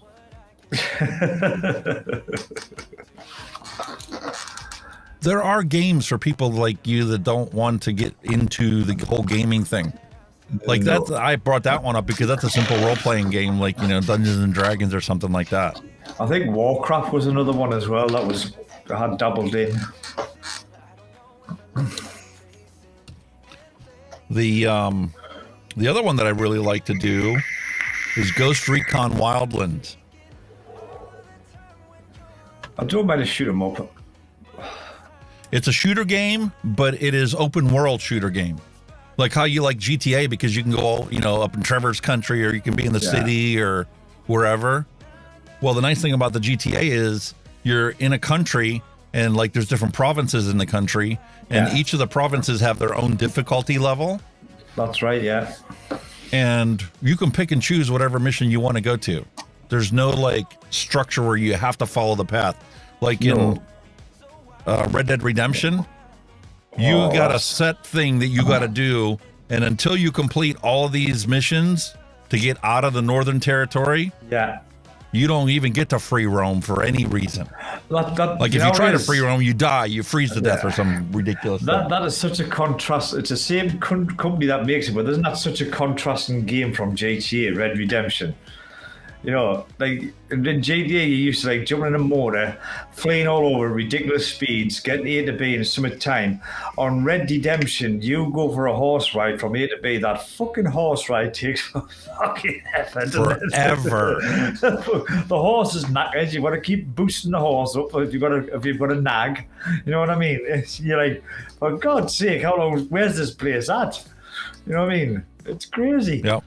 It's total. Best thing I ever found out with Red Dead Redemption is the fast forward button. It's not even a fast forward button, but if you hold down the thing, it goes into movie mode.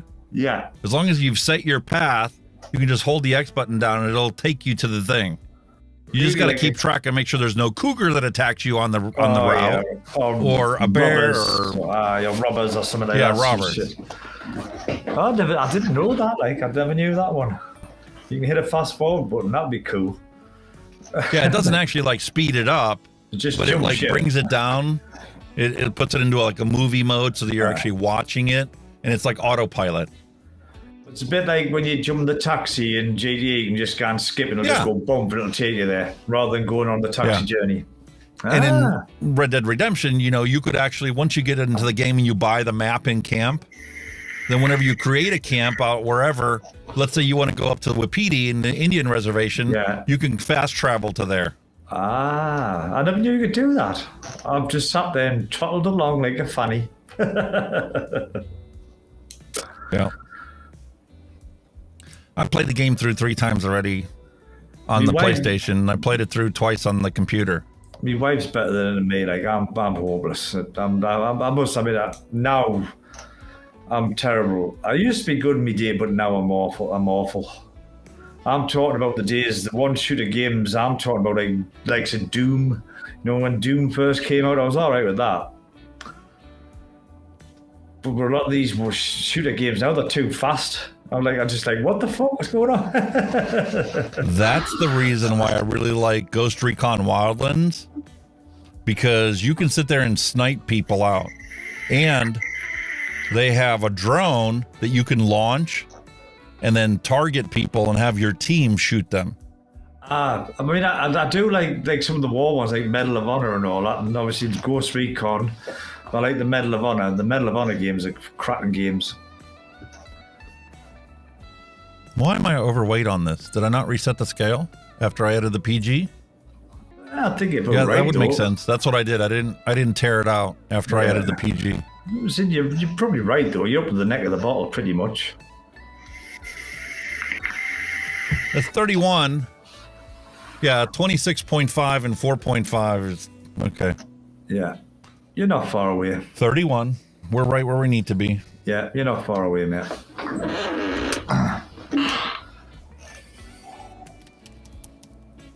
But the whole point that I was getting at was, you know, it's nice being able to play the games. Number one, I get the mental health day, sitting here, play the game, and just listening to the music. And the other thing is, now that I finally got it set up, I can finally do the single flavor testing and make my wife her actual Hawaiian punch, or fruit punch. There you go, mate. Happy days. There is a method in your madness, or madness in your method, whichever way you want to load it. And I've picked up more followers on Twitch because of the fact I was playing these games instead of actually doing it's normally the case. Gaming's big. Vlog. Well, I've got, like I say, I've done another review video of the day. I've got, on the other side of the coin, I've got a DaVinci Resolve tutorial to do. So I'm hoping to do that. It'll probably be at work, maybe tomorrow evening if I get time. That's why, like I said last week, I was more interested in setting up a screen record in OBS so I could test it out and record in 4K. I've done a little test the other day and it looks good. It looks okay. Yeah, there's no point in recording in 4K if you're uploading in 1080p. It's one thing if you are slowing it down or something like that. I'll upload in 4K now. All my reviews now are 4K. Oh, okay. That's where I'm at. It's just, it's not, you know what it is? It's not for the sake of being 4K. It's because YouTube allows you a bit more space before it compresses the shit out of it. You know, like you be a 1080p, you know, it compresses it's a YouTube compression you're trying to get round rather than updating 4K for the sake of it being 4K. Well, the nice thing about the DaVinci Resolve is if you are uploading it using the YouTube settings and you upload it at 1080p, it doesn't touch it at all. It doesn't compress anything. The only time it compresses it when it downscales it. Yeah, that's what I mean, yeah. I'll be honest, I've never used the actual DaVinci YouTube to use. I've never done that. I've never uploaded it directly to there, but I use the YouTube setting to automatically set, like, you know, the frame rate and the whole audio bit rate and all that other stuff. Yeah. I've never thought of using it, to be honest with you. I've always used me standard stuff, you know. I kind of like to set stuff manually because I feel I'm more in control. You know what got me to do that automatic stuff and let it go? Was OBS. Really?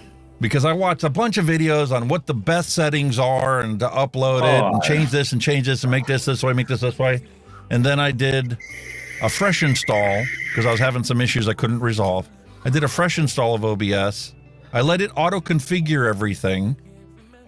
And then I just did a stream, and I couldn't tell a difference between the ultimate settings that I had used and the simple settings that it used that was much lower frame rate than what I had used as the ultimate settings for streaming on YouTube.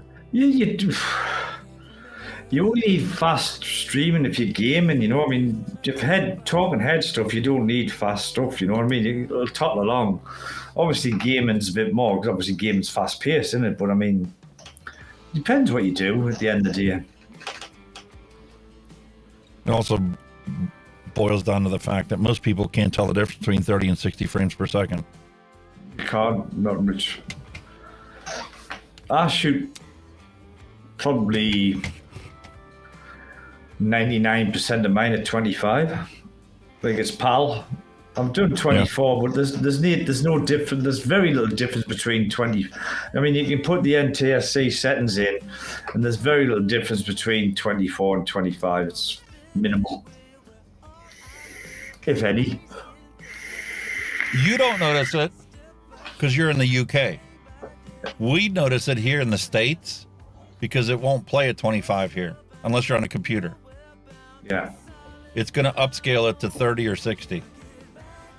And then you're going to run into weird multiplication problems where you get like 1.66 frames. So something has to be duplicated. Like every fifth frame is duplicate. It's like that one where there's another one, you'll have like 24 and then you'll have the 23.9 blah blah blah. You're like, what the fuck? Come on. Is that really going to make a massive difference? That's why I just choose 30. That's like, I don't know about you, but I have a pet peeve watching freaking movies on TV nowadays that are ultra widescreen And there's this black bar on the top and a black bar on the bottom. It's so irritating for me. Like your head, the top of your head's always cut off on actors when they have a close-up view of them. I kind of see where you come from, but that's the cinematic view, isn't it? It makes it look big and wide. Listen, if I was in a freaking cinematic theater, okay, fine. But I'm not. I'm in my fucking living room on a TV. The fact that it's, 55 or 60 inches is irrelevant. No, you're wasting black bars. a third of my freaking TV by having black bars there. I get that where you come from, definitely. But some movies actually broadcast it. That's fuck all you can do about it, is it?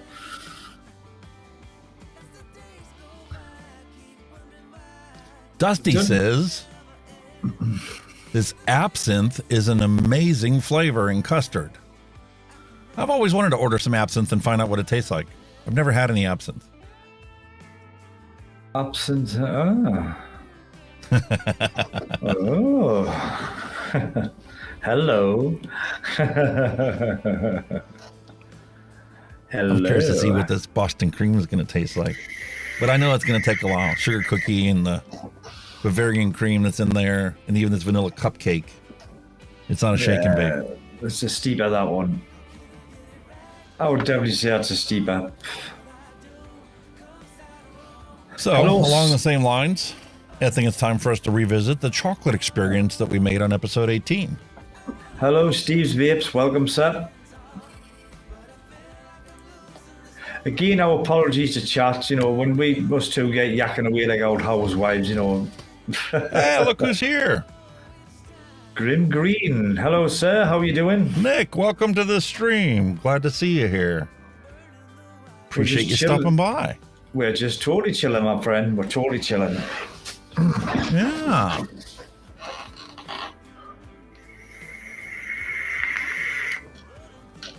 Oh, I like the way he just says hello to you. He doesn't say hello to me, but never mind, Nice to see you, I don't know sir. how to make you a VIP, so I guess I just make you a mod instead. Nice to see you, Grim. Absolute legend. We're just doing some random recipes and some flavor testing. Got a chocolate experience. I don't know how more you get time to do anything else, Grim. You're constantly bloody streaming. Yeah, the Boston cream's going to have to take a little while. It's not going to be ready right away. Most creams need a steep, don't they? And this chocolate as well, I've been told. Now I'm curious to see how this actually turned out.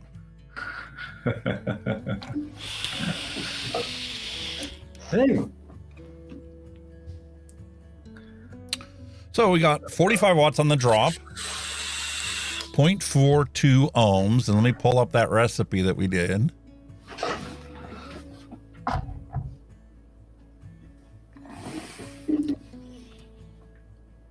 A chocolate experience. And I just say, while Grim Green's in the room, I must say you are an absolute legend, sir. I have watched you for many years. Hope you're well. Kudos to you, sir. And that's my piece. Yes, sir. You and Steve are what got me into vaping and got me to produce a channel. Without a doubt. These are guys we looked up to, man. These are people, that opened our eyes to the world of vaping. Very much so. Wayne got me started in DIY. Nick is the one that got me to try a bunch of different things that were outside of my wheelhouse, outside of my comfort zone.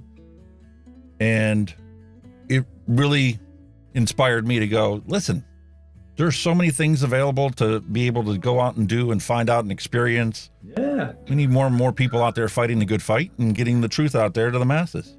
You've got to realize it's, if you pardon the pun, it's you old school guys are inspire the new guys to come along and do what they're doing, you know what I mean? Without a doubt. Very much so. And the longer that we're out here, advocating for this, the more people are going to see firsthand that there are people that do this every single day, and there's no health problems that they're experiencing because of it. Well, no. a lot of people are saying vaping hasn't been around long enough for long-term health terms. I think, over 10 years is a sufficient amount of time, like, if not longer. I can't believe on Twitter how many people say that they've been doing this for 12, 13, 14, 15 years. Yeah, man, it wasn't a thing. Like as soon as it hit the country, they were right on it. Yeah. It did take a while to get, like I say, in the UK, you're looking like 2014, 15, 16 was what we'll probably call the golden years, and it was ripe. But, those people vaping long before then, you know what I mean?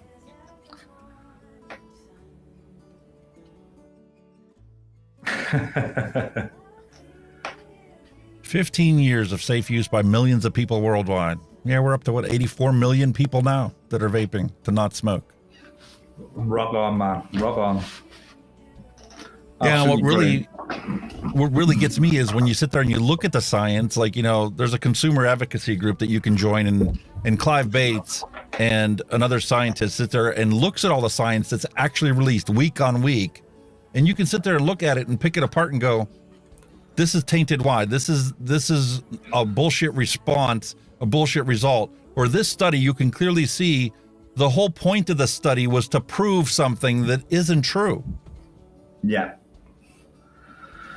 It's basic science at the end of the day, you know what I mean? I mean, at the end of the day, right, if vaping was such a taboo and so bad for you, why have a lot of companies allowed it to happen? Why have they allowed it to happen? Listen, I know that there's a lot of conspiracy nuts out there that, like to draw lines that aren't there. But when the lines are so obvious and the money is so obvious, where's the other one that I have? I'll bring it up. I don't have it set up in this scene, but the money is there. And when you see people change over time, what their positions are, and it's all because you can clearly track when they got the money and the funding. Yeah. It's just ridiculous. Without a doubt. I didn't realize this picture's so big. Holy crap. Transform. It's a 4K image. Looks good there. Where I am. Oh shit, what's happened there? Look, here's the money. You don't need to be a conspiracy nut job to realize when you have that much money pouring in and you have clear indication of what somebody's position was before the money showed up, you can't help but point out the obvious. Without a doubt. I mean, the World Health Organization is the perfect example of it. And now the tweets are constantly flooded with their videos saying how bad it is. They were one of the ones that were advocating for tobacco harm reduction to take a foothold, to tackle the death and disease caused by smoking. Well, you see, just go to show corrupt the world or the WHO become. They're in the pockets of, the wealthy tobacco people. They've had them suitcases full of money, and now look where we are. WHO means nothing to me now. They're just nothing when it comes to vaping, because they've been influenced by bundy billionaires. They took the suitcase full of money and said, right, we'll do this. Oh, yeah. All right, so this chocolate experience, it's chocolatey. It's got a little bit of that creaminess aspect to it. I think we still got to wait a little while for this custard to actually fully come to fruition, and it could use a little bit more sweetness. So a little bit of super sweet wouldn't hurt this. 0.5% is, I think, all it would take to actually make this a chocolate experience. But it's definitely a tasty vape. I'm surprised it tastes that well straight out of the bottle. You know what I mean? Instead of waiting a little while. Well, we made this how long ago? Episode 18 or something? We're on 27, so 10 weeks ago? Yeah, you're there. Hey, man, and this is the first time I've had a chocolate vape that didn't have a chalky aspect to it. Thanks for popping by, Grim. Absolute legend, sir. Cheers. Appreciate you stopping by, Nick. Thank you very much. Oh, wait, mate. This has been sitting 6 months, man. And I just use it for special occasions now when I enjoy it. No, that's been sitting. I just fancy a really nice. That's when it's coming out. I don't want to use it. I want to keep it.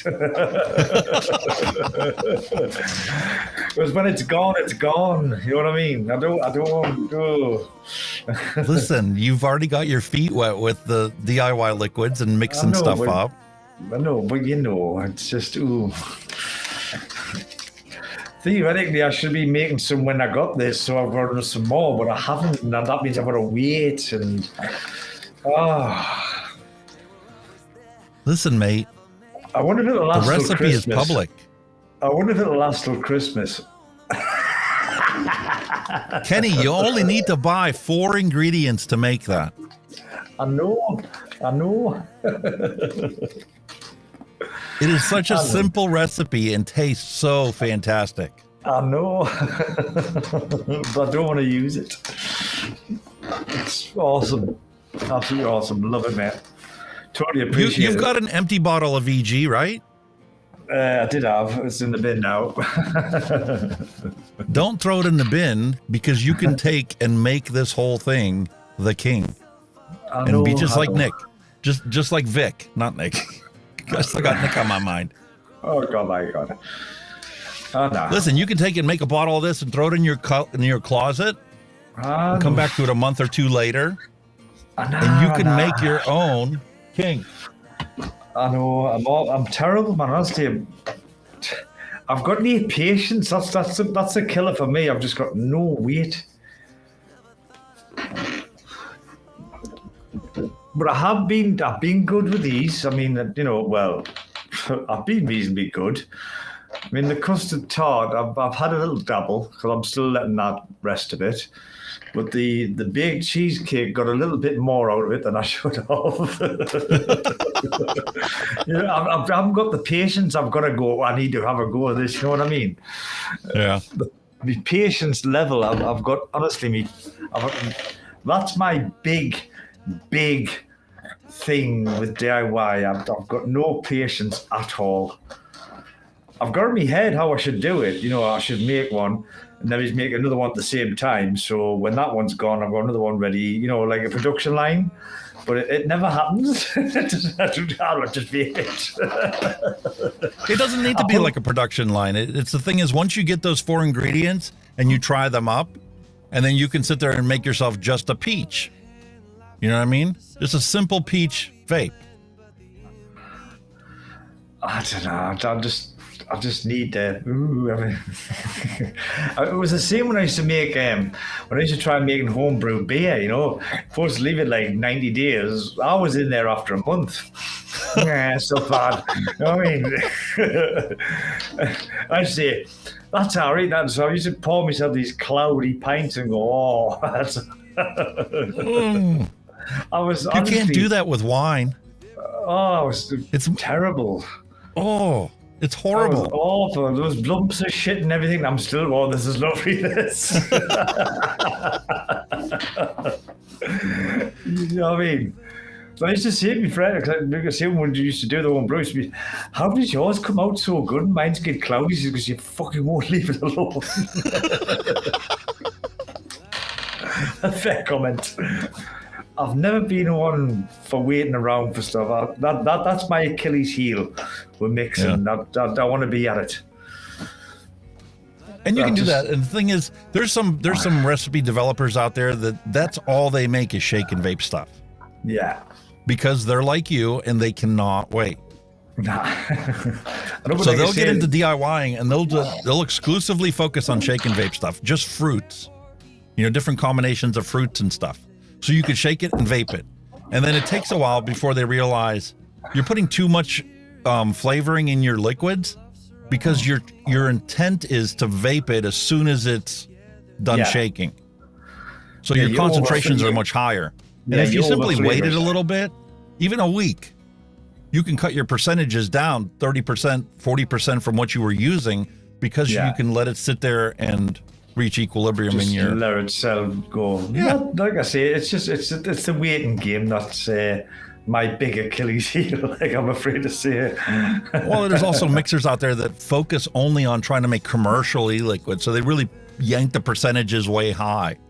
And it's tougher to do that when you don't know the fundamentals of your flavor ingredients. I think, like I say, that's why I'm at the one-shot stage, because the one-shots take no time. You know, you can mix, you just drop your stuff in, mix it. You can probably vape it after a day. You know, they're that good. You know, and that's where I'm kind of at. But when I'm, you know, I'm kind of like, I'm being a coward as such. I'm thinking, well, I make something and leave it for so long. And I'm thinking, can I make that commitment? You know what I mean? I suppose it's a bridge you've got to cross, you know, as a mixer. You know what I mean? I think maybe a lot of mixers started like that. You know, thinking, can I wait? Can I wait? And then as time progresses, you do learn to wait, I suppose. One of the biggest things that I learned from Nick and from Steve is that nobody's vape journey is identical to anybody else's. Oh, everybody's is just a little bit different. Yeah. Some people start here and their journey ends here, and they literally step off of the whole vaping thing and go, listen, I don't smoke anymore. I don't need to vape anymore because I'm already down to 0 milligram. You know, I'll have a bottle tucked in my drawer and, you know, a rebuildable device wicked up, ready to go. So in case something happens, I can reach that drawer and not buy a pack of cigarettes. Yeah. And then there's some people like, I'm going to vape until I'm in the grave. I enjoy it. And I use the nicotine to benefit me because of the therapeutic things that I've been able to grasp a hold of. Oh, yeah. No doubt. So it's very simple. It keeps me sane, mate. Without it, I would go around the friggin' Twitter. I'd be committed. Really.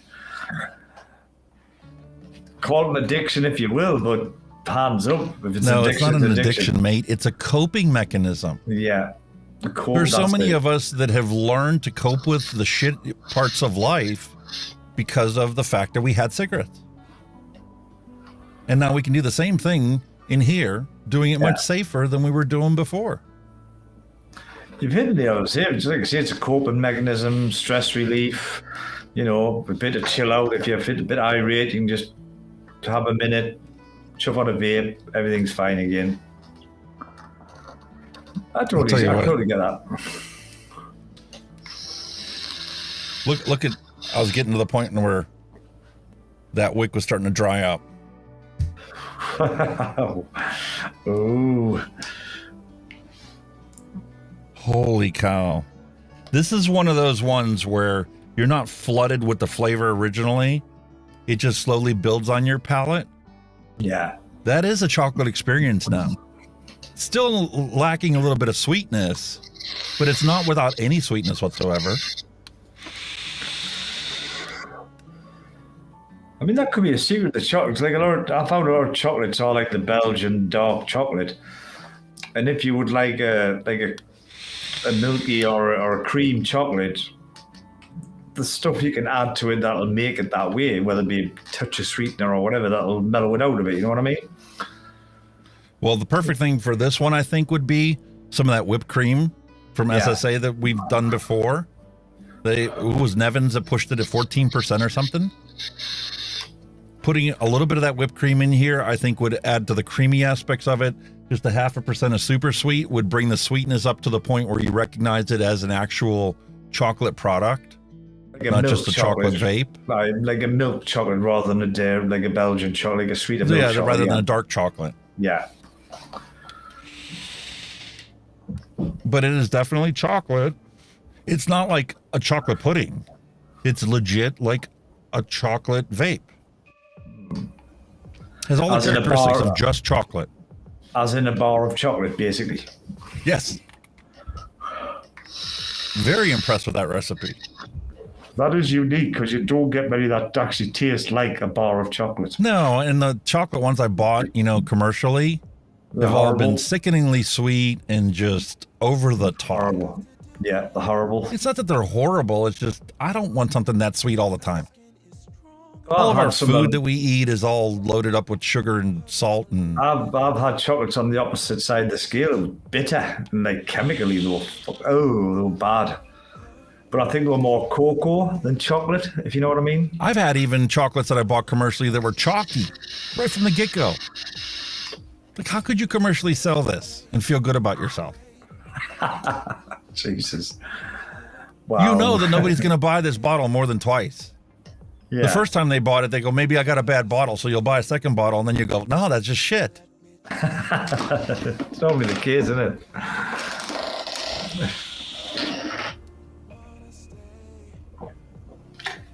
Wow, that is actually a very good chocolate recipe. Glad you like it. Let's hope it gets I'm better hoping as you this leave it. Boston cream comes out just as good. Oh, yeah. Now I'm like you. Now I'm like getting impatient. I'm like, when is that going to be ready?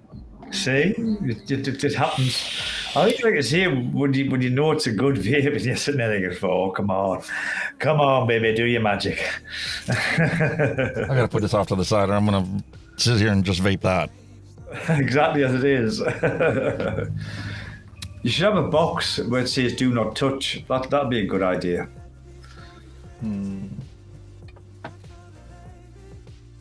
That'd be an awesome idea. That. Do not touch till... I do have a box of ones that I've been working my way through to be able to do the recipe reviews, but most of them aren't that good. Really? Wow. They're just average at best. It's a And that's shame. why I've really focused on doing single flavor testing, because once I know the single flavors, I'll be able to feel confident to be able to develop any kind of recipe. Oh, yeah. Because anytime I've tried, and this is a lot of problem that, you know, people have when they first get into doing DIY stuff, is you'll go out there and you'll put the effort into it and you'll go, oh, I got this ingredient, I got to this, and I just want, you know, a simple mango guava mix. And you'll mix it up and it'll be like, taste like shit. And you'll constantly play with the percentages and go, man, I just can't get it to taste right. And then you're like, okay, well, let me buy a different brand of guava and try that. And you'll go through 3 different brands before you find 2 that play well with each other, that don't mute each other, and literally keep themselves separate on the flavor palette, so you can identify both of them clearly. I think that is what's like really confusing for people that are getting into it, because they'll say, oh, well, buy this flavor, you can get it by this company, you can get it by that company, you can get it by that company. You're like, well, which one do I get? You know what I mean? There's just so much, it's like a minefield when you're starting out. And like you say, you might buy a brand of flavour, you think it's absolutely pants that, I'm never going to make that again. And then you might buy that flavour from a different company and you think, what the hell happened there? You know what I mean? It's weird. That's why the It's best such a advice minefield. is to buy all your first ones that you get in small little 10 mil bottles or something, yeah. Because if you hate this flavor and you bought yourself a big bottle, you've just wasted $10. Yeah. You know what I mean? So buy a bunch of small ones, single flavor test them, get to know the flavor, and if it's something that you like, put it on your list. Put it on your list. And get a bigger bottle of it. Yeah. Like I did with that pineapple, the Capella pineapple. I bought the little one, and then I still wasn't convinced it was fantastic because some of the recipes I used it in, it just turned it to shit. So I got myself a 30 ml bottle. And now I'm up to a 60 ml bottle on that because I found a bunch of recipes that it works great in as long as you avoid certain other flavors from certain other brands. Yeah. And nobody's got like a comprehensive book that shows you all the flavors that play well together and all the ones that don't. It's why it's such a confusing thing when you dive it in, you know, because like you say, So the biggest advice that I can give anybody, and this is the same one Wayne's given out numerous times, is find yourself a recipe that you like. Go with the flavor profile that you're looking for, that you're hunting for. Go on to ELR and look at the recipes that they have. And let's say that you wanted, like we just looked at Boston cream. Okay? So we're searching for all the ones. Now you go over to the ratings and click ratings, and you want to sort it by the 5-star ratings. Yeah. And then you go, okay, let's look at this one. Well, we got a 5-star rating on it. A lot of people have commented on it. Yeah. Wow, this must be a good recipe. So when I go to place an order I'm going to order just these ingredients from my first order. So the exact ingredients in the recipe, yeah? The exact ingredients on the recipe. And you're going to mix just this one up and see how you like it. Yeah. And that starts your inventory on different flavor profiles. And then you'll pick another recipe and do the same thing. And then eventually you'll get to the point where you got, oh man, I got like 40 flavors here, and I've only spent less than $100 to get those 40 flavors. Let me see what the recipes that they already have in their database let me mix up. And that's just simply going to, where's your flavor stash? Clicking what can I make? And it'll search through all the recipes that use ingredients you already have. I mean, is there some like like base stuff that you tend to get? For example, you'll always have super sweet, or you'll always have Bavarian cream, or then like your base ones you tend to keep. Well, you always need to have a sweetener, and my default has been super sweet. I've tried using the other ones that are out there. Like you say, like default flavor, like you say, like the super sweet, you'll have a Bavarian cream, for example, because that's quite a popular flavor. So them's like your base stuff that you could keep well stocked to go with the stuff type of thing. You know what I mean? I suppose. Yeah, like I said, it doesn't necessarily even need to be a complete, inventory of stuff. You can just simply go to, like, Bull City has a DIY mixers recipe thing. So like, there's a couple, like 10 recipes that are like popular and 5-star rated and everything. Yeah. And they will literally sell you just the ingredients you need to make that recipe. Yeah. So like your first order, you could order like 2 or 3 of those and you're good to go. One of the first things I ordered was enough to make, not this mango extreme. It was one of Wayne's things that he actually sells as a one shot. But the recipe is available on ELR and all the flavors on his website. And I just ordered the ingredients to make that thing up. And it's just like, that was something I tried and I mixed it up and it was very simple. It was like 4 ingredients. Yeah. He did it on a live. I was random mixing one day and turned out to be a fantastic combination. I mean, it's a learning curve as well, isn't it? It's hit some will be crap, some will be good. You know what I mean? Yeah. And part of it also comes down to the fact that, we don't realize when we were a smoker how much time you actually spend smoking. Well, I bet I could. Bloody hell, it was awful. Absolutely awful. And then when you finally, found vaping and it got you to quit smoking, then it's like you got into the crafting aspect of the vaping, doing the rebuildable coils, and then, going to the point where some people go dive into literally building your own coils, wrapping your own. Yeah, I mean, I did a lot of. I'm a bugger for researching anything, I'll sit on YouTube all day or go Googling all day. If there's something that I want to find out, I will put some time and effort into to find out what the crack is with it, you know what I mean? With anything, whether it be vaping or just software, DaVinci Resolve, when I first looked at that, when I first started, I went, fuck me, what do I do with this, because I was a Premiere guy for a long time. I had Premiere Pro for a long, long time. I kind of knew that in the back of my hand. But obviously, like you say, it's a subscription-based model. I thought I can't afford to keep doing this, and then obviously when that came along, the free version, you can't do a lot on the free version. You can't produce a fucking video on it, you know what I mean? On the free, and I thought, yeah, this is all right. And I kind of learned the ropes on that. And then I got like an internet copy, as you do, and finally done with that. And I thought, nah, what the hell with it? I'm going to buy it. And I did, and I bought it. And I've never looked back, I thought, Christ, I'm not knocking Premiere Pro. Premiere Pro's got a lot of pluses, but this blows out the water. Just blows it away, as far as I'm concerned. It can do everything that the Adobe one can do. And the thing is, you can do 90% of it for free on the free version. There's only like 8 or 10 things that are limited to the paid version. Yeah. It's an all-in-one package as well. That's the thing. With Adobe, you've got to get Premiere Pro, or say you want to make some thumbnails, you'd have to get Photoshop.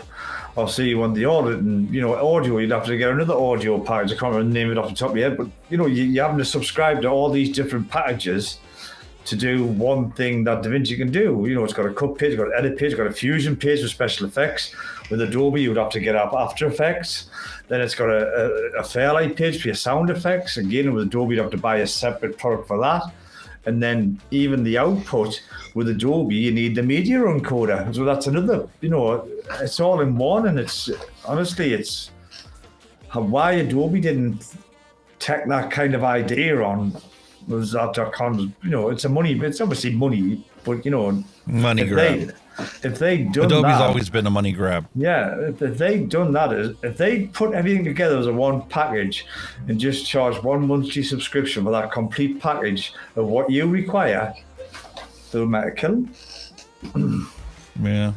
But again, from somebody that has an MBA, I can tell you that there's different business models and they all work. It all depends on what your priority without is. Without a doubt. But I think for the likes of that, you could probably include DaVinci as well. But obviously Studio. I've done a video on that last week. You can buy DaVinci Studio now for 245 quid. That's a fucking steal. That's English pounds. I paid, I think it was 300 quid when I bought it. They've dropped it down to 245. And obviously if you buy a Blackmagic product, you get it for free, but obviously they're not cheap. But if Adobe done something on that model, they would have made a killing because they've been around so long and there's so much out there for it. You know what I mean? But you kind of are they like the government with the MSA payments? Are they so dependent now on that revenue stream for everybody paying the monthly price? Yeah. That they could never go to the same model Blackmagic has done with DaVinci? Probably not. They can't afford to. No, it would cripple them, wouldn't it? DaVinci's business model has been on the fact of, we're selling you cameras and all kinds of keyboards and all kinds of other equipment and specialty stuff that most people don't need and aren't interested in. So if you want just the software, we'll sell you just the software. Yeah. The best thing they ever did was sell this keyboard for the same price as the software. Yeah.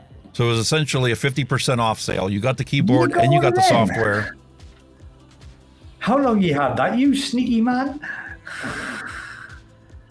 And when I was doing the news, oh my God, this was so helpful to sit there and cut the video apart. All the dead space was cut out of it and stuff. See, the ironic thing is jog wheel, split jog wheel, split jog wheel. That's what I'm saying. If the ironic thing is, if you buy a product, you get the software free.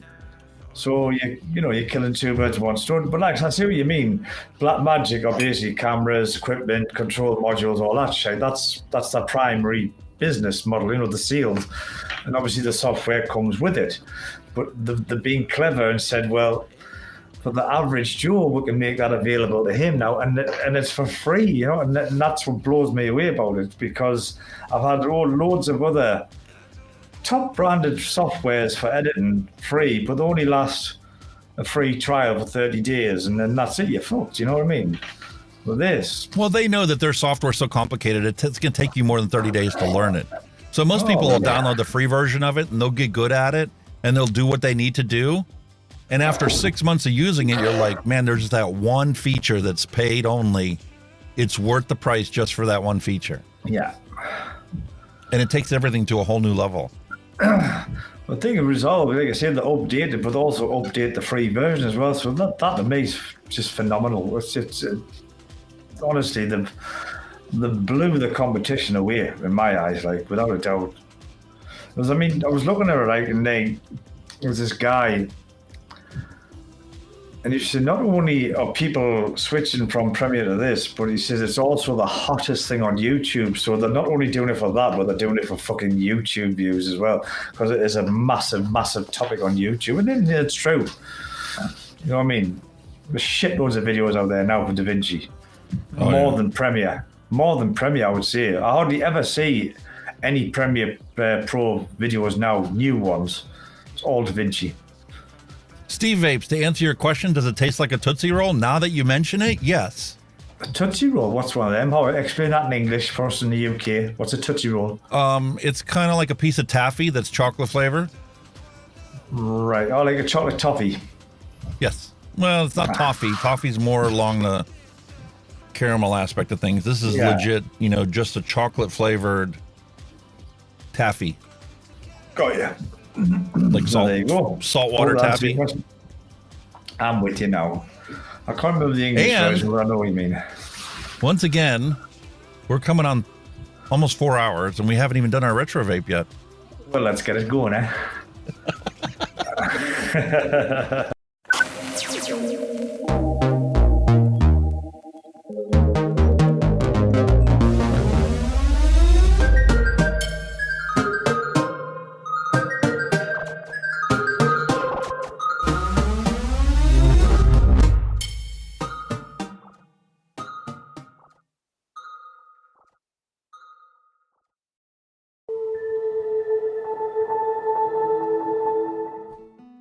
My apologies, pushing buttons left and right. A long time ago in a galaxy far, far away, Sigelli decided to release the top one.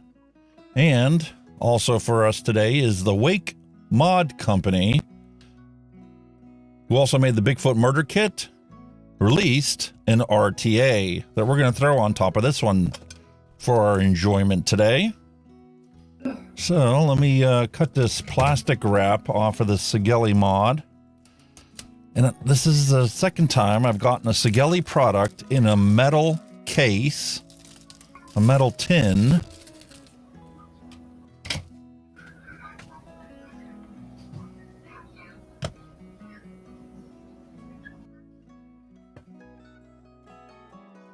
Well, there we have it. Tell me that doesn't look like an old Radio Shack walkie-talkie.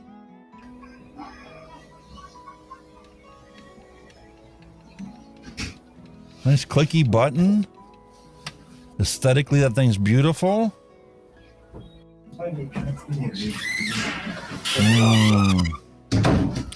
did not mark this very well. There's we have a plus and a minus here, but that's it.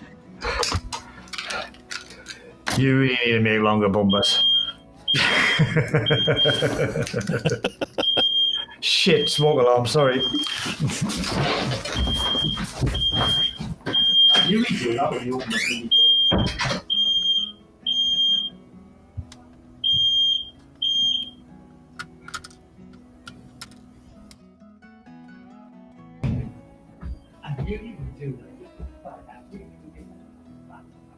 Holy cow, look at that display on there. 400 watts. Where's the decimal point? The decimal point's so small you can't hardly even see it. There you go.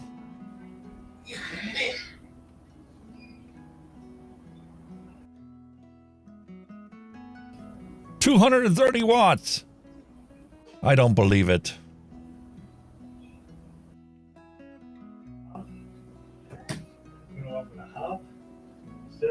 10 watt minimum.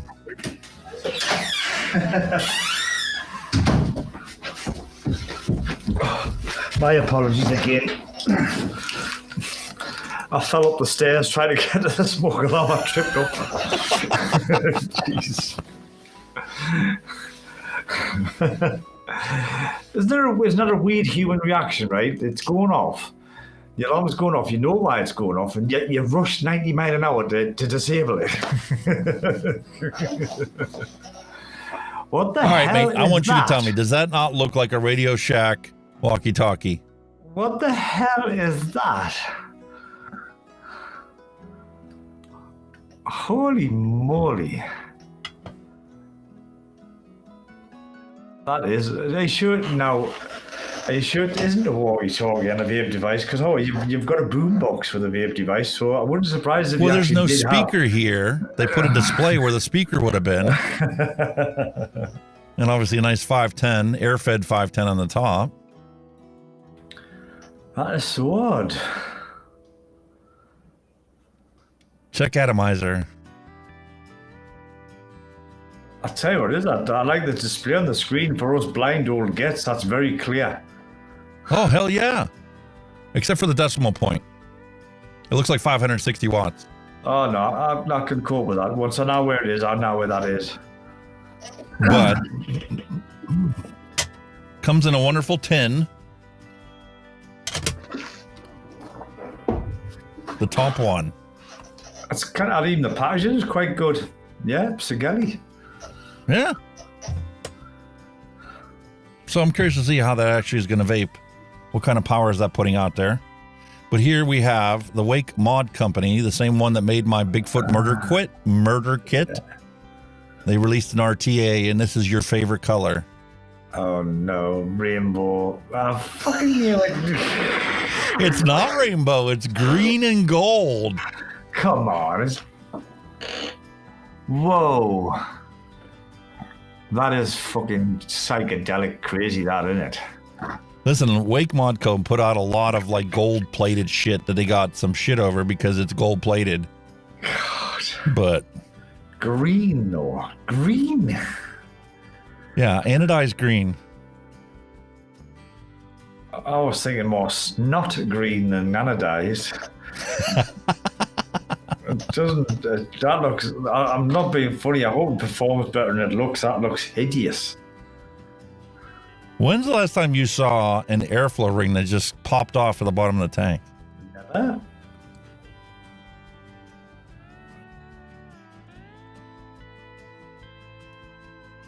I think it's so. Just now why they made that pop off so easy, so you can fucking repaint it.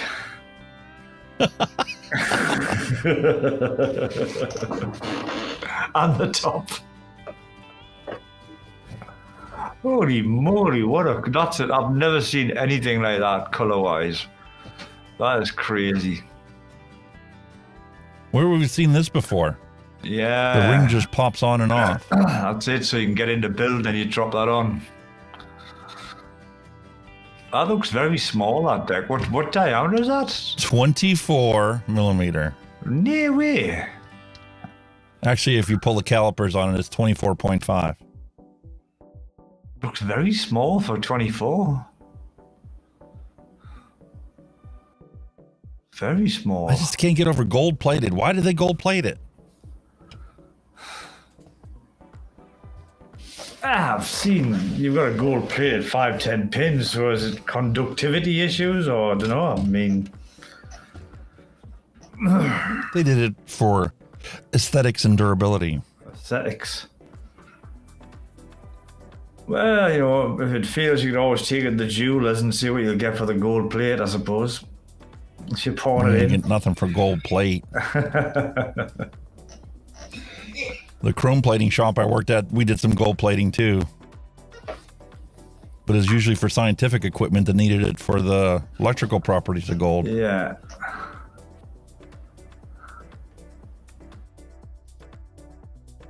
It just looks really...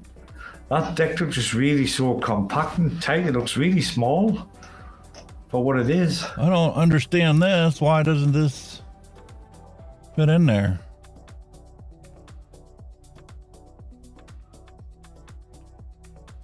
That's a tight fit.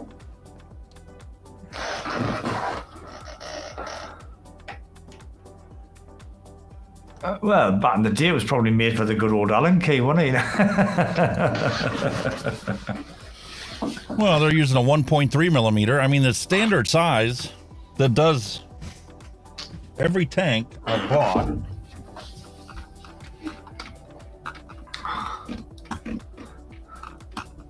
Come on.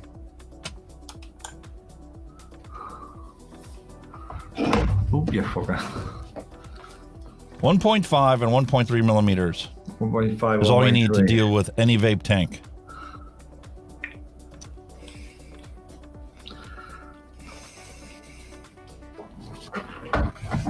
No bubble glass. Oh. Straight glass only.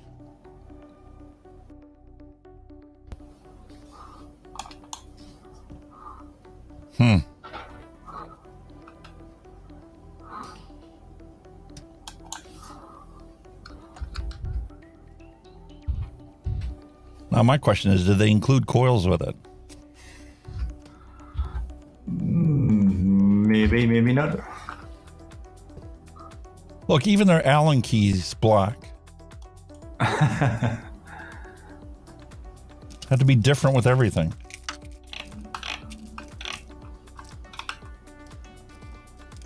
Clear O-rings, spare grub screws, but no coil. That's odd.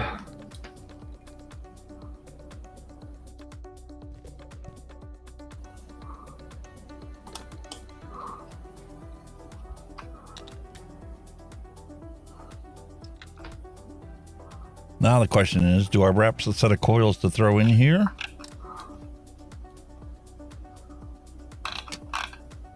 Do we make this a traditional round wire build?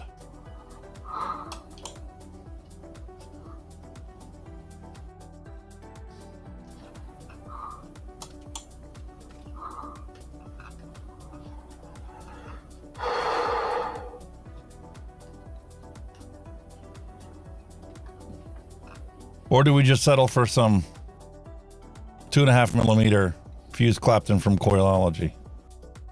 That would be cool. Comes out at 0.23 for a dual.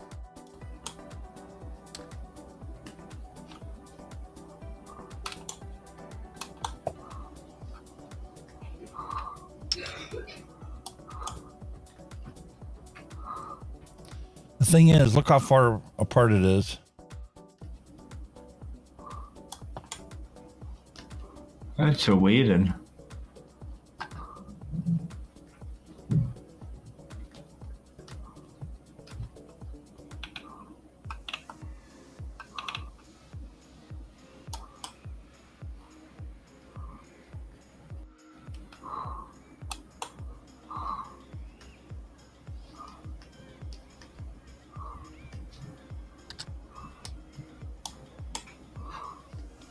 Certainly can't take a standard 3 millimeter, can it? Can we squeeze that in there, or is that going to be too much heat? Ooh, I don't know, like.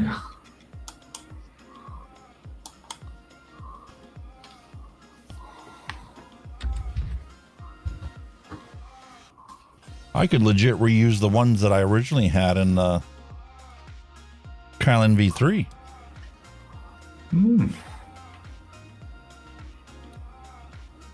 But they'll just fall right in there too.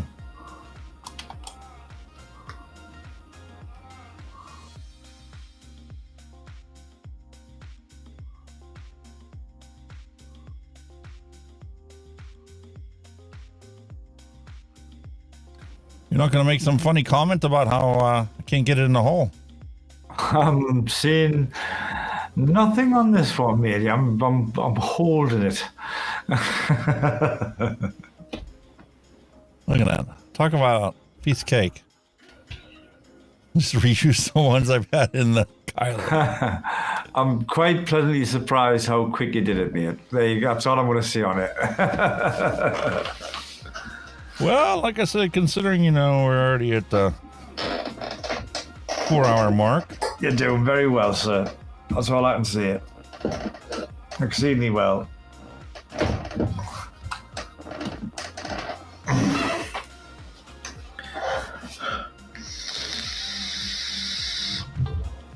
Nah, I get it. Being there, like building stuff like live on stream. It can be a bit of a nightmare. Like I say, off camera, do what your eyes should. As soon as you come on the camera, everything goes wrong. That can go wrong. You know what I mean?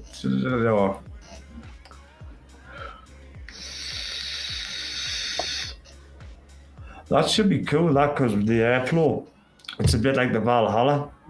It's got that big, that's literally a bit, now it is. That's like the Valhalla deck.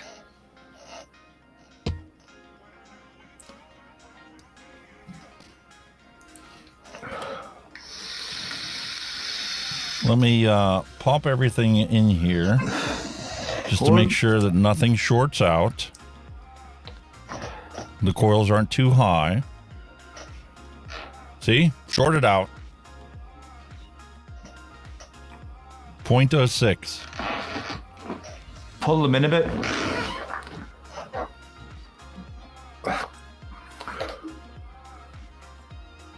pull them in just a touch.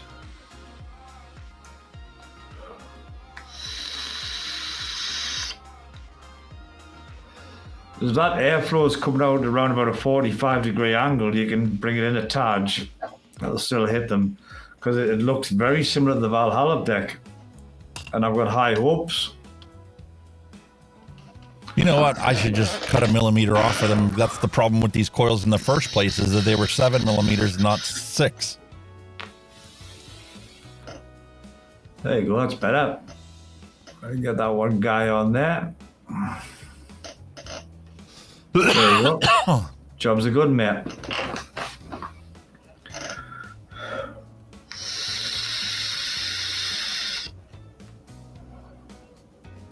I mean, the size of them air holes underneath. I mean, look at the fucking size of them, man. Yeah, don't you think I should bring them a little closer? A little lower? Nah, I'd give it a go with that because the air needs to hit it. Yeah. Doesn't look too, because like I say, by the time you get your wicks in and all that'll bring your resistance down a touch anyway. That's true.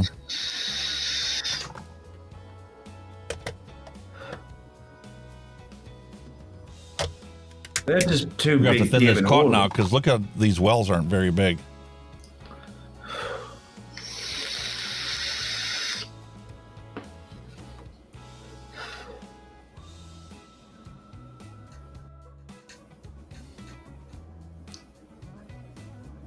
Them airflow holes are that might be right up your street, that, because that's the size of the airflow hole, is you're going to have plenty of air going through it.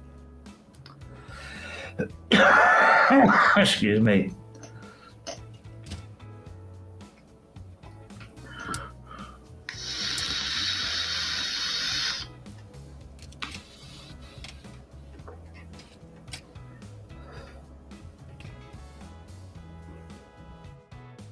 It was really nice of Nick to stop by. Oh, yeah. Check out the stream. Well, chuffed with that one. See, man, we're getting out there, mate. News is travelling. Nice to have him as a guest, to talk about his advocacy. He doesn't have to stop the whole stream, just get people in for an hour or so, I mean, it'd be brilliant. I remember back when I was doing the news and stuff, and he was still doing the Tuesday Bro Tuesday. Yeah. And where he was doing the news with Danielle and stuff, and I had people leave comments on my videos asking, boy, it'd be nice if you and Nick could get together to do the news stuff. Definitely, you're both definitely on the same page when it comes to that. Yeah, I mean, might be worth shooting an email to say Van's coming on for half an hour or so, answer a few questions on blah blah blah, and then basically interview him. You know what I mean? Then let him get on his way. Yeah. All right, let's see if we can get these wicks in here. Because, to be honest with you, if and when we do get a guest on, do you really think they're going to last 4 hours? No, I know they're not going to.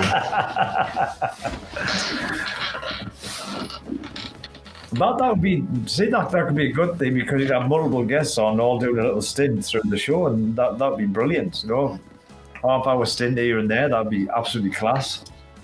Listen, I wonder if we could do this one the same way that we've done. What the hell was that one I did with the Lost Vape, the Lemma Quest, the RBA deck for that one? Right. I legit built it and then just slid the ring down. Yeah, that's how you did it last time. I'm sure you did that, right?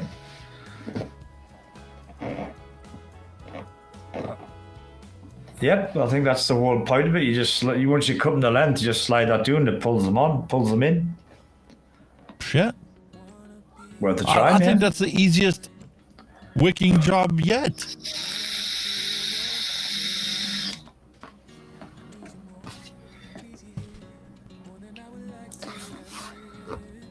Like you say, if it's not unexpected, like you say, you could maybe drop the coils down, but I don't think that, for the size of the air holes, I don't think they look too bad. Because the Valhallas, they sit pretty high. Just to compensate for the amount of air that's gone through it, you know what I mean?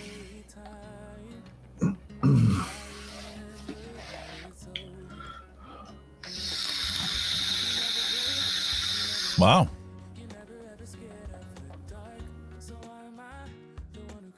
Happy days, my friend. Happy days.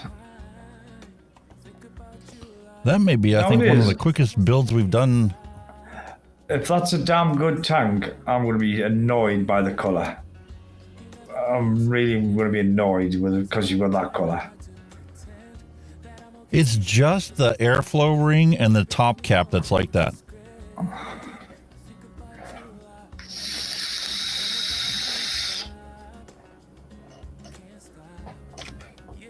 And you know this was just a clearance buy for me, so it's like I probably didn't have a choice of colors. Well, there's that. Like, I mean, I do get that, but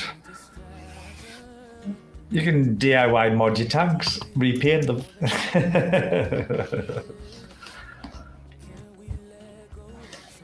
It's anodized. All you got to do is that shit. Yeah. That's a funky combination. That is odd. Not matchy-matchy. It matches your home reader, though. It can't be your home reader. Sort of. Doesn't even fit this one. It's got a bit of green. It's just in an it. oddball color. Yeah. But listen, that's not what this is about anyway. We are talking performance. So it does tell you the resistance. Read it at 0.17. 0.17 in my arbiter, that would be 65 watts. Oh, whistly. Whistle. That was a proper copper's whistle, that. That sure is.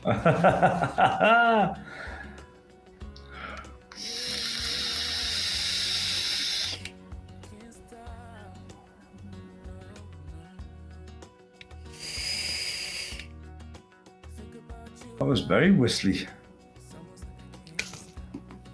Bad. Flavor's horrible. That airflow is not properly cooling these coils.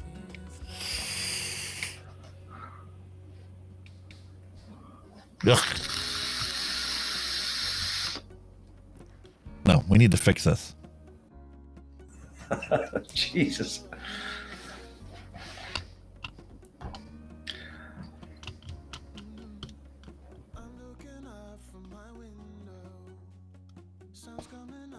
I think you've got kind of a good idea what the issue might be.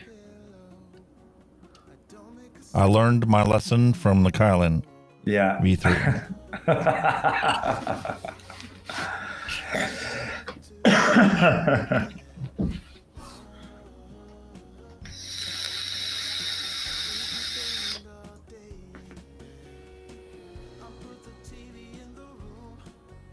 Fantastic. You see, your medical experience came very well handy there, didn't it? They taking a fucking blood sample, wasn't it?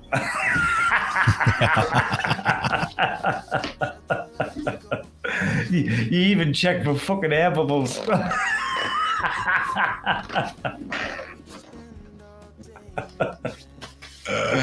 Oh, Jamie.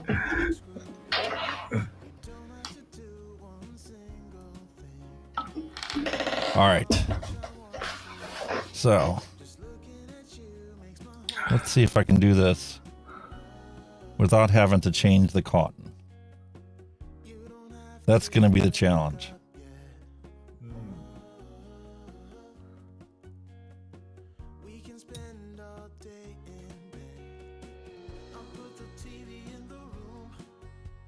We're going to paint our wicks so they stay nice and prepped. Yeah. Now, wrong size.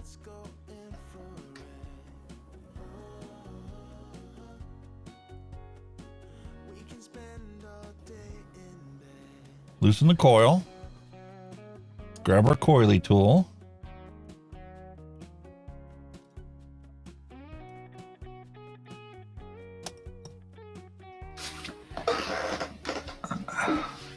And let's see. 6.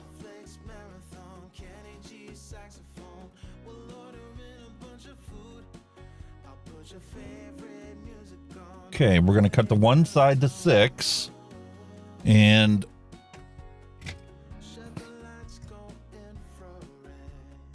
let me measure this lead length.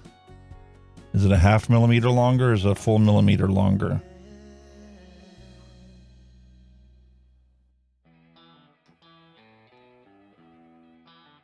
Oh, it's at least a full millimeter longer. Full mil. All right. So we're cutting the long side to 6. And we're going to cut the short side to 5.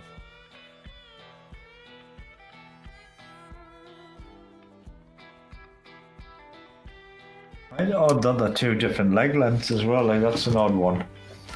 Well, no, not really, because when you take a look at it, the depth that they could drill it is going to be shorter on this one because you've got the Ultim underneath it to insulate it. Ah, we see, yeah.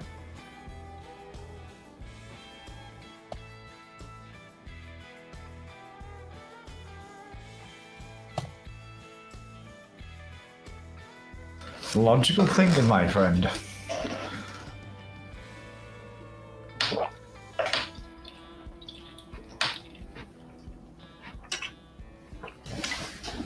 There she blows. Nom, nom, nom.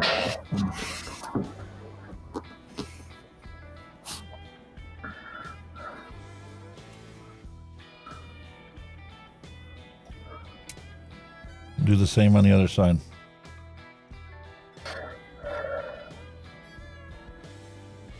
There was no coil cutting tool in this kit or anything. Nothing.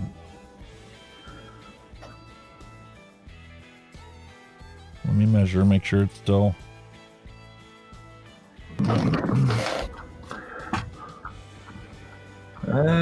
Solo. What tank is that? I'll just check out the Wake RTA. The Wake RTA.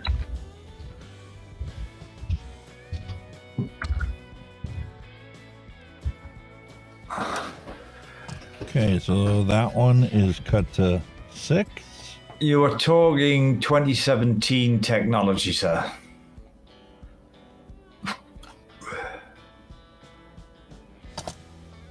Okay, that one's a 5.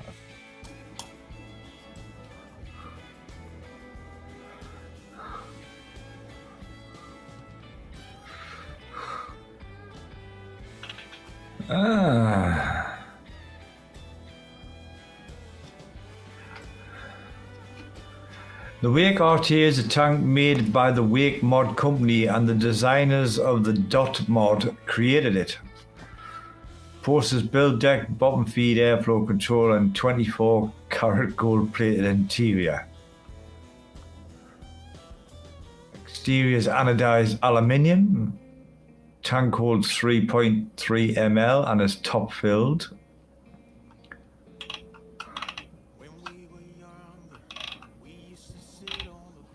All right, so since we cut them shorter, we need to trim our wick 1 millimeter in length.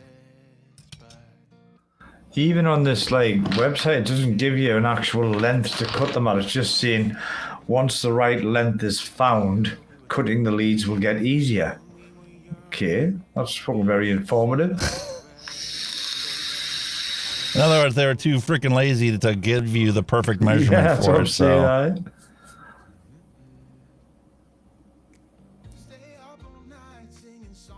Fantastico. This one corner could be trimmed down a little bit more if I use Mike Vape's wing cutting method. It would probably work fantastic, but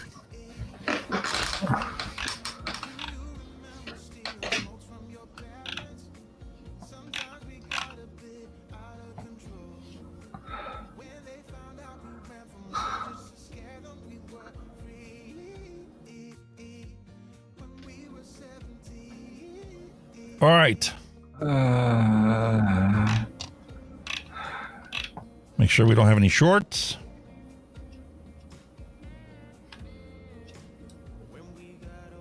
.19. It's 2017, so 5 years old. yeah. Well, judging And by since we them cut it huge- shorter, it should definitely not be shorting out now. Judging by them big bottom head, because it looks very similar to the like the Valhalla, the big airflow bottom airflow underneath the coil.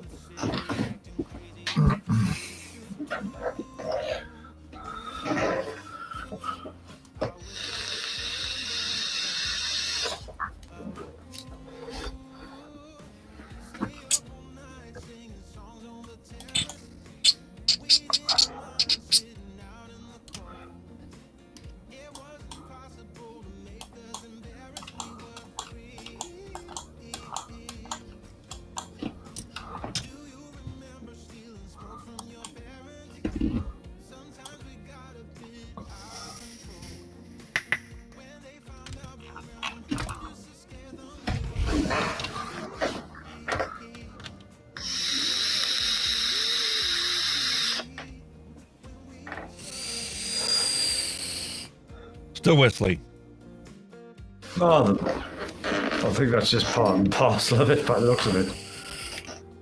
What's the airflow like? Is it a lot? Is it restrictive or?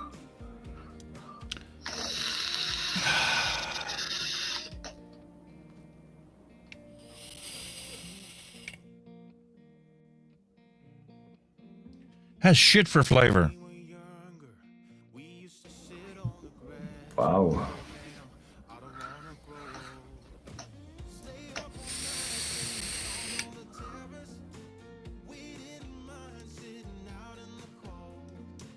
Really Even bad. turning the wattage down.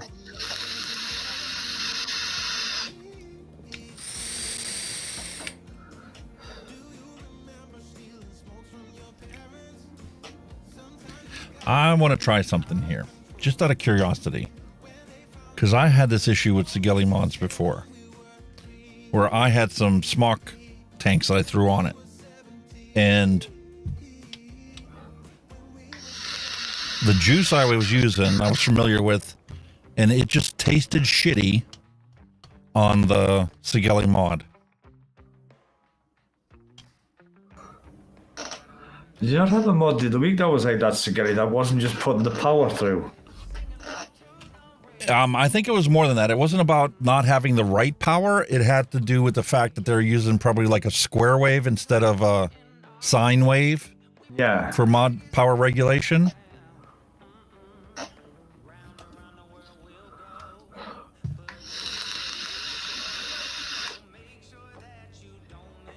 Speaking of which, I think I'm just going to use this smock mod for it.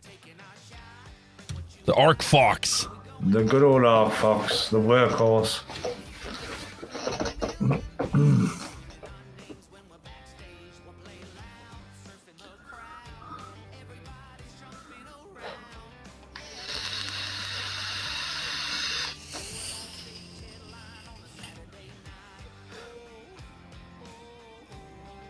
There is a different flavor to it.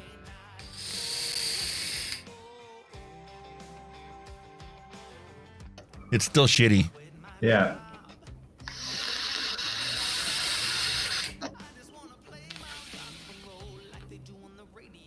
Ugh. For the bin. I'm going to the boys' room. I'll be back. No problem, my friend. Well, boys and girls, it's just me and you. Who can we catch up with chat? Let's see what's going on here in chat. Let's have a look. Oh my god. Grim Green popping in. That was awesome. Again, thank you very much to Nick, Grim Green. And the ball, I think woman got a little bit. I was seeing that one. We're seeing Vapes with Grim Green. A lot of people say hello to Grim Green. Yeah. Yeah, it was nice of the guy to pop in, say hello. Absolutely love it.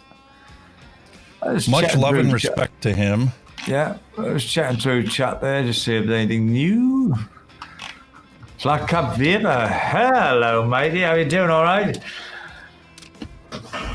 You guys that don't know, Flat Cap Vapor is a UK reviewer, a very popular guy, and he's an absolute star.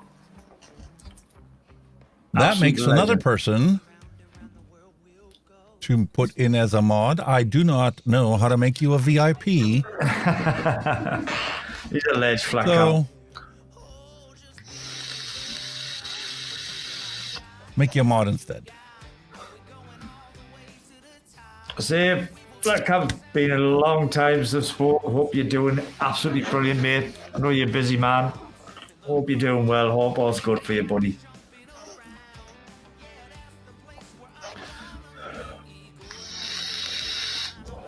He's a lovely guy, but he's a very tall guy.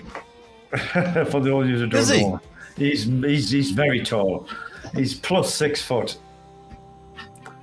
Plus. Wow. But 6 foot of absolute loveliness. He's an absolute gentleman.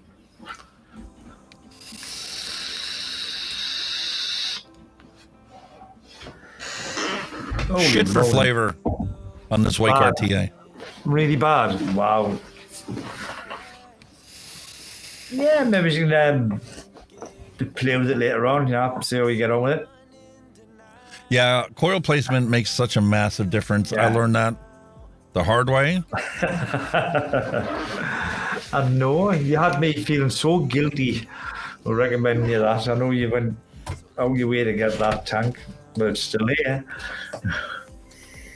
Not only is it still here, but it is a banging tank. The Chillin 3. I told you it'd be there around about your orbiters. I'd tell you it was around that area. It legit falls right in between the two of them, both on airflow and on flavor. It's probably not as airy as the Orbiter 1, but it's not as tight as the Orbiter 2, you know what I mean? It sits there very nice. Yeah, and the flavor on it is legit in between as well. I think it might be, the flavor-wise, might be closer to the original Arbiter than the Arbiter 2, but still, I mean... Question is, though, will it replace the Arbiter? Ooh, he's thinking about it. I don't think it's going to replace it, but it is definitely going to stay out. It's not one that's ever going to end up on the shelf, I think. No. Yeah, Cannon, man. How it's Chillin, man.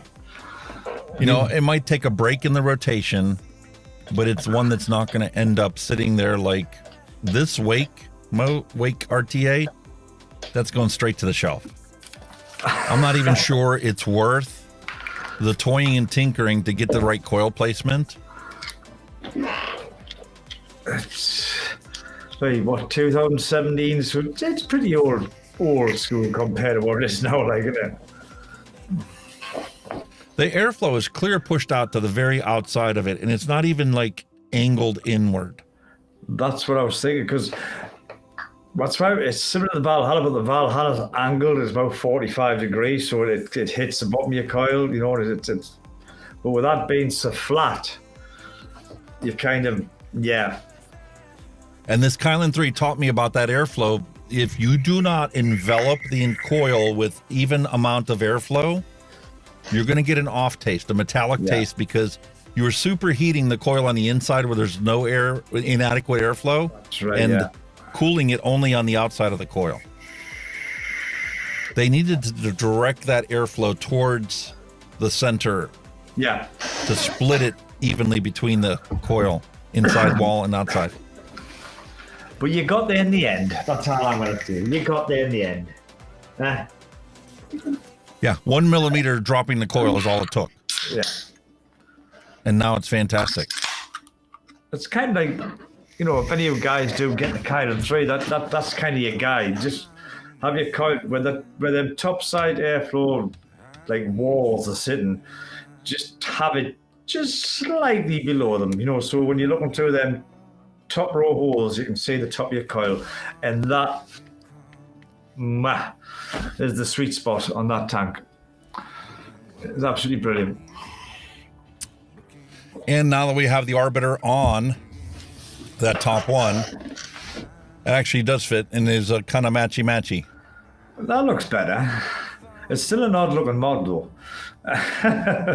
Yeah, but I love the big massive display on it. Oh, it's mint. What was that? Did you hear that? Wow. Did you actually hear that? What? I'm just supposed to see Breaker 19 come in, Foxy, whatever. I could have heard something there. I could have swore I heard something there. You know what I mean? Sure, it was like I'm speechless. I'm sure that was like Breaker 19, Hunky, if you watch your 20 there, you know what I mean? I could have swore I could have heard that. Where's your 1090, mate? I think, you know, I like that kind of stuff because I think it's not your run of the mill, you know, it's different, it's oddball, and I like that kind of shit. And it does impart a different flavor. This same tank on the Dovepo Odin is a pure, clean Hawaiian Punch flavor. Putting it onto this mod accentuates like the acidic notes.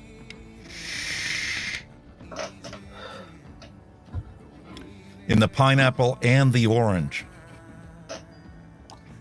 It's amazing. It accentuates them. People just think you just bolt an RD or RT onto a top of mod and that's it. But, you know, they don't realize that mod is built to perform a certain way. You know, that's the whole point of the chipset. You know what I mean? Chipsets do make a difference. Yeah. And you get an old chipset like this from 2015 when they were still working out how to accurately determine the wattage output. It's not a simple mathematical output of, you know, this is what your average wattage is going to result in. Yeah.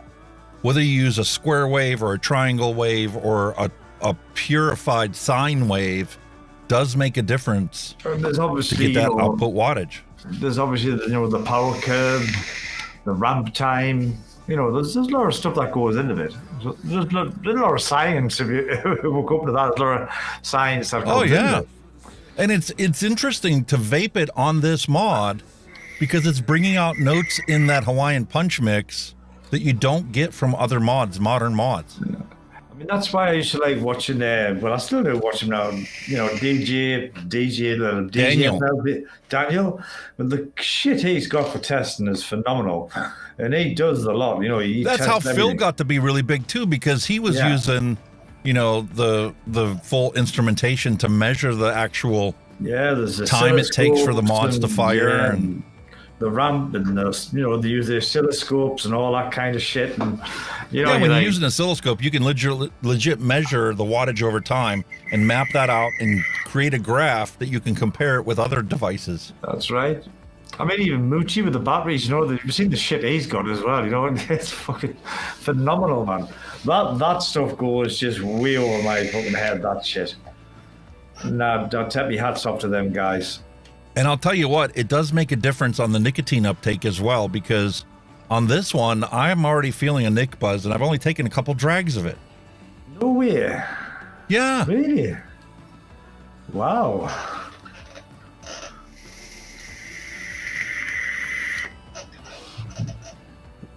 On this one, I'm getting a lot more of the sweetness and less of the acidic flavors from the fruits, from the pineapple and the orange. This is more of a blended fruit punch. So odd.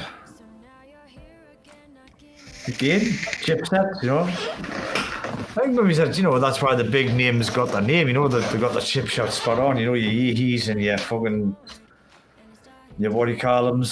DNAs. And that's why when I first started vaping, you know, I was consistently watching Daniel for his technical specifications. I was watching Steve to learn what his experience was of the devices and the output that it gave you, of Nick to watch how this device is for his impression of it. Everybody's impression is different. And it was the combination of those three that I primarily used to decide, am I going to spend the money on this? Yeah. Am I going to take the gamble to find out if this device is as good as everybody says it is? Well, that's part of your research. You know, you watch various reviews by various reviewers, and you know, you take in on board what they've got to say. You know, you might have like a couple of reviewers saying this is brilliant, then you have one saying, well, it's okay, but you know what I mean? And Vic had his own impressions of things, and Flat Cap had his impressions. Everybody has a different impression, even on the identical device, wicked exactly the same, coiled exactly the same. It's a amazing. subjective. It's difficult because it is subjective. You know what I mean? You know, something like you said will be a juice and motor tank. You might think's crap. I might think's brilliant. You know what I mean? It's so subjective. Well, like I was with this Kylan 3. I thought it was shit, and that's because my coil placement was a millimeter higher than where you had yours. Once I dropped mine where I could see through the top of the honeycomb airflows and see the top of the coil instead of looking at the side of the coil, it brought it down, evened out the airflow around the bottom of the coils, and man, it's perfect flavor, perfect airflow. It wasn't spongy. It wasn't like very tightly confined. I rest my case, sir. Thank you for putting that video out, and thank you for continually using it and getting me to spend the money on it, because quite honestly, after watching Steve's review on it, I was like,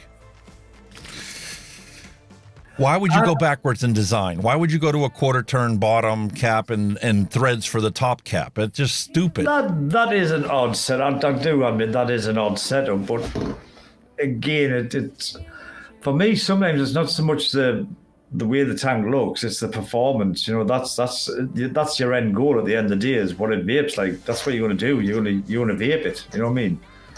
Yeah. So, you know, I mean, that's always going to be, you know, you're going to have quarter turns, you're going to have full turns, you're going to have quarter turns, you're going to have people screwing. They will always change, you know, but the fundamentals is in there. You know, you want to know how it's going to vape, the build, the chamber. That's what you're looking for. All the rest of the stuff's more just aesthetic stuff. You know what I mean? Yeah. I do find quarter turn very odd for the deck, like, but it works. But it has come in handy for me struggling to try and get the correct coil placement. I pulled that out numerous times and pulled the coils out and measured them. I'm like, there's 7. They're supposed to be 7. I cut them to 7. Then it took me a while. I'm like, okay, the third time I've changed the actual coil material by putting 3 different coils in. I'm like, okay, let me do something different. Let me just cut it shorter. Let's see if I drop it down, will it improve the airflow? And what got me to finally do it was when I legit reached into my coiling tool. And I'm like, okay, 1.5 millimeters. That's how much space there is on the side in between when I'm using 3 millimeter coils. And then I put it underneath and I'm like, well, shit, I could put 2 or 3 of these in there for the bottom of the coil. That needs to be closer to the airflow, so it's even all the way around. I think what you were probably getting was just side only. You were too high up for the bottom. Side only, and then the bottom, because it was so far away from the coils, the bottom of the coils weren't getting cooled as even as the sides were. Yeah. The air velocity was so dramatically different. It'll have just been blowing the vape away. It'll just been get out of the way, you know what I mean? It'll just blast it away. Yeah, and the bottom of the coils were too hot, and that's why it got that metallic taste to it. They were overheating, essentially. Again, you know, I'm glad you persevered, you know, I mean, I kind of knock it for flavour, you know, just... And you know yourself, you know, when these modern tanks now, they're getting very difficult to find any major flaws with, because they're all getting that good now. And that's the part I couldn't get past. I'm like, listen, you told me firsthand that this thing is fantastic because you kept using it week after week. I'm like, I must be doing something wrong to get the experience that I got out of it. Yeah. Let's figure out what that is before I finish this review and just say it's shit. It's, you know, it's something, even though the solution was so obvious, when you said you haven't bothered with it, it never crossed my mind, you know, because again, I had that 7 mil in my head, and I'm thinking... And you have been consistently cutting them a millimeter shorter than what people recommend from the get-go, because you can always raise that up a millimeter if you need to. You've got that ceiling height, you know, you play with it. I even watched, what was it, Ambitions Vapes? You talked about the one that found your the pre-filled pods that you were looking for? Yeah. I watched his review of it, and he even made it so high that it legit shorted his coil against the top of the tank. He went too high, yeah. And he dropped it down, and that's what got me to go, well, maybe I should just try dropping mine down. And it's not going to hurt it. It's not going to make it any worse than what it is. It's like you say, because the chamber, for what it is, it's still pretty compact. You know what I mean? There's not a lot of room in it for anything, you know, because you got to remember them little side, like honeycomb sides, they've got little slots where they can slot in so they can go up. So if your coil's level with that, it's going to short, you know. So that's why I kind of always go a little less, because like I say, when you wrap a coil, it's not.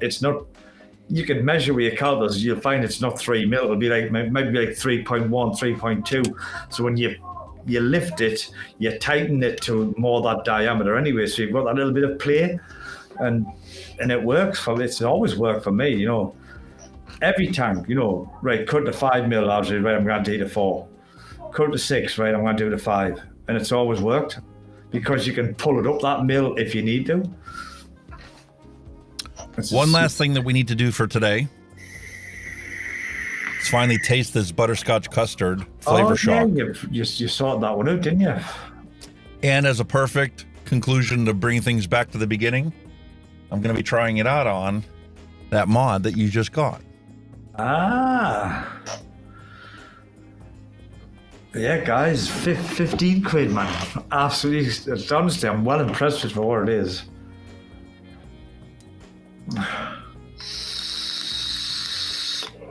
But I don't think I'm going to have this very long. I think the wife will end up with this.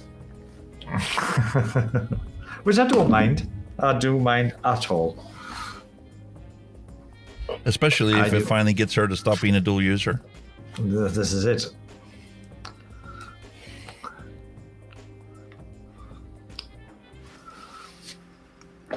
I don't mind one little bit.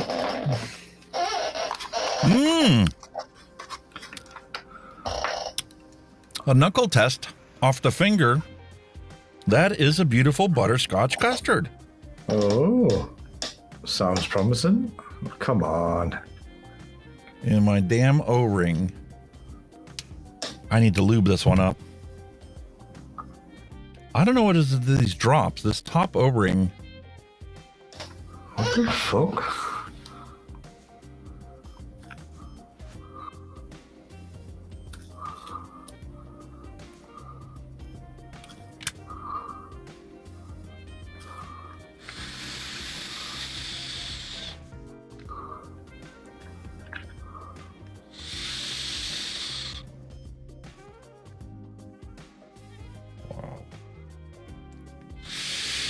Holy shit. Oh man, I've just overfilled this. I'm just gonna get some tissue. This went. Shit. You know that a lot of people, that's why they wouldn't get into RTAs, because you would always consistently over drip and it was just so messy that they didn't want to be bothered by it.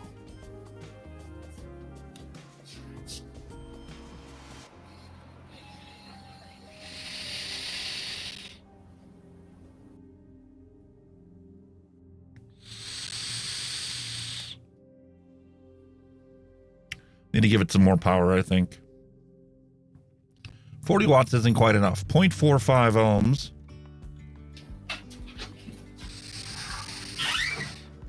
There we go. Sorry about that. This is clumsy oaf. Clumsy bloody oaf I am.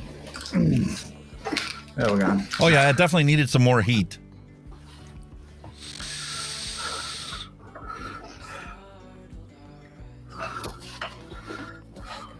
Not one of my favorites. Doesn't vape like it tastes. Same with sharing the same moment with the same coil. I've actually decided to crack out a bit of the king in this bad lad. I can't get over how good this tastes off of the knuckle test. But it doesn't vape the same as it tastes.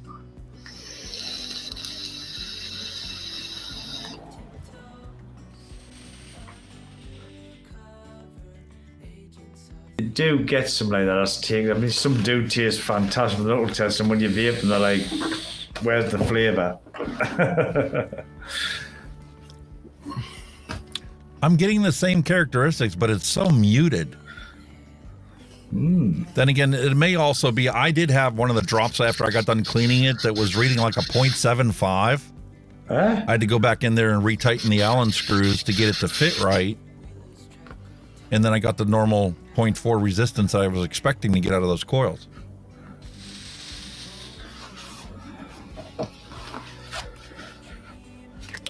I think I'm going to need to give this thing a shake in the actual arbiter and see if it tastes the way I expect it to taste. Because just like with this Kylan 3, I didn't get the Hawaiian Punch flavor that I expected to get out of my juice.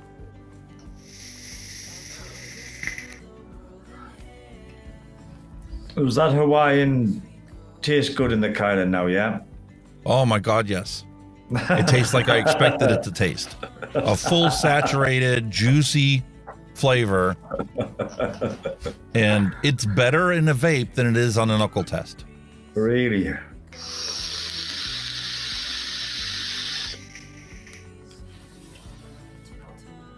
I'm glad you got there, mate. I mean, I don't know, I felt a bit awful when you said it was shit, and I thought, fucking hell, what am I doing? But I'm glad you got there. You didn't do anything. It was me. I was the one that built it wrong. I know, but you know, I kind of recommended it, and I thought, oh shit, it's gone pear.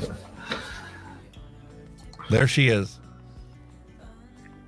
I legit mixed up 120 mil for my wife to have on her headboard for her nighttime vape.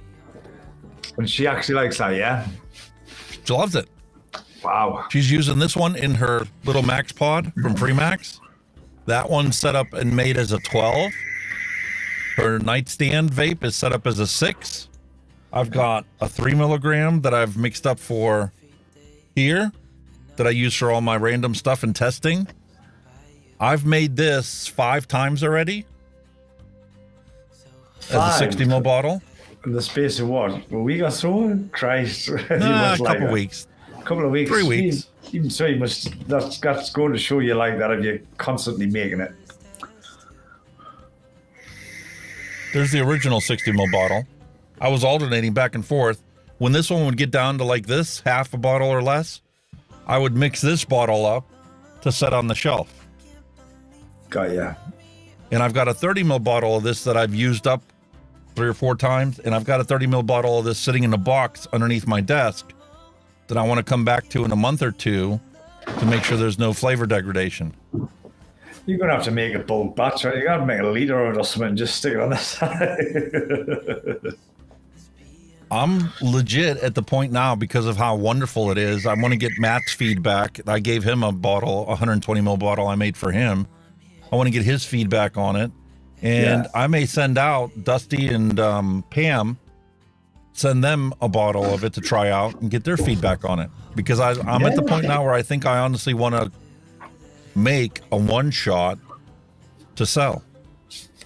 Really? Is that good?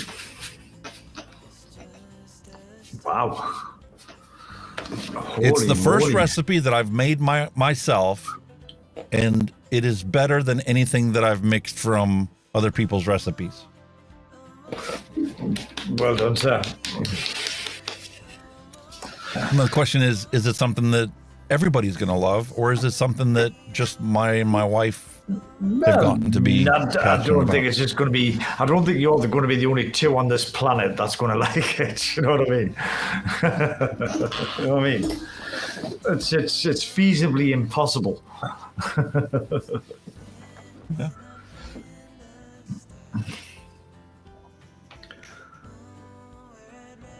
But yeah, man.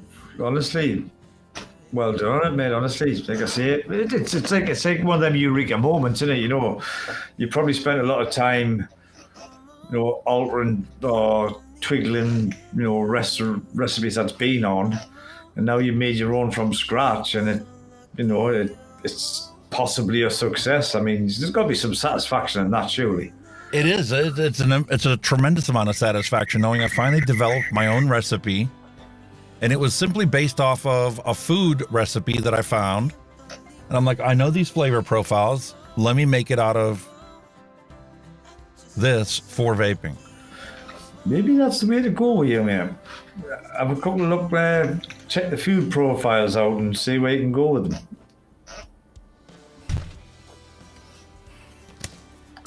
That's why this book is so valuable to me. The Flavor Bible, yep. Because it sits there and it suggests things that you wouldn't think of putting together. Well, that's how you discover stuff, though, isn't it? You know what I mean? My wife, right? Have you ever heard of a crisp called Quavers? Right? They're a cheese crisp. They're over here. They're like a cheese puffy crisp, right? Quavers, right? My wife has them on a slice of bread with tomato ketchup on. Think about it. Listen, people put ketchup on everything. I've seen people douse their eggs and breakfast in it, not just the hash browns or potatoes, but the eggs and the bacon and everything. I love a tomato ketchup, but with like what you would call chips, you know what I mean? There's 2 slices of bread. But the flavour profile works for her. You know what I mean? I would never, but I think it's rank, but you know, you don't know what you're trying, do you? As they say. How about cherries with apricots and buttermilk and caramel? I see cherries and the apricot going well together. I can definitely see that. Caramel, buttermilk definitely. Caramel, yeah. I don't know what the caramel would do though. Because caramel's a pretty strong flavor on its own anyway, isn't it? Like a caramel, isn't it? Yeah, but not in vape liquids. In my experience, the caramel that I've mixed up has been lackluster in caramel. Like, it's hard to identify sometimes, even that it's a caramel. But the caramel could be like a flavor that fuses the other flavors together rather than having an actual caramel flavor. That's kind of where you got to think, haven't you? Yeah, like here's something I never thought about putting with cherries: ginger. Oh, that sounds nice. A ginger cherry with hazelnuts. The nuttiness would go with that, yeah. That's interesting. See? I can hear your cogs are turning from here, mate. The cogs are whirring. I can hear them. It gives a whole new definition to food for thought. Yeah, I can hear your cogs are whirring. They're a whirring. Listen, regardless of what they do with vaping or advocacy or whatever, this is my refuse. To be able to get in here and start playing with these flavors, tasting them individually, getting to learn them all. I can understand why some people become passionate about becoming a chef. Oh, without a doubt. I mean, Christ. I could never get into the whole manual aspects of, being a chef, having to scrub and have everything spotlessly clean. And oh, it's a hard life. I don't doubt that. It's fucking hard life. Well, you see, like, once... I mean, I've watched a lot of celebrity so-called chefs, like Margot Pierre White, who trained, fucking hell, man, his name Gordon Ramsay. He trained Gordon Ramsay as a chef. Gordon Ramsay was a fucking footballer. That's what Gordon Ramsay was. He was a professional footballer. He played Scottish football. That's what he was. He was a footballer, and then Margot Pierre White trained him as a chef. And he's turned out a pretty good chef. And like when they're established, you see them, they don't actually cook anymore. They're at the head, and they come, right, I want this, and they do the taste and the sample, and then they pour it out, and away they go. But they've had to learn their bread and butter. They started off as sous chefs or whatever, and then they've worked their way through and done their stuff. So it's kudos to the guys. But I don't relish being a busy restaurant kitchen, rattling, 100 dishes out on a shift or so much. Oh, no. Where is the movie? We just watched a movie on there. It was about a chef, Burnt. Burnt was the name of the movie. Right.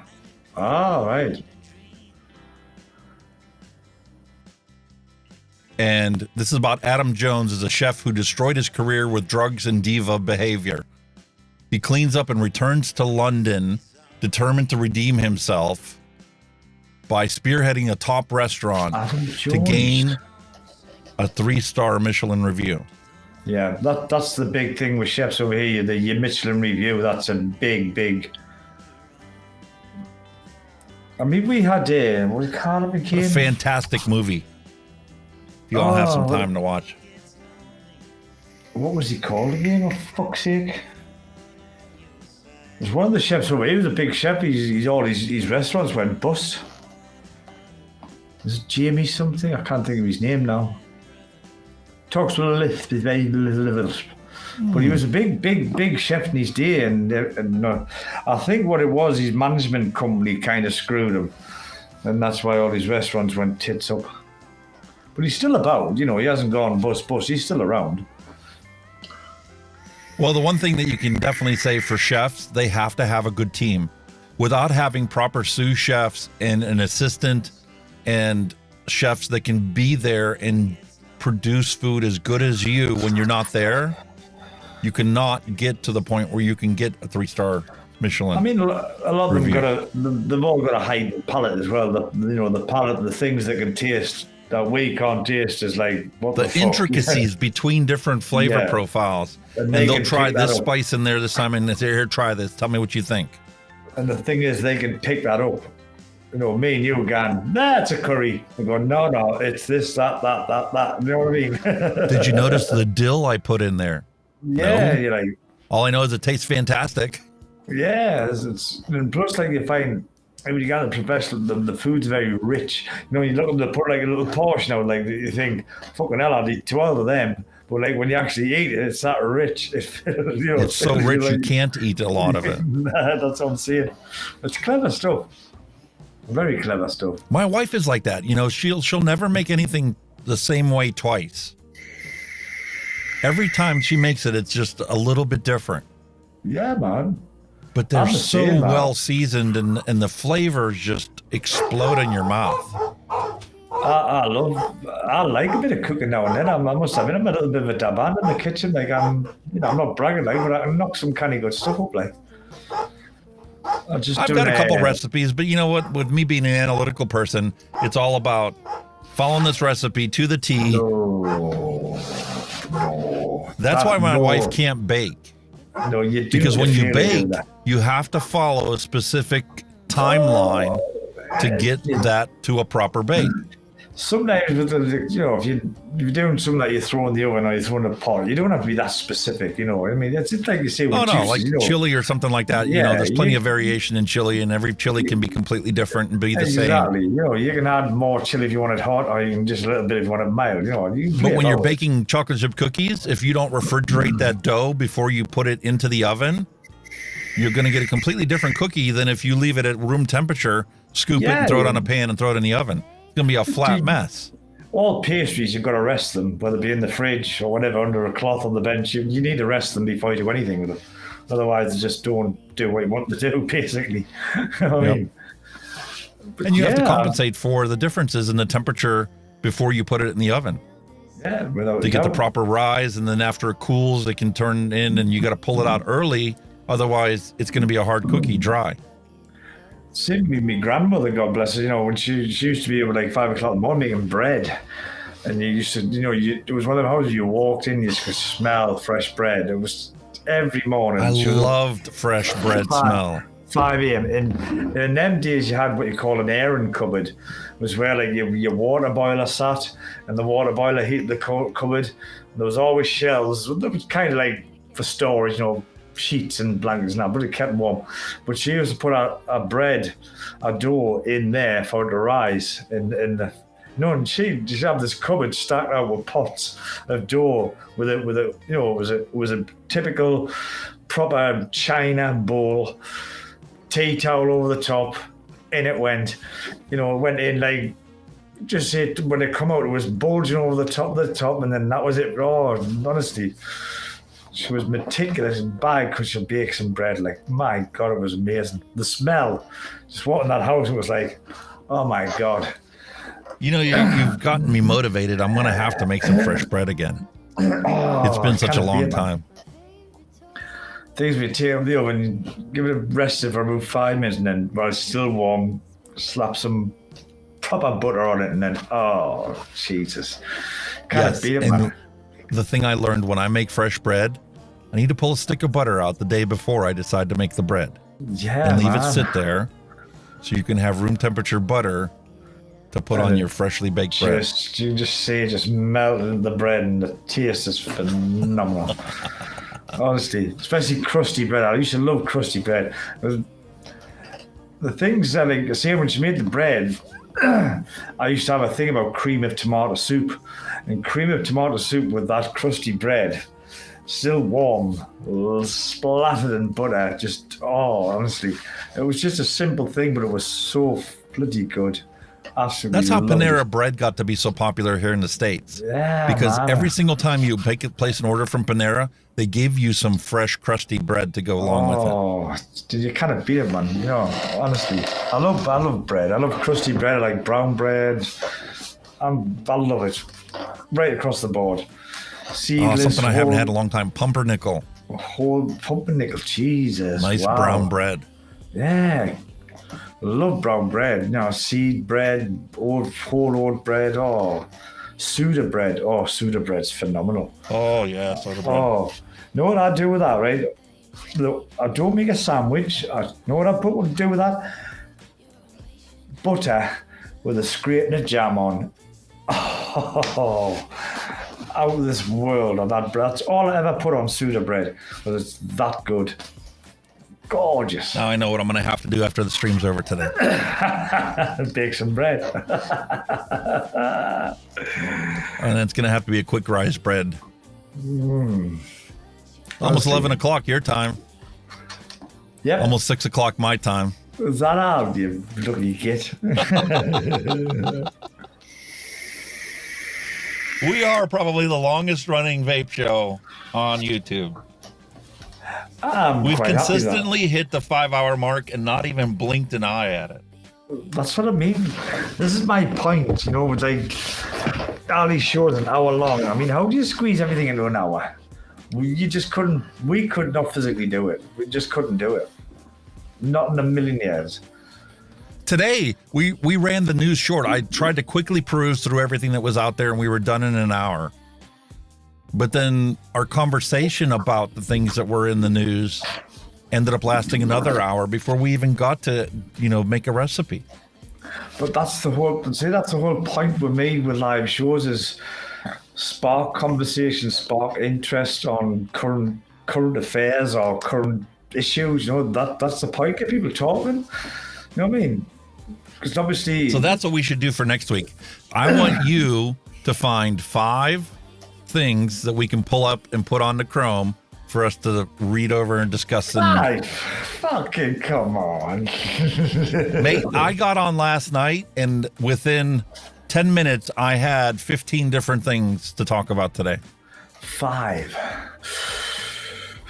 I'll have a look. I'll have a go. Because Google's going to give you a different set of results than I get because I'm in the United States and you're in the UK. So I'm curious to see what you can, come up with. Search for whatever you want, whatever topic you want. You want it to be latest, political news or I'll try do vaping news like I do. Yeah. Do whatever you want. We'll have a look at that. I'll give it a go. It's about what your interests are as well, not just... but just like general topics that are current and people are interested, it starts a conversation, I mean? I see it. Yeah. We're not here to solve the world's problems. We're here to talk about it and, see if we can come to some consensus. Is there things that we disagree on or the things that we agree on? Or even try to make sense of it if you can. Yeah, and that's something that Mallory pointed out is, the world keeps getting crazier and crazier, and it's just... It is, man. Some of the stuff, I don't know how we can make sense of it. It is. It's mad world. I think I say with the world being so mad, I don't think there'll be many topics. I think there's plenty of topics there we can pick up on. You know what I mean? See if you can find something as interesting as I did with Australia and the MP wanting to banish the youth to the desert to have their way with the cattle or the alligators.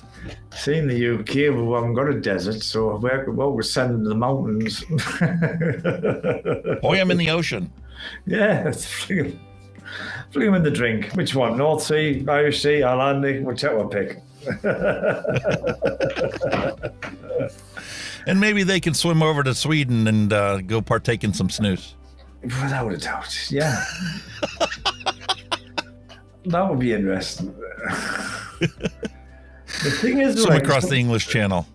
Sometimes, like, when the BBC sometimes broadcast bullshit, I keep trying to search for the videos, but like by the time they come on to iPlayer, it's probably like a week gone by, and it's like it's past when the show's on type of thing, so I can't get it in time for the show type of thing. It like takes a bit longer for it to come down, like and downloading stuff from there is a pain in the fucking butt, because obviously BBC, have you got a TV license, have you got this, watch it, fuck off man, I just want to watch a video. You know what I mean? Just fucking bullshit, man. Yeah, well, I'll see if I can find something. I'm sure I will. You never know what you're going to come across. I've learned that the hard way, you know, after doing this for week after week and doing the news and stuff, and it's just like the stuff that comes up sometimes is just so out of the blue. It's like, what the hell? It's like, we do live in a mad world. Like, I never looked for that, but where the hell did that come from? Okay. Ooh, fun times. Probably some stupid story, man vapes out his arse or something stupid like that, you know. Just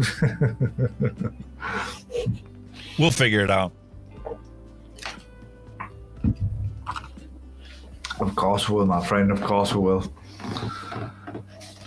All right, ladies and gentlemen, we've hit the 5-hour mark, so we're going to call it quits for today. I really appreciate all of you coming out today. It was so wonderful to have Flat Cap Vapor here. Nick, the Grim Green, stopped by, paid us a visit.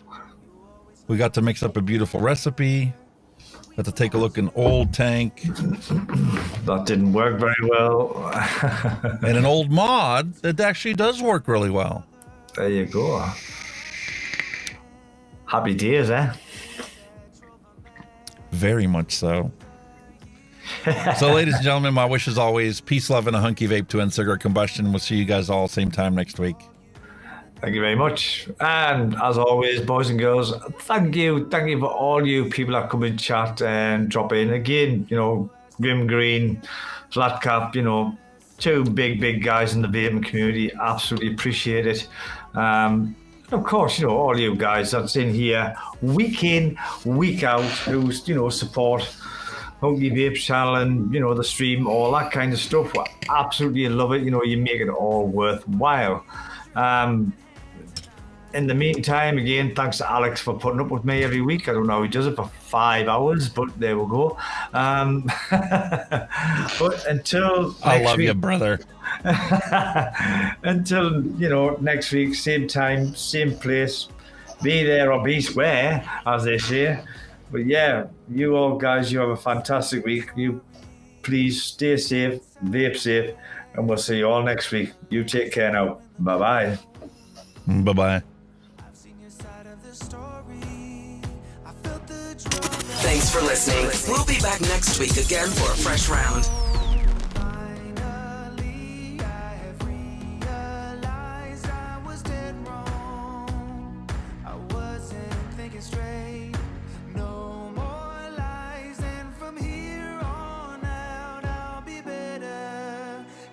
Still need